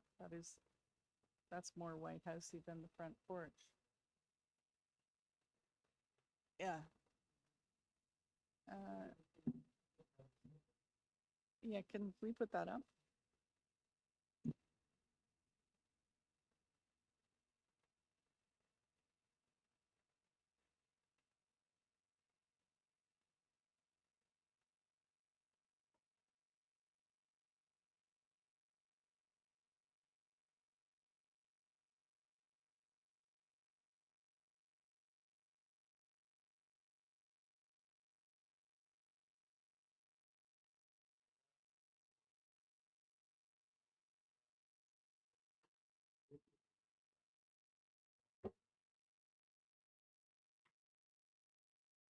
Yeah. I fail to see, which, I mean, given that the roof is covered, extends out that far, is just exacerbating the mass of the building. All right. Others, any comments? Mr. Bartolo? Yes, Madam Chair. While I understand and I actually kind of echo some of the concerns about that rear covered porch, stylistically, it's not exactly my thing, to be honest. However, it's actually not an item that's in contention right now or referenced within the variances that we're looking at. So whether we approve or deny these variances, they can go ahead with that is true. Design feature regardless. So when I kind of set that aside, despite maybe my own tastes on it, and I look at the numbers and I look at the balance of it, the FSI and the lot coverage I have less of an issue with, because it's not triggering a whole bunch of other variances for green space, setbacks, and this and that. And I think just the changing nature of larger houses across the city in general. So on that side, I have no issues. The reduction in the height is, I think within striking distance of the permitted height. So yes, I understand what Mr. Nimfeld is saying, and frankly, I even agree stylistically on some of the items, but when I look at the variances themselves, I think I can support the application.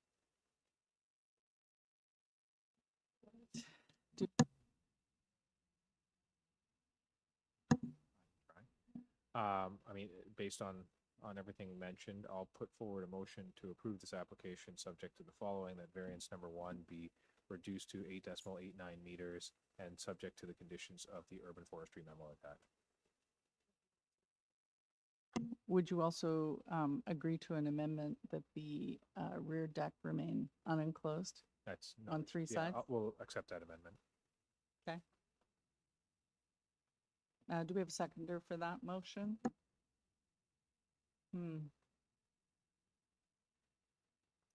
All right, that motion fails. Do we have another motion?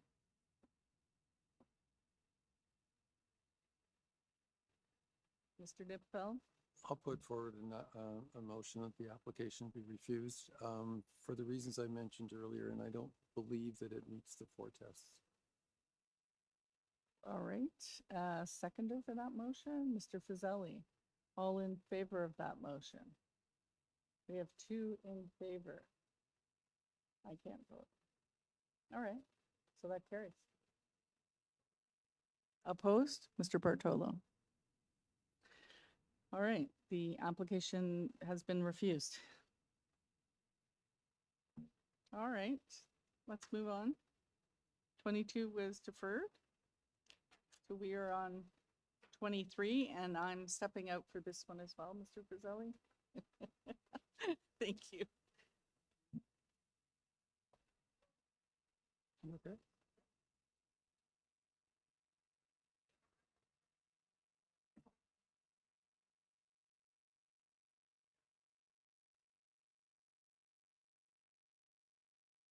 For 23 or 20? The 23? There's no tabs. I'm just comparing with everyone else. Yeah, there's no tabs. All right. Okay, so item number 23. Let me just. Yes, that's the. Yeah. All right. So the address is 3 Brooke Avenue, and the purpose of the application to alter the existing detached dwelling by constructing a new front porch. We have 3 variances. The front porch encroaches, front porch and encroaches proposed front yard soft landscaping and a driveway. On file, we have plans, surveys. Let me have to go all the way. Okay. Just bear with me because we don't have any tabs here.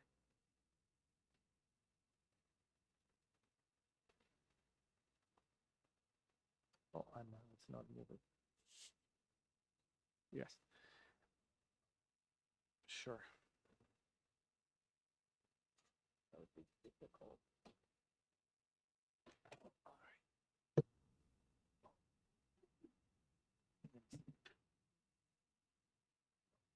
Sorry, my file's completely frozen.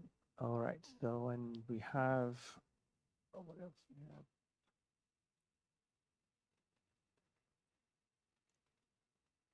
I'm just checking the staff. Do you guys have any information on any specific reports?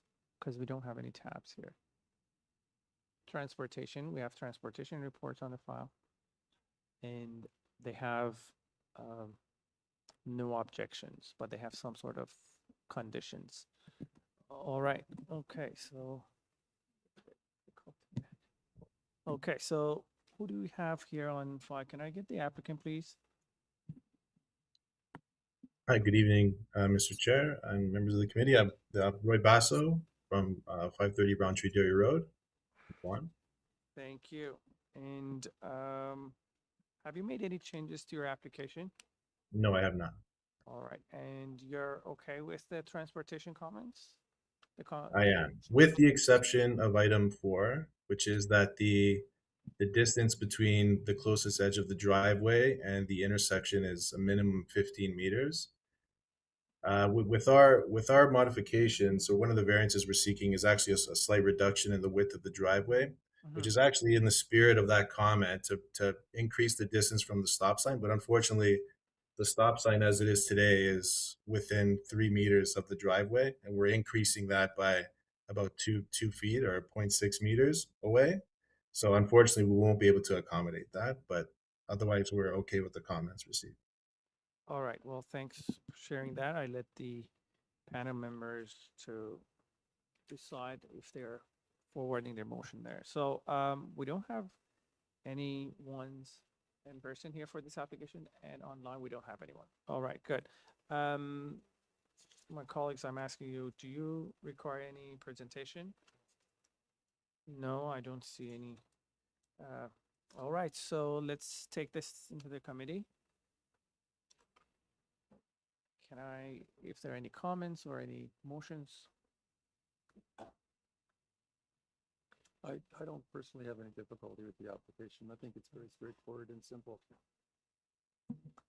All right, so would you like to make a motion, Mr. Nicholas? Certainly, I'd like to move approval of the application subject to the transportation conditions with, was it number 3 that the gentleman had to? Number 4, they mentioned it's basically your choice if you would like, but I'm letting you decide on that. I would leave it in because the transportation condition can waive it. So I would subject to the transportation conditions and then they can waive it. All right, so all of them basically, right? Yeah. All right, and do I have a second? Sure. Just a few seconds for the member wants to take a look at the transportation report.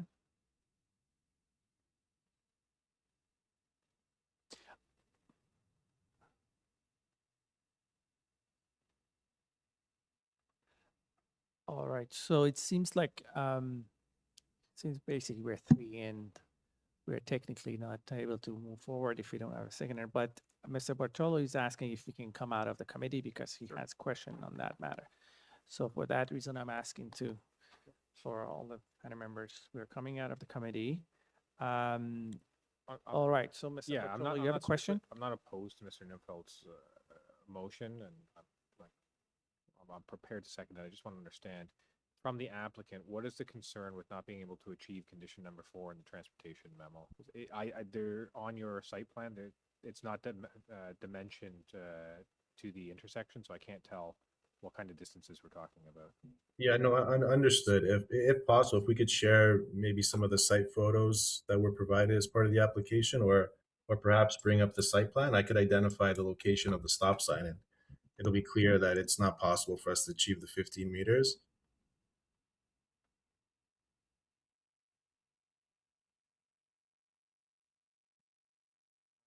So one of the first photos, perhaps from the street, you could see.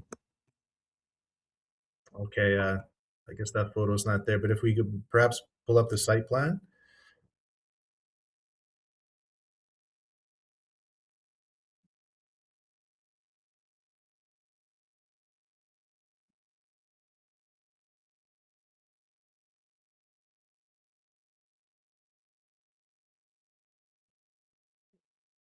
Okay. It wouldn't be on the survey, but if we can go to the site plan, and we've updated our drawings to identify the location of the stop sign just per the comments, but if you perhaps go to the site plan and zoom into the street area. Okay, perfect. So that tree that's right by the curb, like the tree that's just to the right of the driveway, like right adjacent to our driveway, that one tree, that's no, the one on the right, that's just below the text new walkway. Yes. Yeah, I see it. The stop sign is located right there. So we can accommodate a 15-meter clearance between the stop sign or the intersection and the driveway. It's an existing condition that, in fact, we're improving by reducing the width of our driveway, but that's one comment that we will not be able to satisfy from transportation.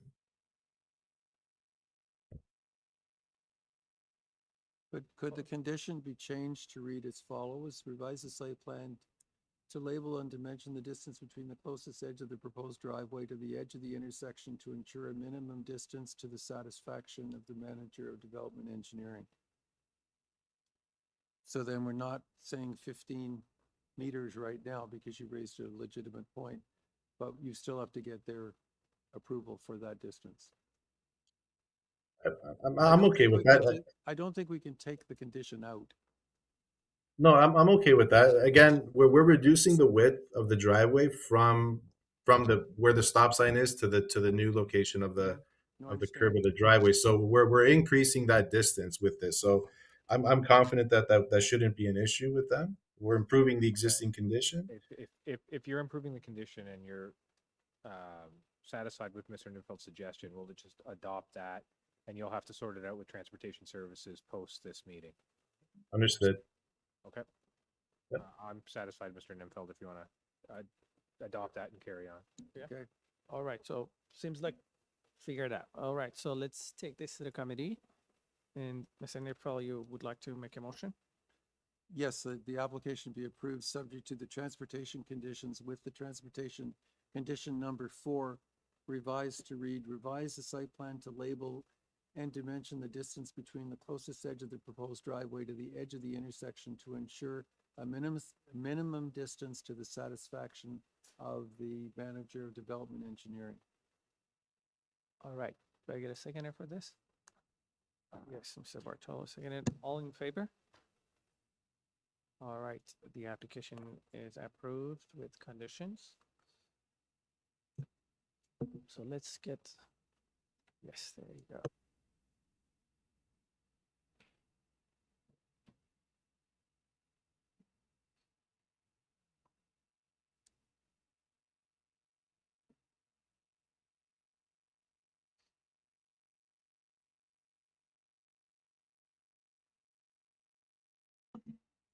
Thank you, Mr. Fazeli. Okay, we are on item number 24, 11 Bayford Avenue. Is that right?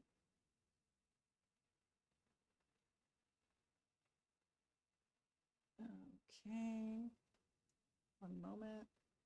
It's another detached dwelling. To construct a new two-story dwelling, variances are for lot coverage, building length, building depth, front yard setback, east side yard setback, west side yard setback. On file, we have a survey, revised site plan, June 26th, plans, presentation, community planning report, urban forestry memo, a counselor letter, a letter of objection, and a letter of concern from 15 Bayford Avenue. All right, are you the applicant, sir? Please come forward. Hello? Oh, Hi. sorry, it's working. Sorry, my name is Gennaro Reno Chipoletta. I live at 49 Mayall Avenue. I'm the Okay. property owner at 11 Bayford Avenue. All right, thank with my you. wife. There are some neighbors opposing the application. So if you, first of all, any changes to make to the application today? No, we Okay. stand by the report that was approved by planning. Okay. Is someone here in the audience for this item? No? They must be online. Yes, sorry, Mr. Bartolo, go ahead. Yes. Sorry, you mentioned that you're not making any changes, but you're standing by the report from planning, but the report from planning suggests modifications. That's, okay, then I've said it wrong. This is the first time I'm doing this, so I apologize All for good. the error. So the report that they put forward, the one west side yard setback of 1.6, we agree to. So we agree to the Okay, so entire you're going report. from 1.22 to 1.6. Yes. No problem. Even though I sent in presentations with pictures and such of others, but we're in Agreeing to agreement. planning. 100%, as well as forestry's report. We agree to that as well. Path of least Understood. resistance. Okay, Pardon me? I said path of least resistance. It's, yeah. Oh, yeah. Thank you. Okay. All right, thank you. Thank you for the question.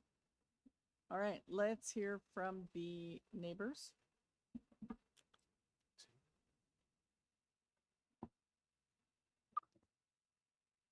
Hello? Sorry. See, I take one off and I'm losing my mind.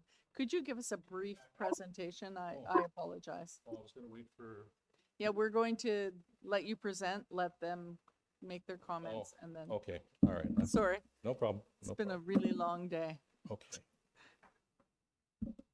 Yeah, it has been. I thought this would be quick. It takes a village. I'll try my best. So obviously, good evening. I had good afternoon earlier, but that's not going to fly. Madam Chair, members of committee.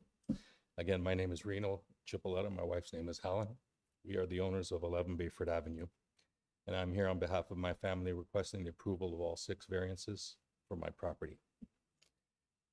Today, family dynamics and needs have changed significantly over the years. The rising housing costs mean that adult children remain living with their parents longer. And many families like ours are also caring for aging parents whom both have mobility challenges and require accessible living arrangements, including wheelchairs. Our proposed home has been thoughtfully designed to meet these challenges of multi-generational family needs, while maintaining the capacity of the neighboring community and neighborhood. With the increased need of accessible design and the additional space requirements when having to care for multi-generations, we have created a design that will work for our family today as well as for ourselves in the future.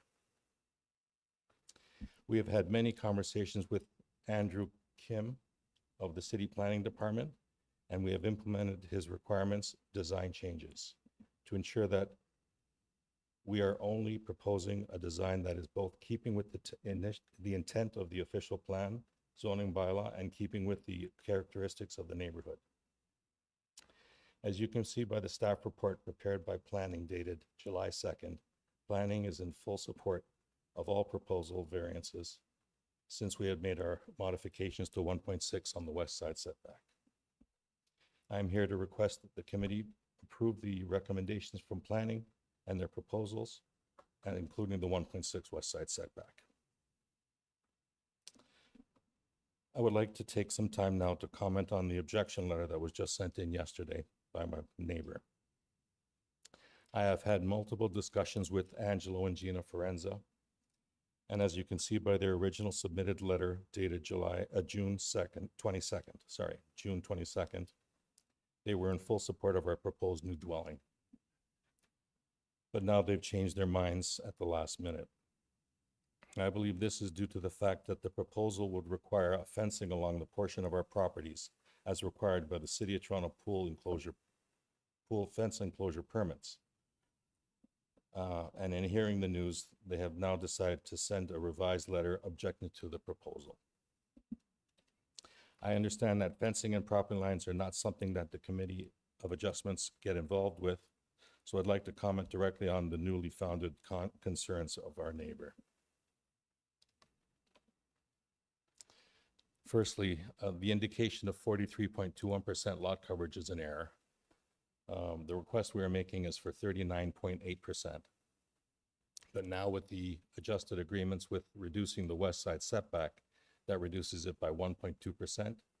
So the overall lot coverage will now be 38.6. As planning has indicated regarding this and all the other variances, they are minor in nature and would keep with the general intent of the zoning bylaw and the official plan. I would also like to point out that as per Bill 299/19, if this proposal included a second unit in the basement, which is an easy achievable fact, the allowable lot coverage would be 45%, and that would be with full compliance, and we're not asking for that. The letter comments on window placement, which I would like to confirm is not governed by the zoning bylaw and are not in the scope of the review of this committee. But I would like to ensure that these windows are in full compliance with the Ontario Building Code. These windows pose no privacy concerns as they are in an open to above area and used only for natural lighting only. There is no ability to look down through the window to see anyone's backyard. As seen in the survey provided by my application, my neighbor at 15 Bayford Avenue has a private driveway that leads to his detached garages in the back between our houses. I would like to confirm that his private driveway on his property will remain unaltered with our proposal. The rest of the letter comments on standard construction, safety practices, property maintenance practices, which are all governed by the City of Toronto, which we will 100% comply with during our construction. We believe this is clear, well, I hope. I believe this has cleaned up the issues, and I welcome any questions from the committee. I hope the committee approves the proposal and the requested variances as recommended by City Planning staff report, as well as believing that it meets the four-corner test. Thank you for your time. Sincerely, Reno and Helen Chipolata. Thank you. Any questions? No? All right, let's hear from the neighbors now.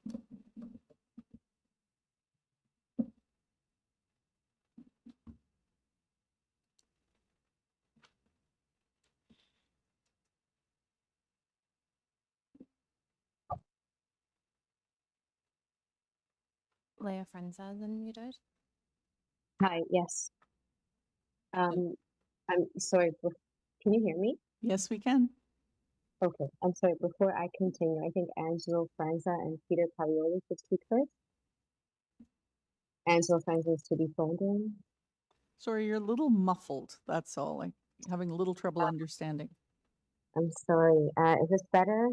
I don't know if it's just where I am. Could be. Try. Can you hear me? I'm so sorry. Can you hear me okay? Yeah, we can hear you. I can go slow. Probably a good idea. Okay.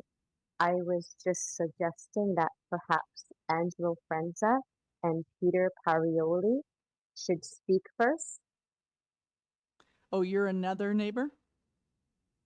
I am the daughter of Angelo Frenza, Oh, okay. slated to inherit the home.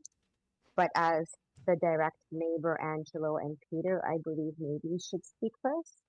All right, so we'll only take one per property, one speaker per property. So if Angelo wants to speak, then who do we have there? Oh, Angelo. Okay, so let's hear from Angelo.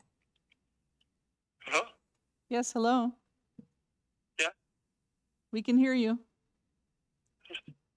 Can we have your name and address first, please? Hello? Hello? Yes? Yeah? Okay, hello? Please tell us your name and address. Angelo Friends of 15 Bayford Avenue, North York. Okay.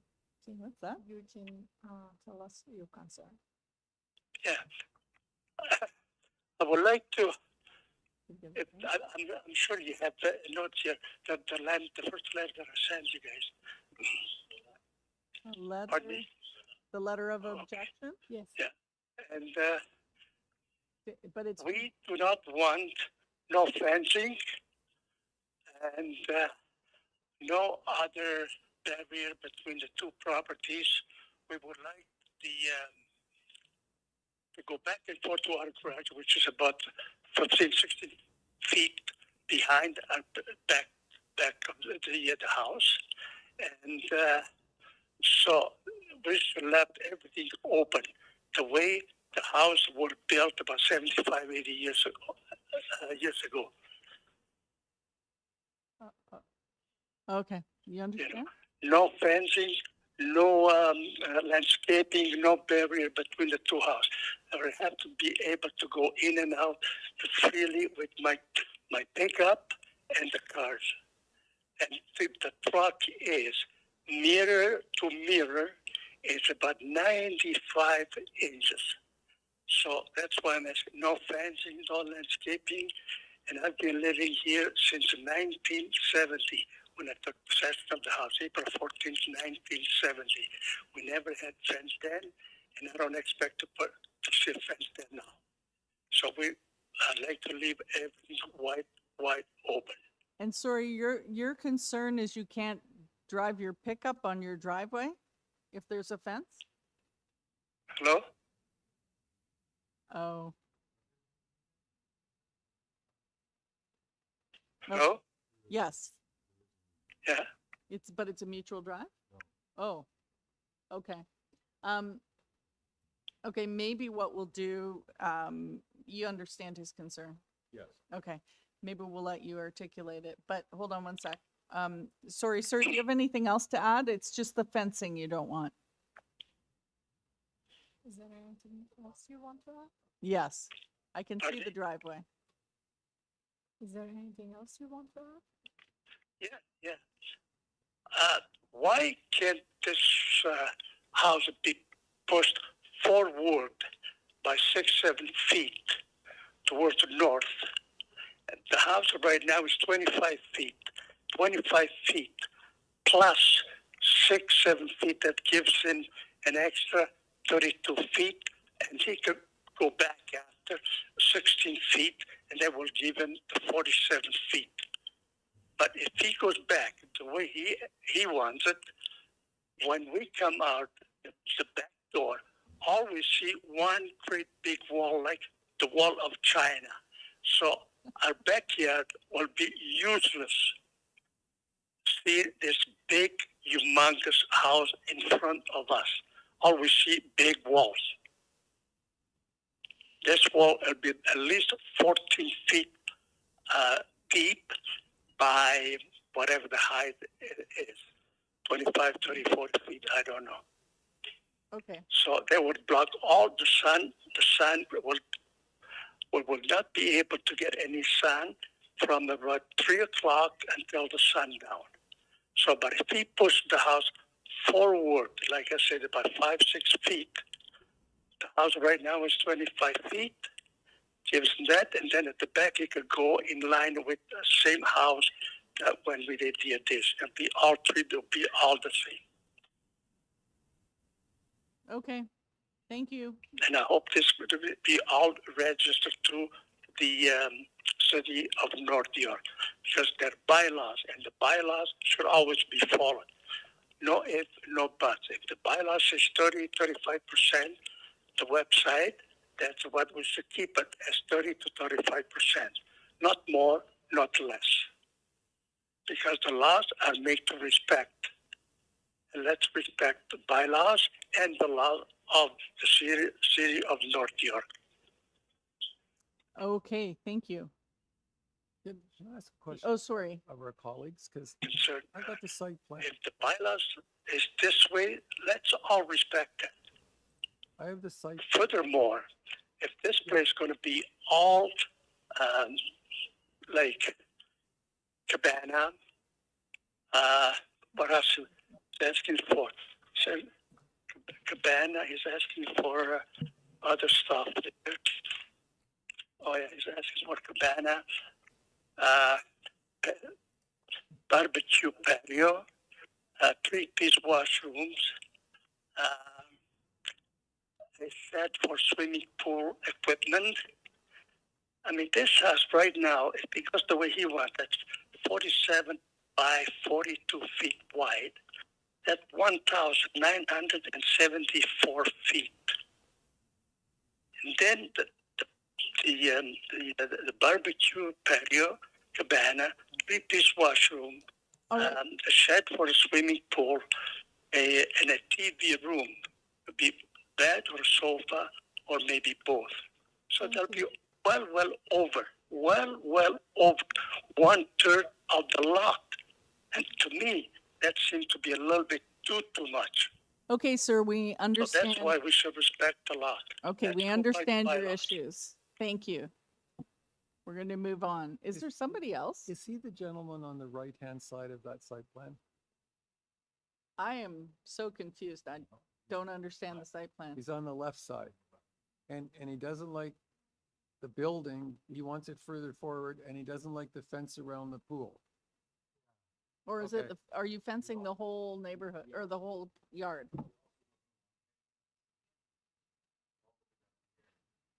Right. Yeah, we can't, you have to explain it just in words. So, but You wanted me to commit. let's have you back to the podium. There's no, Yeah. there's no Is there fences in another contention. person that, who? Not the daughter? No. Somebody else? Another neighbor. One moment. Okay, this is Peter Aguirre, Yes? from residing from 9 Bayford Avenue. Yes? You're on the other side. Sorry? You are on the other side of this property. Correct. I'm on the west side. Yep. Of 11 Bayford. Okay. First of all, I did a petition on the street, and I got 90% signatures. 90% of the street opposes. This is a single story bungalow homes, dead end street. Which contribute to the established character of appearance, harmony of the street. The proposed two-story structure would be significantly different from the existing streetscape. It would not be in keeping with the prevailing character of the area.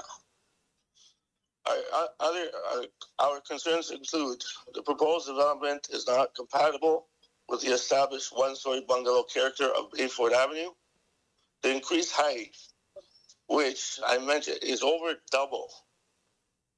Our houses are approximately 18 feet, 16 feet to the peak of the house.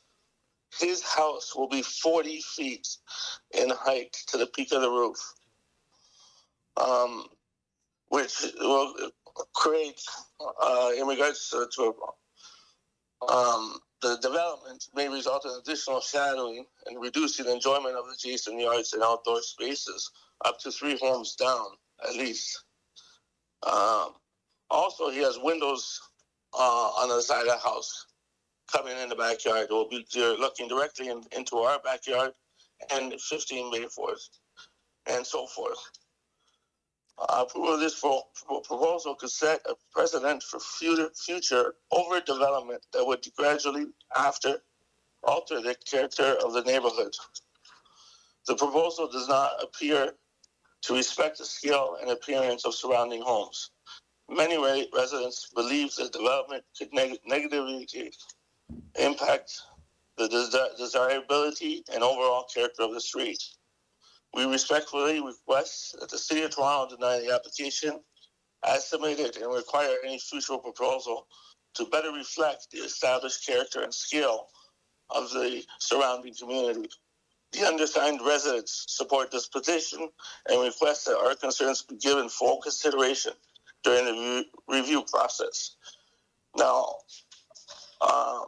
hopefully Sam has there, Mr. Sam, if you have the picture of the petition, which you can see 90% of the people signed on the neighborhood against this proposal altogether.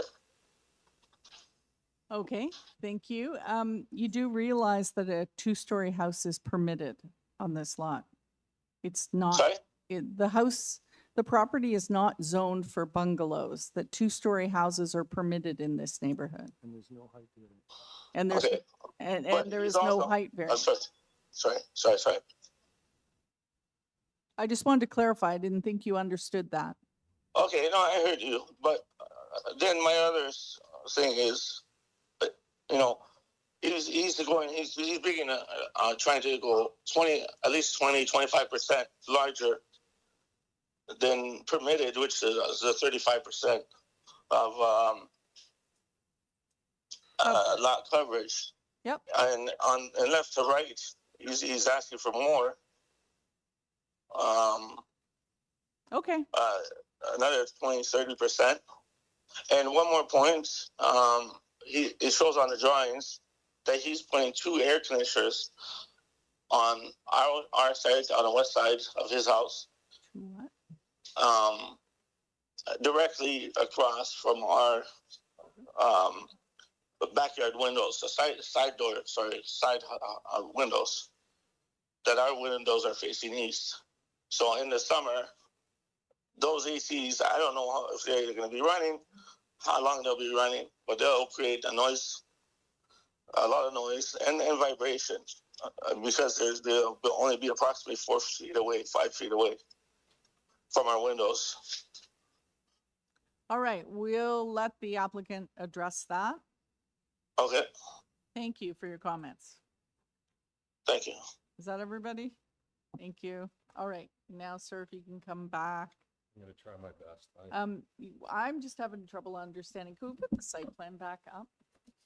So the house is set back from, this gentleman has looks like his driveway is all paved to the property line, or his lot. So looks yes, I own 1 point, I want to get the exact 1 point, because it's in meters here. I say 4 feet, but I think it's different. 1.27 meters of that whole side. It's So mine. maybe There's no easements, there's nothing. All the houses are built like that. The left side is 4 feet and the right side is 8 feet for the driveway. So we're all like that. Okay, but let's put the photo back up for a sec. That's the mistake. When I see that now, I understand what you're saying, but I have the survey here. And isn't it part of the? It is part of the package. Okay, yeah. So if you look at it, that is the survey. It's not shared. There's no easements, or else I would have had the architects and everything say this is an easement. It's the asphalt that's shared. Because So- if you look at my picture, it's concrete. Yeah, It's concrete. The asphalt's only at the grass. do you recall the photo with the looking between Sorry. the houses? Let's I'm just just pull trying that to up help for as a sec. best I can. No, I know. I'm just trying to understand it. I think I'm confused about the looks like the neighbor's driveway appears to encroach on the setback to this house. Okay, hold that there. If I can explain. Yeah, All that concrete is my property. the sidewalk on the left. Yeah, that is my property. That's what I thought. As you go toward that car that's parked on an angle at the front, Yep. That's 2 feet of asphalt that's on my property, and that's the part where the architect put the word shared. Because Oh. that's asphalt way up there. So this neighbor wants to drive his pickup truck down the driveway to Yes, his garage without any fencing. without any encumbrance. Now, we both measured things out together. And will And his truck fit if he- you put a fence there? I didn't measure his Oh, truck.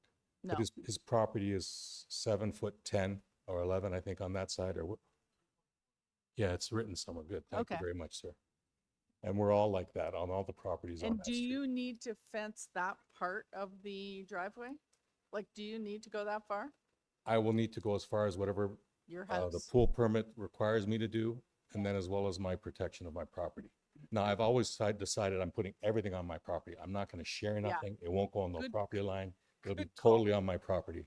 I And- don't want, and I'll pay for the whole thing myself. I'm not asking neighbors for anything. And how high a fence do you need for a pool? Whatever the law says. Yeah, I don't know what that is. Yeah. 1.6? Really? I didn't think it was. Oh, okay. 6 feet's 1.8. I should turn my microphone on. but Yes. All of this fencing conversation I- really has nothing to do with I it. know, I but was just trying to I will understand. work with my neighbors. I've had these conversations. I will continue to have it. The air conditioning, I could speak to that. The gentleman brought up the word air conditioning. They're 10 feet in the air mounted to my house. They're not going to be in his area. Oh, They're 10 feet in the air mounted to the house. They're going to have, the way they explained it to me, soundproof material, not soundproof, vibration materials for the air conditioning. And that's all tied to my house, Little not on the pads ground. underneath them to absorb the- He wants to have it's easier more to turn at the end of the drive. bingo. Yes. So the only, no, that side of the property, I'm back 12 feet. 12 feet? The house is staggered. Yeah, it's set back for that whole look of openness, right? That's the design today, and that was one of the reasons why we did it.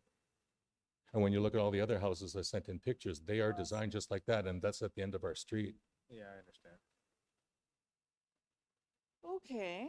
All right, let's go back to the variances. What are we dealing with? So, do you want to, I mean, you've kind of explained what their concerns are, I think. May I ask one question, Madam Chair? Yes, you may. So, you made one modification where you reduced the side yard setback to 1.6 to comply with the city's request. Exactly. And then you also made a comment through your presentation where you said you were reducing the lot coverage to No. 38.6%. So maybe I jumped ahead. Once the drawings that are there now Yeah. don't have the right number. It's 39 point minus the setback now, the west side. Reduces his coverage. It'll So- reduce that. I And just, that's I don't why- want, I don't want any errors to get made. Just because you reduce a setback doesn't mean you make your house smaller. Sometimes it does. We are. Okay. As long as you're We- confident. 100% we are. As long as you're confident in that number. That's according to my drawings, according to the So architect. your lot coverage will be 38.6%. 38. Because that would constitute a revision to your variance number one. That's why I'm asking. Yeah. Yeah, it makes it better, frankly. Did staff catch that? Is that correct? Yes. I Well, don't- you- I don't you want told I don't want us- you to leave here with the wrong number, but that's what you said to us. 38.6. 38.6. 38.9. Sorry, 39.8. That's what you have on paper. That's what we have on paper. And then, When you reduce the side yard or increase oh, the side and when yard. we increase the side yard to how shrinks by, yes, 1.2. Okay, that's right. Now I know where you guys are. I apologize. So It'll you shrink told by us- 1.2. You told us the coverage changes to 38.6. So Is that correct? 39.8 minus 1.2 is 38.6, so that makes sense. Yes, I Okay. think that's it. That's the number? Yes, that's right. Okay. Sorry, I guess I It's all confused right. you We'll because get it I sorted. was confusing myself as well. I don't want, It's easy to do. because it can cause a lot of problems down the road if Yeah. the numbers aren't. You don't correct have here to come today. back. You can- So that's like holding it to the site plan, whatever the site plan is, that's what it is, right? Is that what it is? That's what we're saying? One? To what? The Yeah, lot you're, coverage of your house will be modified to 38.6%, which is 1.2 less than what you have on paper right now in the application. But, okay, hold on. There's a revised site plan on file from June 26th. Does I that? thought that's what we were talking, is that the one with I'm the, looking at the public notice now. Yeah, I know you are, but I'm looking at Oh. the site plan with the stats on it. And I can't tell if that has the increased side yard. oh, it does, 1.6. Oh, then, you know what, I could be wrong. We gotta go back to that one. That's the one the architect gave me, 39.8. And it's got the west side at 1.6. That's what you've applied for. I apologize. Okay, so Maybe we better leave you're it. Yes. maintaining what's in the notice. There's no change. No to that. change. And it needs to be calculated by the city after, but yes. That's the one that you're looking with the 1.6 west side. Yes, yes, Okay. yes. Now I'm tracking. So the only revision is that 1.6 meter setback. Okay, I got it. All right. Are we comfortable to go into committee now? I am. Okay. Thank you. We're going to take it into committee. Thank you very much. Okay. Mr. Bartolo, Sure. you understand. I'll kick things off here, Madam Chair. So You can talk about it. listen, I've listened to the comments from the neighbors. I don't think a lot of the comments are actually germane to what's being discussed here today. You know, the issues of fencing and whatnot are not an item that's within the purview of this agenda, and there's no variances on that. So and we're not here to negotiate private agreements between neighbors. They'll make their own deals after we're done here today. So when I can consider those comments that were made, and then I consider the presentation by the applicant here today, and look at everything numerically and within the context of the neighborhood, two-story houses are allowed. I think what's being asked is not out of the realm of supportable. Yes, it is larger than some of the bylaw items, but I think it's generally in keeping with where the city is going, and is an appropriate amount of intensification. And on that basis, I'm prepared to submit a motion to approve this application, subject to variance number 6 being revised to 1.6 meters. And the, And subject to the conditions of the urban forestry memo attached. but there's also a condition of planning. Yes, and that, and subject to the conditions noted in the recommendation section of the committee, the planning staff report.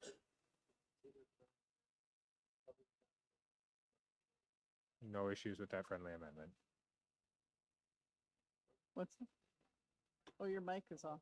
That the covered patio in the rear yard remain unenclosed. I accept that friendly amendment. Okay. Okay. Do we have a seconder? Mr. Nipfeld, all in favor?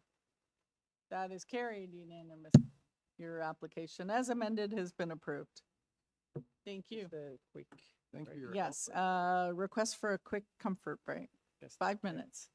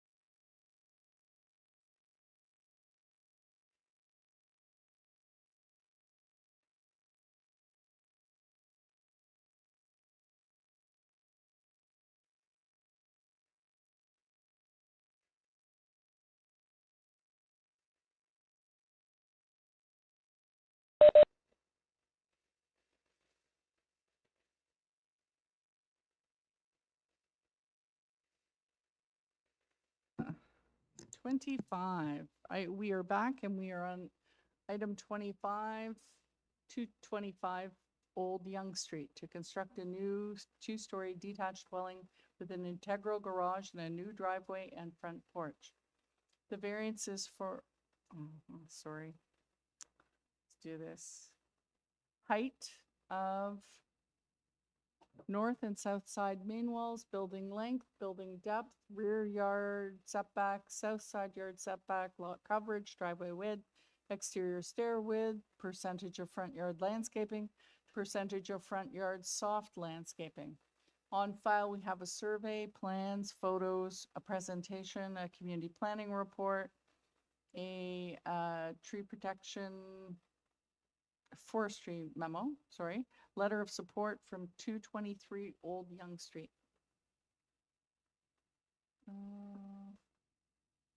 Okay. And we have the applicant. Yes, this is Nafisa Zangiabadi, 30 Apple Orchard Path, Thornhill, L3T3B6. All right. Do you have any changes to make to the application? I would like just to remove variances for the landscaping, front yard landscaping, 9 and 10. You're removing them? Yes, Okay. that's it. Okay. Thank you. And I just want to confirm we have 2 letters of support from both immediate neighbors. It's attached to the first one. Okay. And you've seen community planning's comments? Yes. Okay. Yes, and we're okay with that. Okay. All right. I don't believe we have anybody on this application. There's no one here on this. All right. Do we want a presentation? No, we don't want a presentation. Does anyone have any questions of the applicant? Go ahead, Mr. Bartolo. Thank you, Madam Chair, for you, to the applicant. You're removing variance number 10 as it relates to front yard landscaping. Yes. Okay, what about variance number 9 as it relates? And 9, yes, 9 and 10, both. Oh, I missed that. All right, no problem. That's okay. Makes sense. Thank you.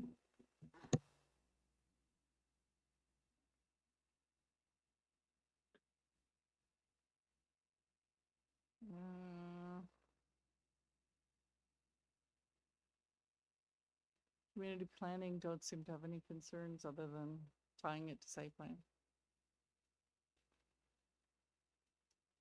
All right, should we take it into committee? Okay, we're in committee. Go ahead. Thank you, Madam Chair. In looking at this application, there's a good volume of variances, and there's lots of little bits of overage here and there, but with the elimination of variances 9 and 10 as it relates to the green space and the work that's been done with staff to their satisfaction, I'm in agreement with that, and I'm prepared to put forward a motion to approve this application subject to the following revisions: that variances number 9 and 10 be eliminated, and be subject to the conditions of the forestry memo attached. And did you mention community planning? And the staff recommendation number 1 of the staff report attached. He did mention forestry. All right, we got forestry. Okay, thank you. Mr. Nipfeld seconds that motion. All in favor? That is approved. 26, 15 William Craig Drive. This is an application to construct a new ancillary building with a covered patio. The variances are for a location of an ancillary building, south side yard for an ancillary building, front yard setback, lot coverage by ancillary buildings and structures, total floor area of all ancillary buildings and structures. On file, we have a survey, plans, applicant's photos, community planning report, 6 letters of support, and a late previous decision. Let's have our applicant. Hello. Hello. Hi, I'm John Lorero of LR Architecture. My office address is 25 Wingold Avenue, second floor, Toronto, Ontario, M6B 1P8. Thank you. All right, so have you seen the community planning staff report? Yes, we have. I've gone over it with the client. We all decided to just proceed with the application as is. Okay. Do you want a presentation? All right. Could you give us a brief presentation on what is proposed? Sure. So this application is straightforward. Our client has decided to attempt to build a detached two-car garage complete with a covered porch connected to the west side. The reason our clients have decided to proceed with a proposed two-car garage is for him and his wife to be able to park both their cars inside a secure space, as in the past their vehicles have been broken into. The size of the garage has been driven by the fact my clients own a large pickup truck, which is in relation to the electrical trade he works in. He also requires some indoor storage space as the existing home on the lot is plus minus 900 square feet, therefore has limited storage space. The reason our client has decided to also add a covered porch area to the west side of the garage is to be able to set up a picnic table area where they can host family gatherings with a better functionality.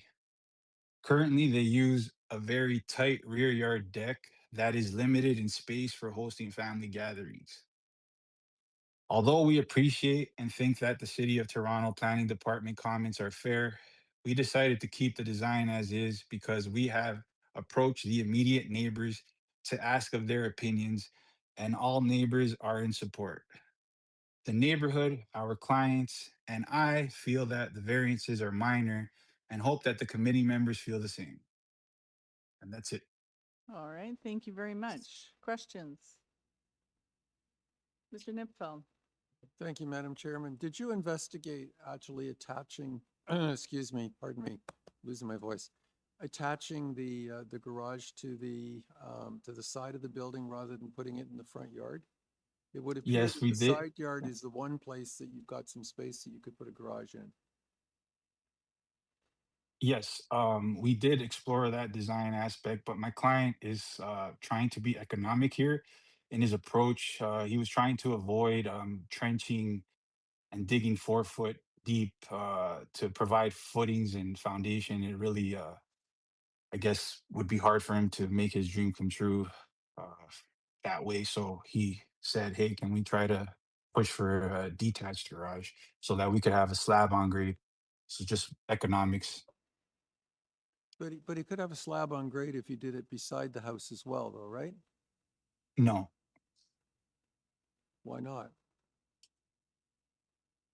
Structurally, I've done this for 20 years. I've never seen that.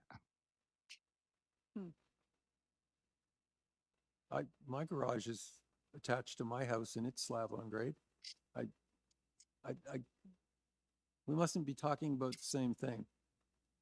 It must be a really thick slab then, I guess. But that was pretty much the reason why he said he really wanted to do a detached garage to save on economics.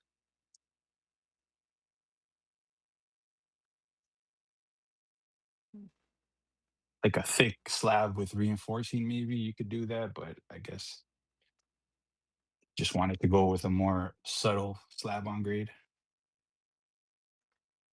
Okay. All right. What? I had a question about coverage of without the garage, what's the coverage on the lot? Or the coverage of the house? Do you know? The coverage of the house is 85 square meters. As a percentage, do we know what that is? I could calculate it quickly. I'm trying to get at, is there coverage to spare? If that makes any sense. Like all we're dealing with is a variance to ancillary lot coverage. Mhm. It was might be. Yeah, I mean, I don't see this as being in the front yard anyway, my feeling. is That was my next. If you want to talk about the lot, and it's a pie-shaped lot, Yeah, so it's it's an very odd-shaped awkward. lot. Yeah, it's very To strange. me, it's in It's the very side yard. unique too, and it's not a pie shape with an actual rear yard property line, so it's very, very unique. Yes, 'Cause some of the pie shaped lots in this area have an actual rear yard property line, where this literally has 3 lot lines. yeah, it's an odd-shaped lot.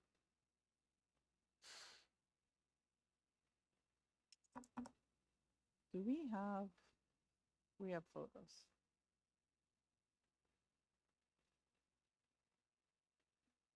I mean, okay, let's put the photo up, the one, the first photo I found. Is that, yeah, that one.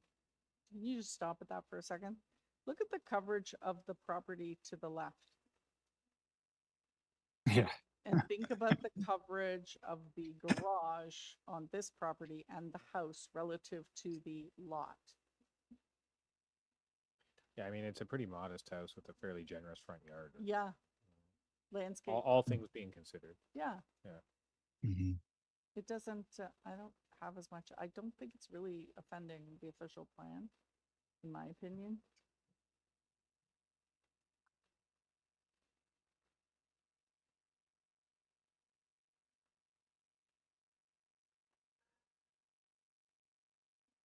Well, any other questions? No, I'm prepared to make a motion, see where it goes. All right. We'll take this into committee for a decision. All right. Yeah, so when I do my analysis of this proposal, I think what they're struggling with is a very strange shaped lot, and the differentiation between side and front is it's kind of difficult to distinguish because of the shape of it. It's pied, it's on a corner, it doesn't have a real backyard. There's not a lot of opportunities for what we consider like a typical ancillary building or a garage. That being said, I think this kind of straddles the line between front and side yard, which makes a bit of a difference in the planning context. And because of the nature of the lot, it's unusual, and given all the constraints on it, I'm prepared to support the application, because if this was partially an attached garage plus another small workshop ancillary building, it'd be a different story. This is really about how they've spread out space across an odd lot, not so much the sheer volume of space by my estimation. So on that basis, I'll put forward a motion to approve this application. All right. Any conditions? No. No. No. All right. Do we have a seconder for that motion? Nope. All right. Okay, could we have an alternate motion?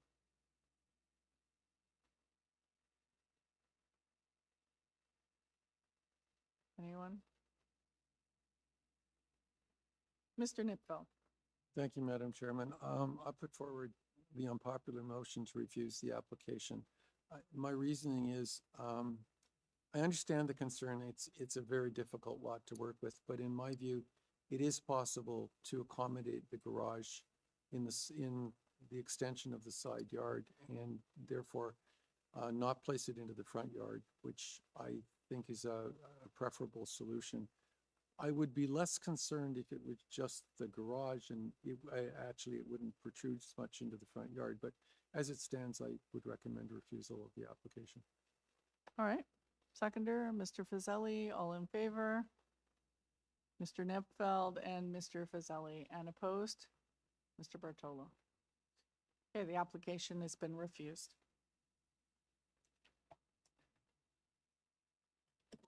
Okay, item 27 was deferred.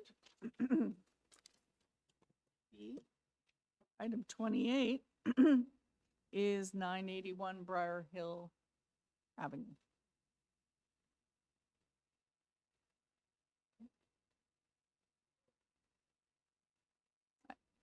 Oh. I can't break a tie. Well, do you want to record my vote for that one? Yeah, well, I would have. I would have created a tie. Yeah. That's why I didn't. Yeah. Okay. Thank you. Doesn't happen very often. All right, 981 Briar Hill Avenue. This is an application to alter the existing one-story detached dwelling by constructing a rear one-story addition. Existing one-story detached garage to remain. Variances are for building length, height of an ancillary structure, location of an ancillary building away from a residential building. On file, we have a previous decision, survey, and plans. Goodness, you have too many microphones on, whoever's online.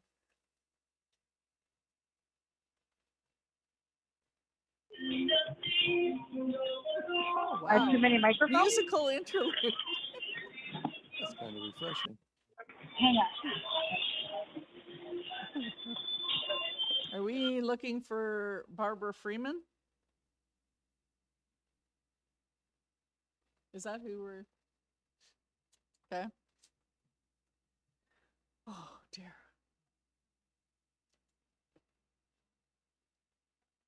I know. I didn't intend for that to happen, but. Yeah, I did. I know.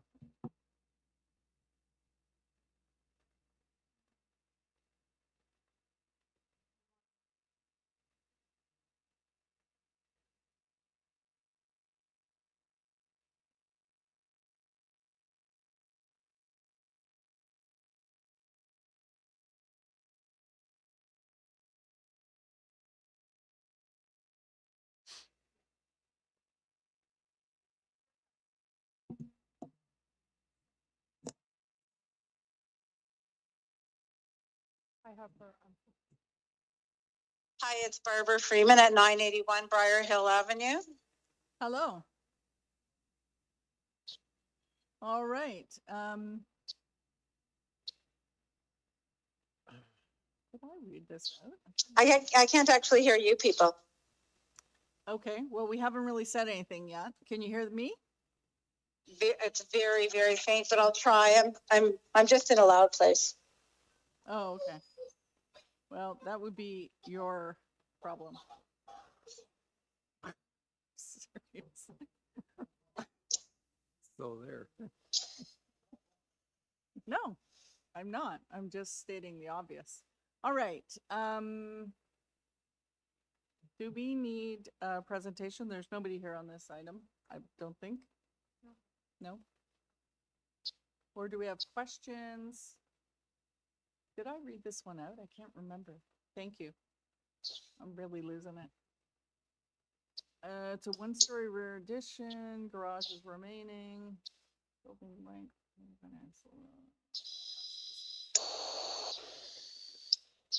Is somebody talking to me? No, we're just Okay. talking amongst. You might have to repeat what they're saying. Just give us a moment.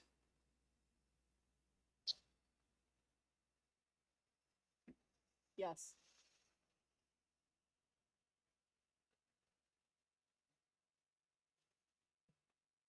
Yeah, I don't get the ancillary building either. Is she, okay, hold on. May I just ask her directly?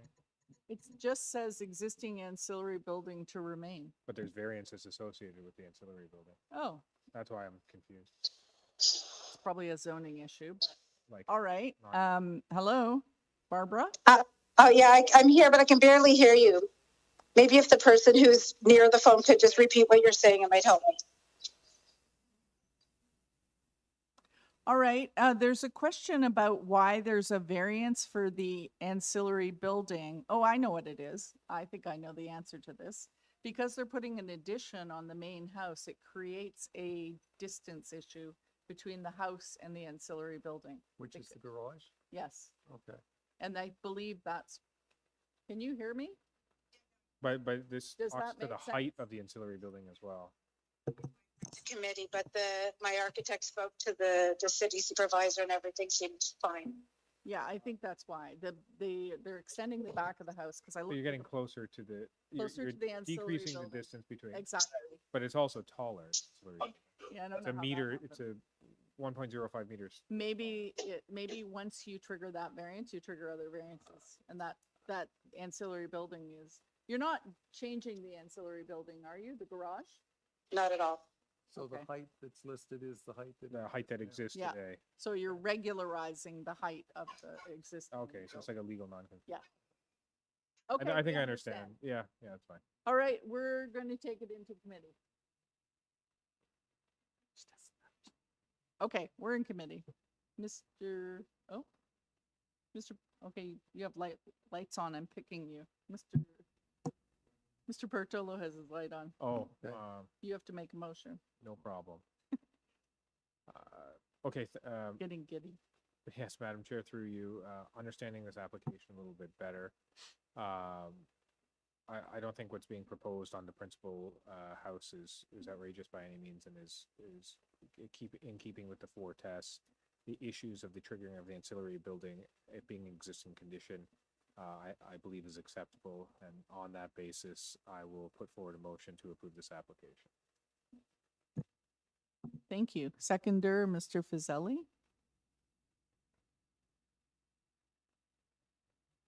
Okay. All in favor?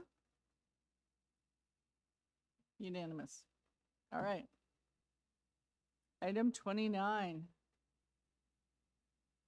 64 Shell Avenue. This is an application to construct a new 4-plex on the property with a garden suite in the rear yard. We have variances for front yard setback, building height, east side yard setback, garden suite in the rear yard, landscaping, separation between garden suite and a residential building. On file, we have a survey, plans, photos, cover letter, staff report, it's community planning report, forestry memo, letter of objection from 62 Shell Avenue, late revised plans, and a late support petition. All right. Welcome. Thank you, Madam Chair. I hope I feel like a welcome finish line for you. We hope so. My name is Ian Flett, and I'm here as the agent for 64 Shell Avenue Incorporated. And this application seeks minor variances to permit a new 3-story 4-plex, together with a 2-story garden suite at the rear. Before turning to the 4 tests, I want to address the city's request for a land use compatibility and mitigation study. Respectfully, staff is attempting to use this policy in the wrong type of application. Staff's position treats this minor variance application as though it were a separate complete application regime, like a zoning bylaw amendment or an official planning amendment. And simply, there is no complete application regime stemming from the official plan. And I will reserve some time to make further statements on that, and I'm happy to answer any questions you may have about that question. The city has already made the planning decision on this site to permit up to 5 units. That's done. That's behind us. Even on the question of intensification, it's behind us. The city's decided that. So the zoning, so in this case, what we're asking for is not whether the amount of residential intensification should be allowed in principle. That's been decided. The only issue is whether the particular variances, 5 variances to permit a 4-plex and a garden suite, should be permitted. And those are for a front yard setback, which I should have started with. We are amending from 4.85 to 4 meters. I should have asked you that. And thank you. And I noticed in all the other applications you had done that. Sorry, I apologize. Yep. Can you repeat that amendment? 4 meters. So Sorry, which one was Which that? variance is that? Oh, for the front yard setback, variance number 1. Variance number, thank you.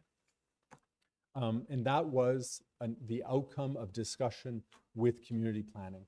In their report, they indicate that they had built form issues, and that was the issue they had. And we've come to terms with them on that amendment. Then there's a side yard setback variance, a very minimal height variance from 11 meters to 11.77 meters. There is the variance for the distance between the 4-plex and the and the garden suite, and then of course a variance for rear yard setback, rear yard landscaping. On the rear yard landscaping variance, you'll see from the site plan that there are a number of measures taken to ensure that this site can handle all of the stormwater that lands on it and within it. So there's a staircase that's made of permeable material so that rainwater goes down to the very bottom of where those stairs are. So even though that's excluded from the landscaping, it will be able to infiltrate water. Permeable pavers and stones are recommended for all of the walkways, and we're happy to have this application tied to that site plan drawing that you see there to ensure the planting of the tree and the permeability of surfaces. So in terms of the purpose of rear yard landscaping, we believe that it's being met because this site will absolutely be able to handle all the water that we'd expect to find on it. In terms of the official plan, this is within an MTSA, the Fairbanks MTSA. It falls within an area that the city and the province seeks to see residential intensification, and it's within a strategic growth area, but as defined by the PPS. In the applicant's submissions, the variances meet the 4 tests. The proposal remains a low-rise form of housing in a neighborhood designation and within that MTSA where multiplex garden suite development are expressly contemplated. To the north of the site is a place of worship, not an industrial use. And that building itself is a large concrete building that would be the building facing the garden suite, so to speak. So no impacts to the north. Very minimal impacts in our submission to the east, because you'll see that if you see from the satellite pictures, the neighbors have a very developed rear yard with a large concrete garage and other structures. And then the neighbors to the west have a small shed on the side where the garden suite would be. So this is really very much in keeping with the area in terms of the built form expectations. I don't know if I should make further submissions on the staff report now or whether I can count on a question to elaborate. It's very important to get this point across to the committee for my client. And I'd invite whether the committee would like to hear that now or whether we should hear from the opponents who I understand are here and then address that. I can thank you very much. About, yeah. From the report, yeah. Oh, is it? All right. Well, do you want to ask a question or shall we wait? Let's hear from the residents and then we'll explore that issue at some point. Thank you. Thank you, Madam Chair. I think Yeah. one of your colleagues had a question. I had Mr. one Nipko. question about the staircase, the fire escape. It's grass underneath, which it could percolate through the staircase and through the grass. But is that area, the footprint of the staircase, is that included in your soft landscaping or not? No, not usually, no. Is it here? Pardon me? Is it included here or not? I don't believe so, no. No, I can double check that and then return with Please. the correct answer once I'm. And the other question I had, did you explore the alternative that doesn't have a staircase at the back? There are ways of in designing the building without a staircase. Did you explore that? And if so, why did you not proceed in that direction? I know that my client has, so there have been a number of discussions because of the exact issue that you're pointing to, where the staircase is something that's coming out with the fourplex. My clients have been in conversations with provincial leaders on the topic of how to amend the Ontario Building Code to permit interior staircases as a single point of exit. That is still not resolved from a building safety point of view. And so the compromise of creating the interior staircase would be too great a compromise in terms of gross floor area to make this a viable development for residential uses. So the interior staircase, which is what we've had before us, we've had a number before that don't have external staircases. And they comply now. So you did explore it, but you didn't feel that you could achieve the density you needed with an external staircase. This client in particular has certainly explored that, but they're trying to really build that missing middle on lots such as this one to achieve. Which I agree with. I just think the staircases are a huge bunion. It's unfortunate. And we hear that often from responding neighbors, and we understand that. At the same time, I can tell you that if there are people who are, and I don't want to use the word lobbying, but arguing or advocating for an alternative, it's my clients and other developers with similar projects. Thank you. Mr. Fazeli? Yes, through you, Madam Chair.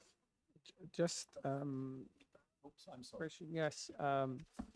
In the staff report, as you see, you already know what they have mentioned in terms of like deferral, and you know why the reason for deferral, and then basically they're asking if you're not accepting it, being refused, but then they have a condition about if we approve it, the city has received and accepted about the community planning staff recommends basically that you have the land use compatibility mitigation study.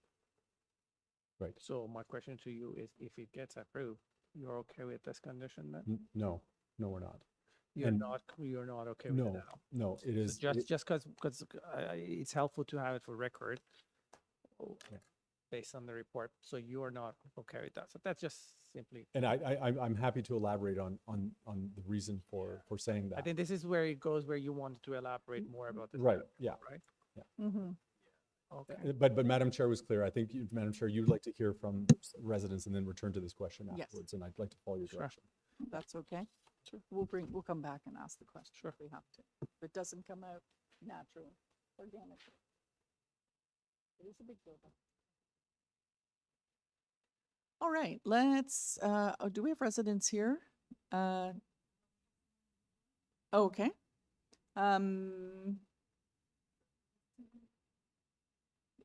They have someone on the phone representing you, is that correct? Okay, I guess I should just preface this discussion before we hear from the residents, that I just want to make the point that multiplexes and fourplexes and garden suites are permitted. The council approved that permission, so we're not debating whether it should be here or not. All we're looking at are the variances that are required to achieve it in this location. Okay, just want to make that clear. All right, let's hear from whoever's on the phone. Yes, good morning, committee, or good evening, committee. I had my camera on, so I'm not sure why you can't see me. But I'm going to speak on behalf of the residents and leave some time for them to discuss the impact of some of the variances. And can you give us your name and address, please? It's Christine Holder. I'm a lawyer representing the residents of 62 Shell Avenue, who are present with you today. Okay, thank you. Okay. And the residents have completed quite a detailed paper on why they're opposed to the two variances. One is the height increase, and the second is the side yard setback, the modification to the side yard setback, primarily because the combination of the two variances does not have a minor effect on them. So it's not a minor variance; it's a major variance. Sorry, I'm getting something that's asking if I want to leave the site. Based on the impact to them, it's the side yard setback would move the height in building very close, less than a meter from their property. So the combined effect is to take a building that's almost 1 meter higher than what is permitted by the bylaw and move it less than a meter away from their property, effectively blocking out the sun from their property. They have concerns about excavation being done so close to the property, water drainage, and they have been reasonable in that their opposition does set out, their primary position is those two requests should be denied or refused. If they are granted, they want to see some adjustments and accommodations made to protect the integrity of their property. But their primary concerns are obviously the quality of the enjoyment of their house, having a 3-story property, and we're not debating whether or not multi-residential buildings or can be built on the property. We understand that that's the case, but that combined, the combined effect of being right next door to them And I'll just highlight some of their other concerns, but again, they are going to speak to it as well. The one is the loss of light coming through.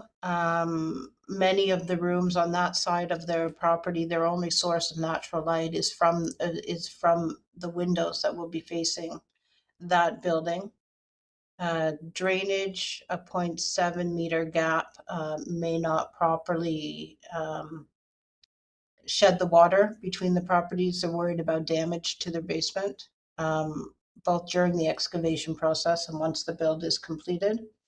And again, it's the proximity next to them. There's almost no right of way between the two buildings if it's built so close. So those are their primary issues. Now, the applicant may address this, but we also objected on the grounds that the variation was considered desirable for the appropriate use of the land, based on the notes that the staff committee had made. And I guess we would maintain that position, subject to the applicant's response as to why they're not prepared to permit the. Sorry, I need to find the exact wording of what the staff was asking for. Okay, so technically. Yes, it was the land, the compatibility mitigation study. I'm not sure if it adequately addresses those concerns. Okay. Technically, you have 5 minutes for the property. So you've pretty much used up your 5 minutes. So if we're going to hear from the applicant, it better be very short. Okay. Yeah, she's representing them.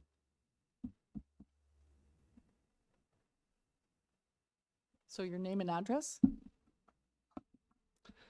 Good afternoon, Madam Chair and members of the committee. My name is Mehdi Bozore. My wife, Dora Bouchia, and I live at 62 Shell Avenue, immediately east of the subject site, and we share the lot line and a registered right-of-way that runs along it. So concretely, this proposal would put a 3-story blank windowless wall about 2 feet from our boundary, closer and taller than the bylaw allows. 3 rooms on our west side draw their only natural light from that side, so that light disappears. Our son would no longer have any natural light in his bedroom, for example. So quite simply, we would lose the everyday enjoyment of our own home. There are 2 additional facts that worry us. First, a full basement excavation 0.7 meters from our foundation puts the foundation support at risk. And second, there's a registered right-of-way that runs along that exact boundary over the westerly 2 feet of our lands in favor of the subject site. And a wall at 0.7 meters, again, could not be built or maintained without basically using our lands. And the right over it is for passage only, not construction, maintenance, and everything, and difficult for us as well. And apparently the plan before you today isn't current. Staff confirmed the applicant is still revising it, and the required land use compatibility study has not been filed. So we respectfully ask you to defer as staff recommends, or refuse variances number 2 and number 3, so the building is redesigned to comply. Thank you. Thank you. Any questions? I have a question for staff before we go any further. I know it's late, but is there a error on the map? Because I'm looking at the map and looks like 66 is highlighted, not 64 on the location map. Is that correct? But the application is for 64 Shell. And these neighbors are 62. I just wanted to reconcile that in my head. Okay. So the wrong property is highlighted. So 64 is actually right behind that large building, or maybe the applicant can. clarify.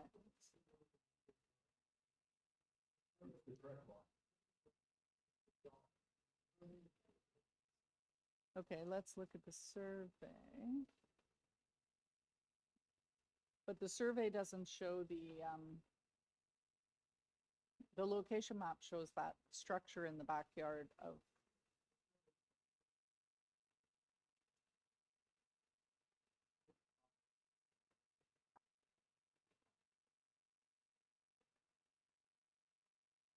Would help if I looked at the right one. Okay, that's all right. I just wanted to clarify.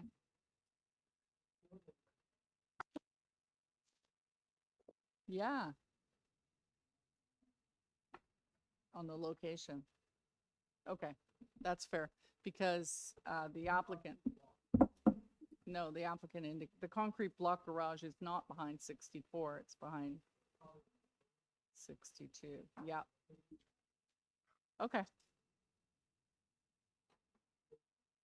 Just the numbering's off, all right. All right, let's have the applicant address the comments. Thank you, Mr. Madam Ogre? Chair. Thank you.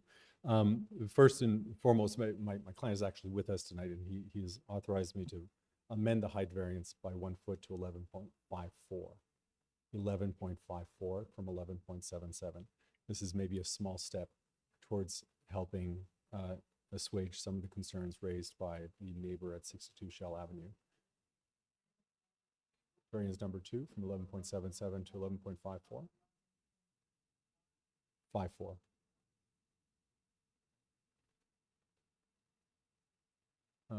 Now, understandably, and I don't know how the sun shines, but what I would say is that that as indicated by the owners of 62, there is a right of way there, and of course, all the building is outside of the rights of the overlapping rights of way between the two property owners. It's not entirely clear from the survey, but I would also suggest that it appears that 62 Shell also has a setback, is closer to the lot line than what the zoning standard is. And so to the extent that there is an impact, it's an impact that's been shared now by both property owners. You'd also note that at the rear of 62 Shell, there's quite a lot of development and building in the rear part of that area. And to their credit, they scoped their opposition just to those two variances, not to the garden suite itself. Now, in terms of the mitigation study, I do want to return to that. Under the Planning Act, imagine this, the last application you get to hear about the Planning Act from a lawyer. Under the Planning Act, the government, the Ontario government, can prescribe what material is required for a minor variance. That is different than what constitutes a complete application for a zoning bylaw amendment or an official plan amendment. And so the way that the staff report is written, as though this official plan policy requires this to create a complete application in this case, that is wrong. And I say that with all due respect to staff, but it is wrong. Now, in terms of, and I think this goes to the question, well, if staff was asking for it outside of any particular legal right to do so, could we put this in as a condition? And yes, of course, under your jurisdiction under 4519, you could put that in as a condition. I would say that that would not be correct, because it appears to me that staff's justification for asking for it is their incorrect interpretation of their official plan policy. They haven't asked for it because there's a concrete mixing plant next door, right? They haven't asked for it because there's an anticipation of a significant industrial use next door. It's a mosque that's raising funds to build a new mosque. And north of that site is a bike path and a multi-use trail. So this is not where the next Hershey's chocolate factory is going. So it defies practical logic to require the mitigation study, and it's inconsistent with law, with what the powers of the official plan actually grant municipalities to require to create a complete application. What is a complete application is prescribed by regulation, as I outlined in my letter. All those things have to be in an application for minor variance. No one but cabinet can change that. And that was the foundation for staff asking, is an attempt to expand the understanding of this official plan policy. Madam Chair, I will only reflect back to you what you said. These building types are contemplated here. We're talking about 5 variances to permit 5 units. None of these variances are excessive in any way. And with respect to the neighbors, there's a shared burden of having come close to that lot line between the 2 properties. Those are my submissions in response to what we've heard, my attempt to try to elaborate a little bit on this mitigation study. I'm happy to answer any other questions that I can. Oh, I would add, to put that condition in as a requirement would make this project very expensive, because not only would you require a full mitigation study, but also we'd be paying for the peer review of that mitigation study per the city's request. And then the economics of these projects starts to go south. All right, thank you. Questions? Yes, I do have a question, Madam Yes. Chair. Thanks for explaining in regards to the question that I've asked earlier. So with this study that you're referring to, I know that you mentioned that if it is included in the approval, let's say. If it's included where? Within the condition, like if you're adding this condition into our approval, right? You mentioned that it's the cost and the economy of the application and so on. But if you're looking at the application itself, we have the staff report in front of us, right? And we do receive best reports. Based on those reports, it helps us to make some decisions. We don't always go with the reports. Sometimes we do, sometimes we don't, but they are here to help us to make a decision. And once it is in front of us, before us, basically, this is what sometimes we rely, sometimes we don't. But with your explanation that you're sharing, I'm looking at the staff report. It asks for the deferral. I understand that there is a communication between the applicant and the staff in sort of different variety of topics. And this is one of those topics, I would say.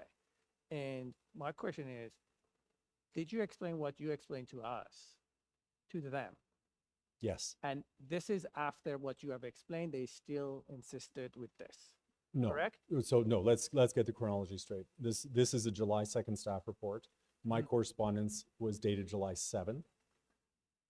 Mr. Chan from the planning agency relayed my correspondence to all the staff that he's been dealing with, including the leadership of the EHON team.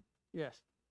And so But everybody. there was no revision after. But there was no revision afterwards. All right. They have maintained this position, but they have not responded substantively. Mm-hmm. They have not responded substantively to our letter. Yes, so I understand this, right? But for procedural matter of decision making, we rely on what's before us. I understand the point where you're explaining, so that's where I stand in that matter. But even if it is included there, basically you're going to make that argument after with them, but they don't accept what you're explaining, right? Because you're saying don't put it in as a condition.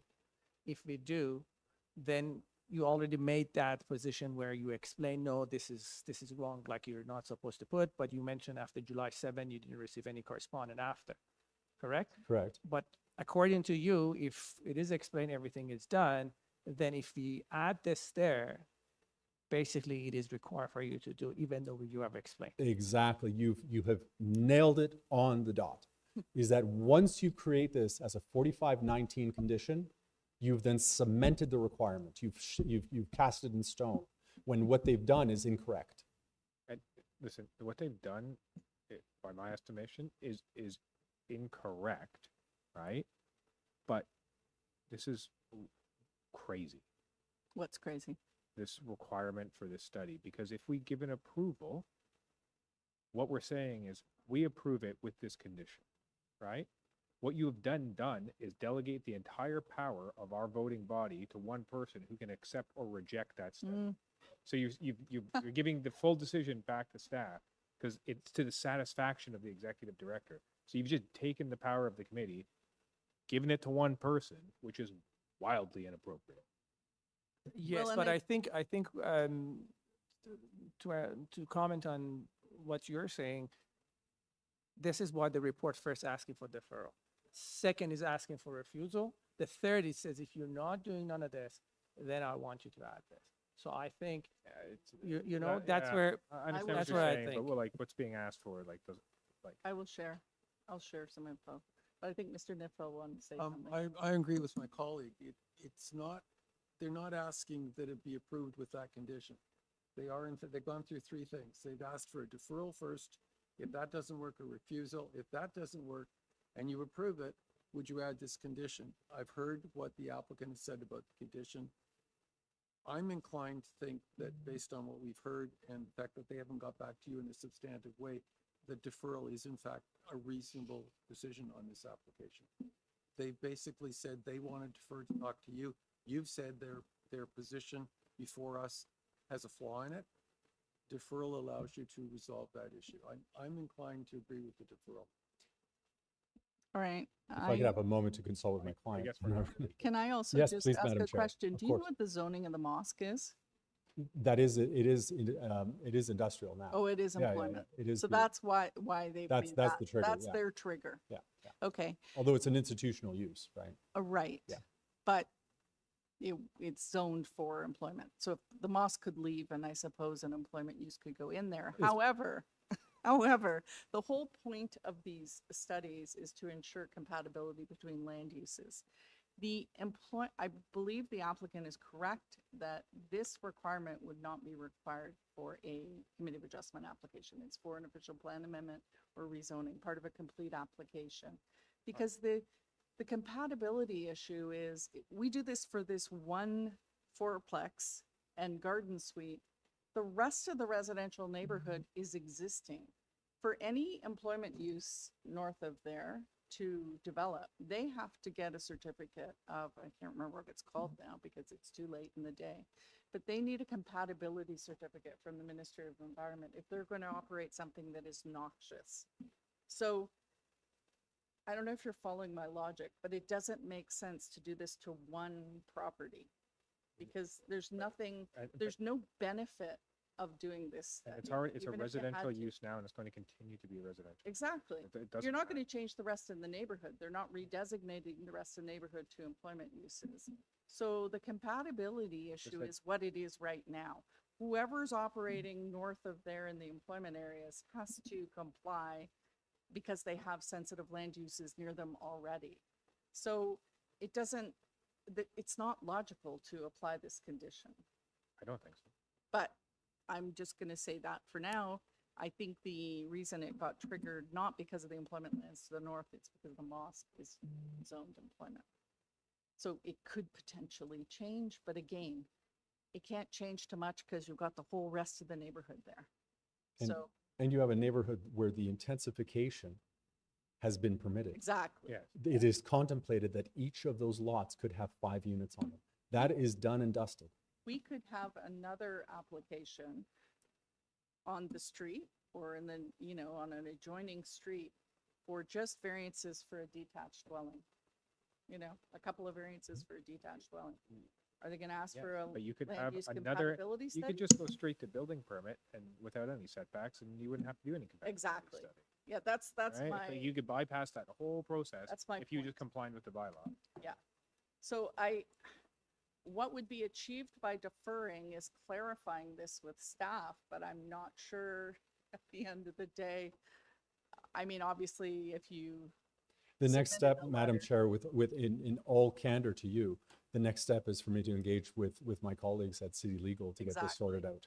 And so what we're doing is spending the city's billable hours, my client's billable hours, to arrive at a conclusion that with respect, I believe is crystal clear, and only to come back here again after you've struggled all day long to get us to this point.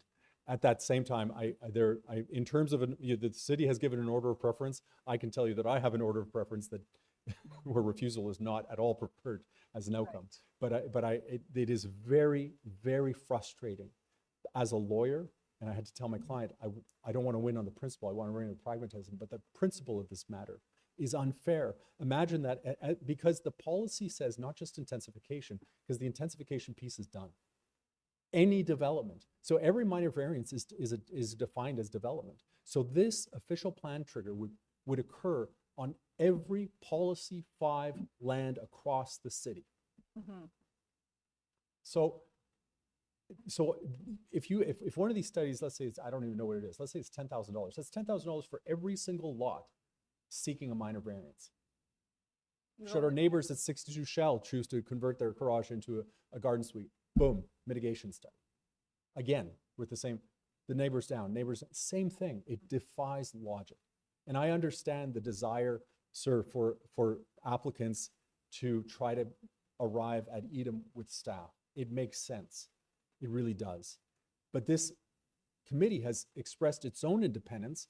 I arrived during the discussion of the proposed seniors residence, where the staff was fully in support, and this committee exercised its independence to say, in this case, we find differently. Mm-hmm. And in this case, I'm asking you to do the same thing.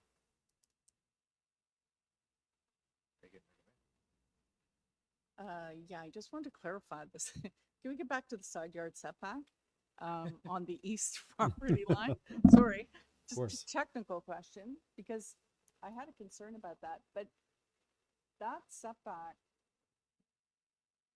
the property line is the dotted line. The right of way is outside of that. Is that right? On the survey, the property line is the solid line. The solid line. Okay. Yeah. So you can see, like the woodshed, for example, is right up at the property line, the concrete block.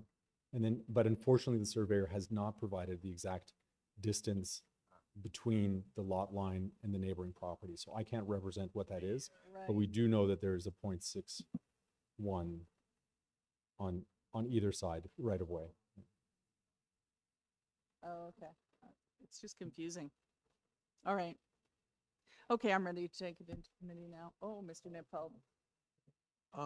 Not taking away from my concerns about the outside fire escape, I am concerned with the site elevations. And the neighbors indicated basically it's a 4-story wall, and they are concerned with that.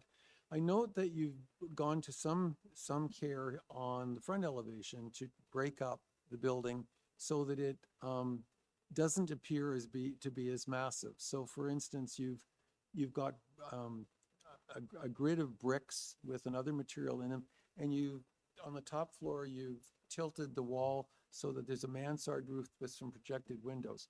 Did you investigate, or would you be willing to investigate applying that same approach on the side elevations? Because I think it's successful on the front.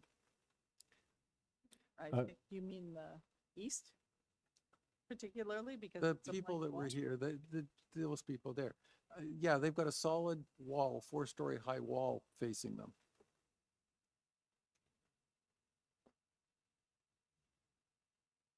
I don't know what the internal discussions were, and I think that that's a design prompt that would that we could consider for future applications. Just have spoken with my client. I think that under the circumstances of where we are, we would ask for a deferral to come back, have everything sorted out on this question of the study.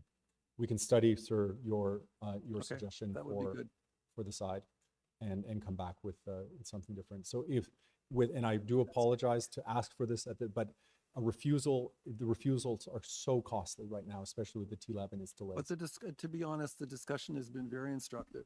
Yes. I don't think it's the last time we're going to have this discussion. So indeed, yeah, no, these are important applications. Oh, okay. And I'm sorry to have ended your finish line with something that could have been asked for earlier, but this is just the matter of where we are. Sometimes it's just a big circle, you know.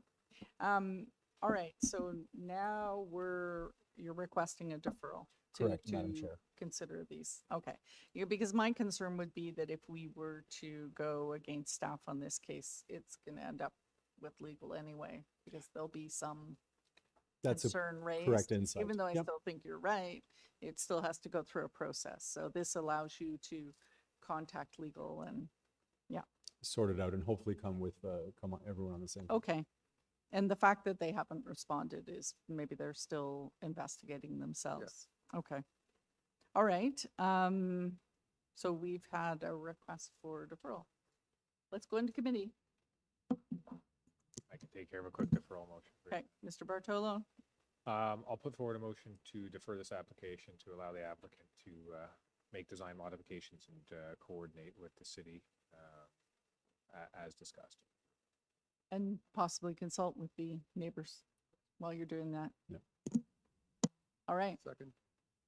Mr. Nipfeld seconds, all in favor? That is carried. Thank you, Madam Chair. Thank you, members of the Thank committee. you. All right, it is 8:23. Do I have a motion to adjourn? Mr. Bartolo, thank you very much. Mr. Fazeli seconds that. Meeting's adjourned.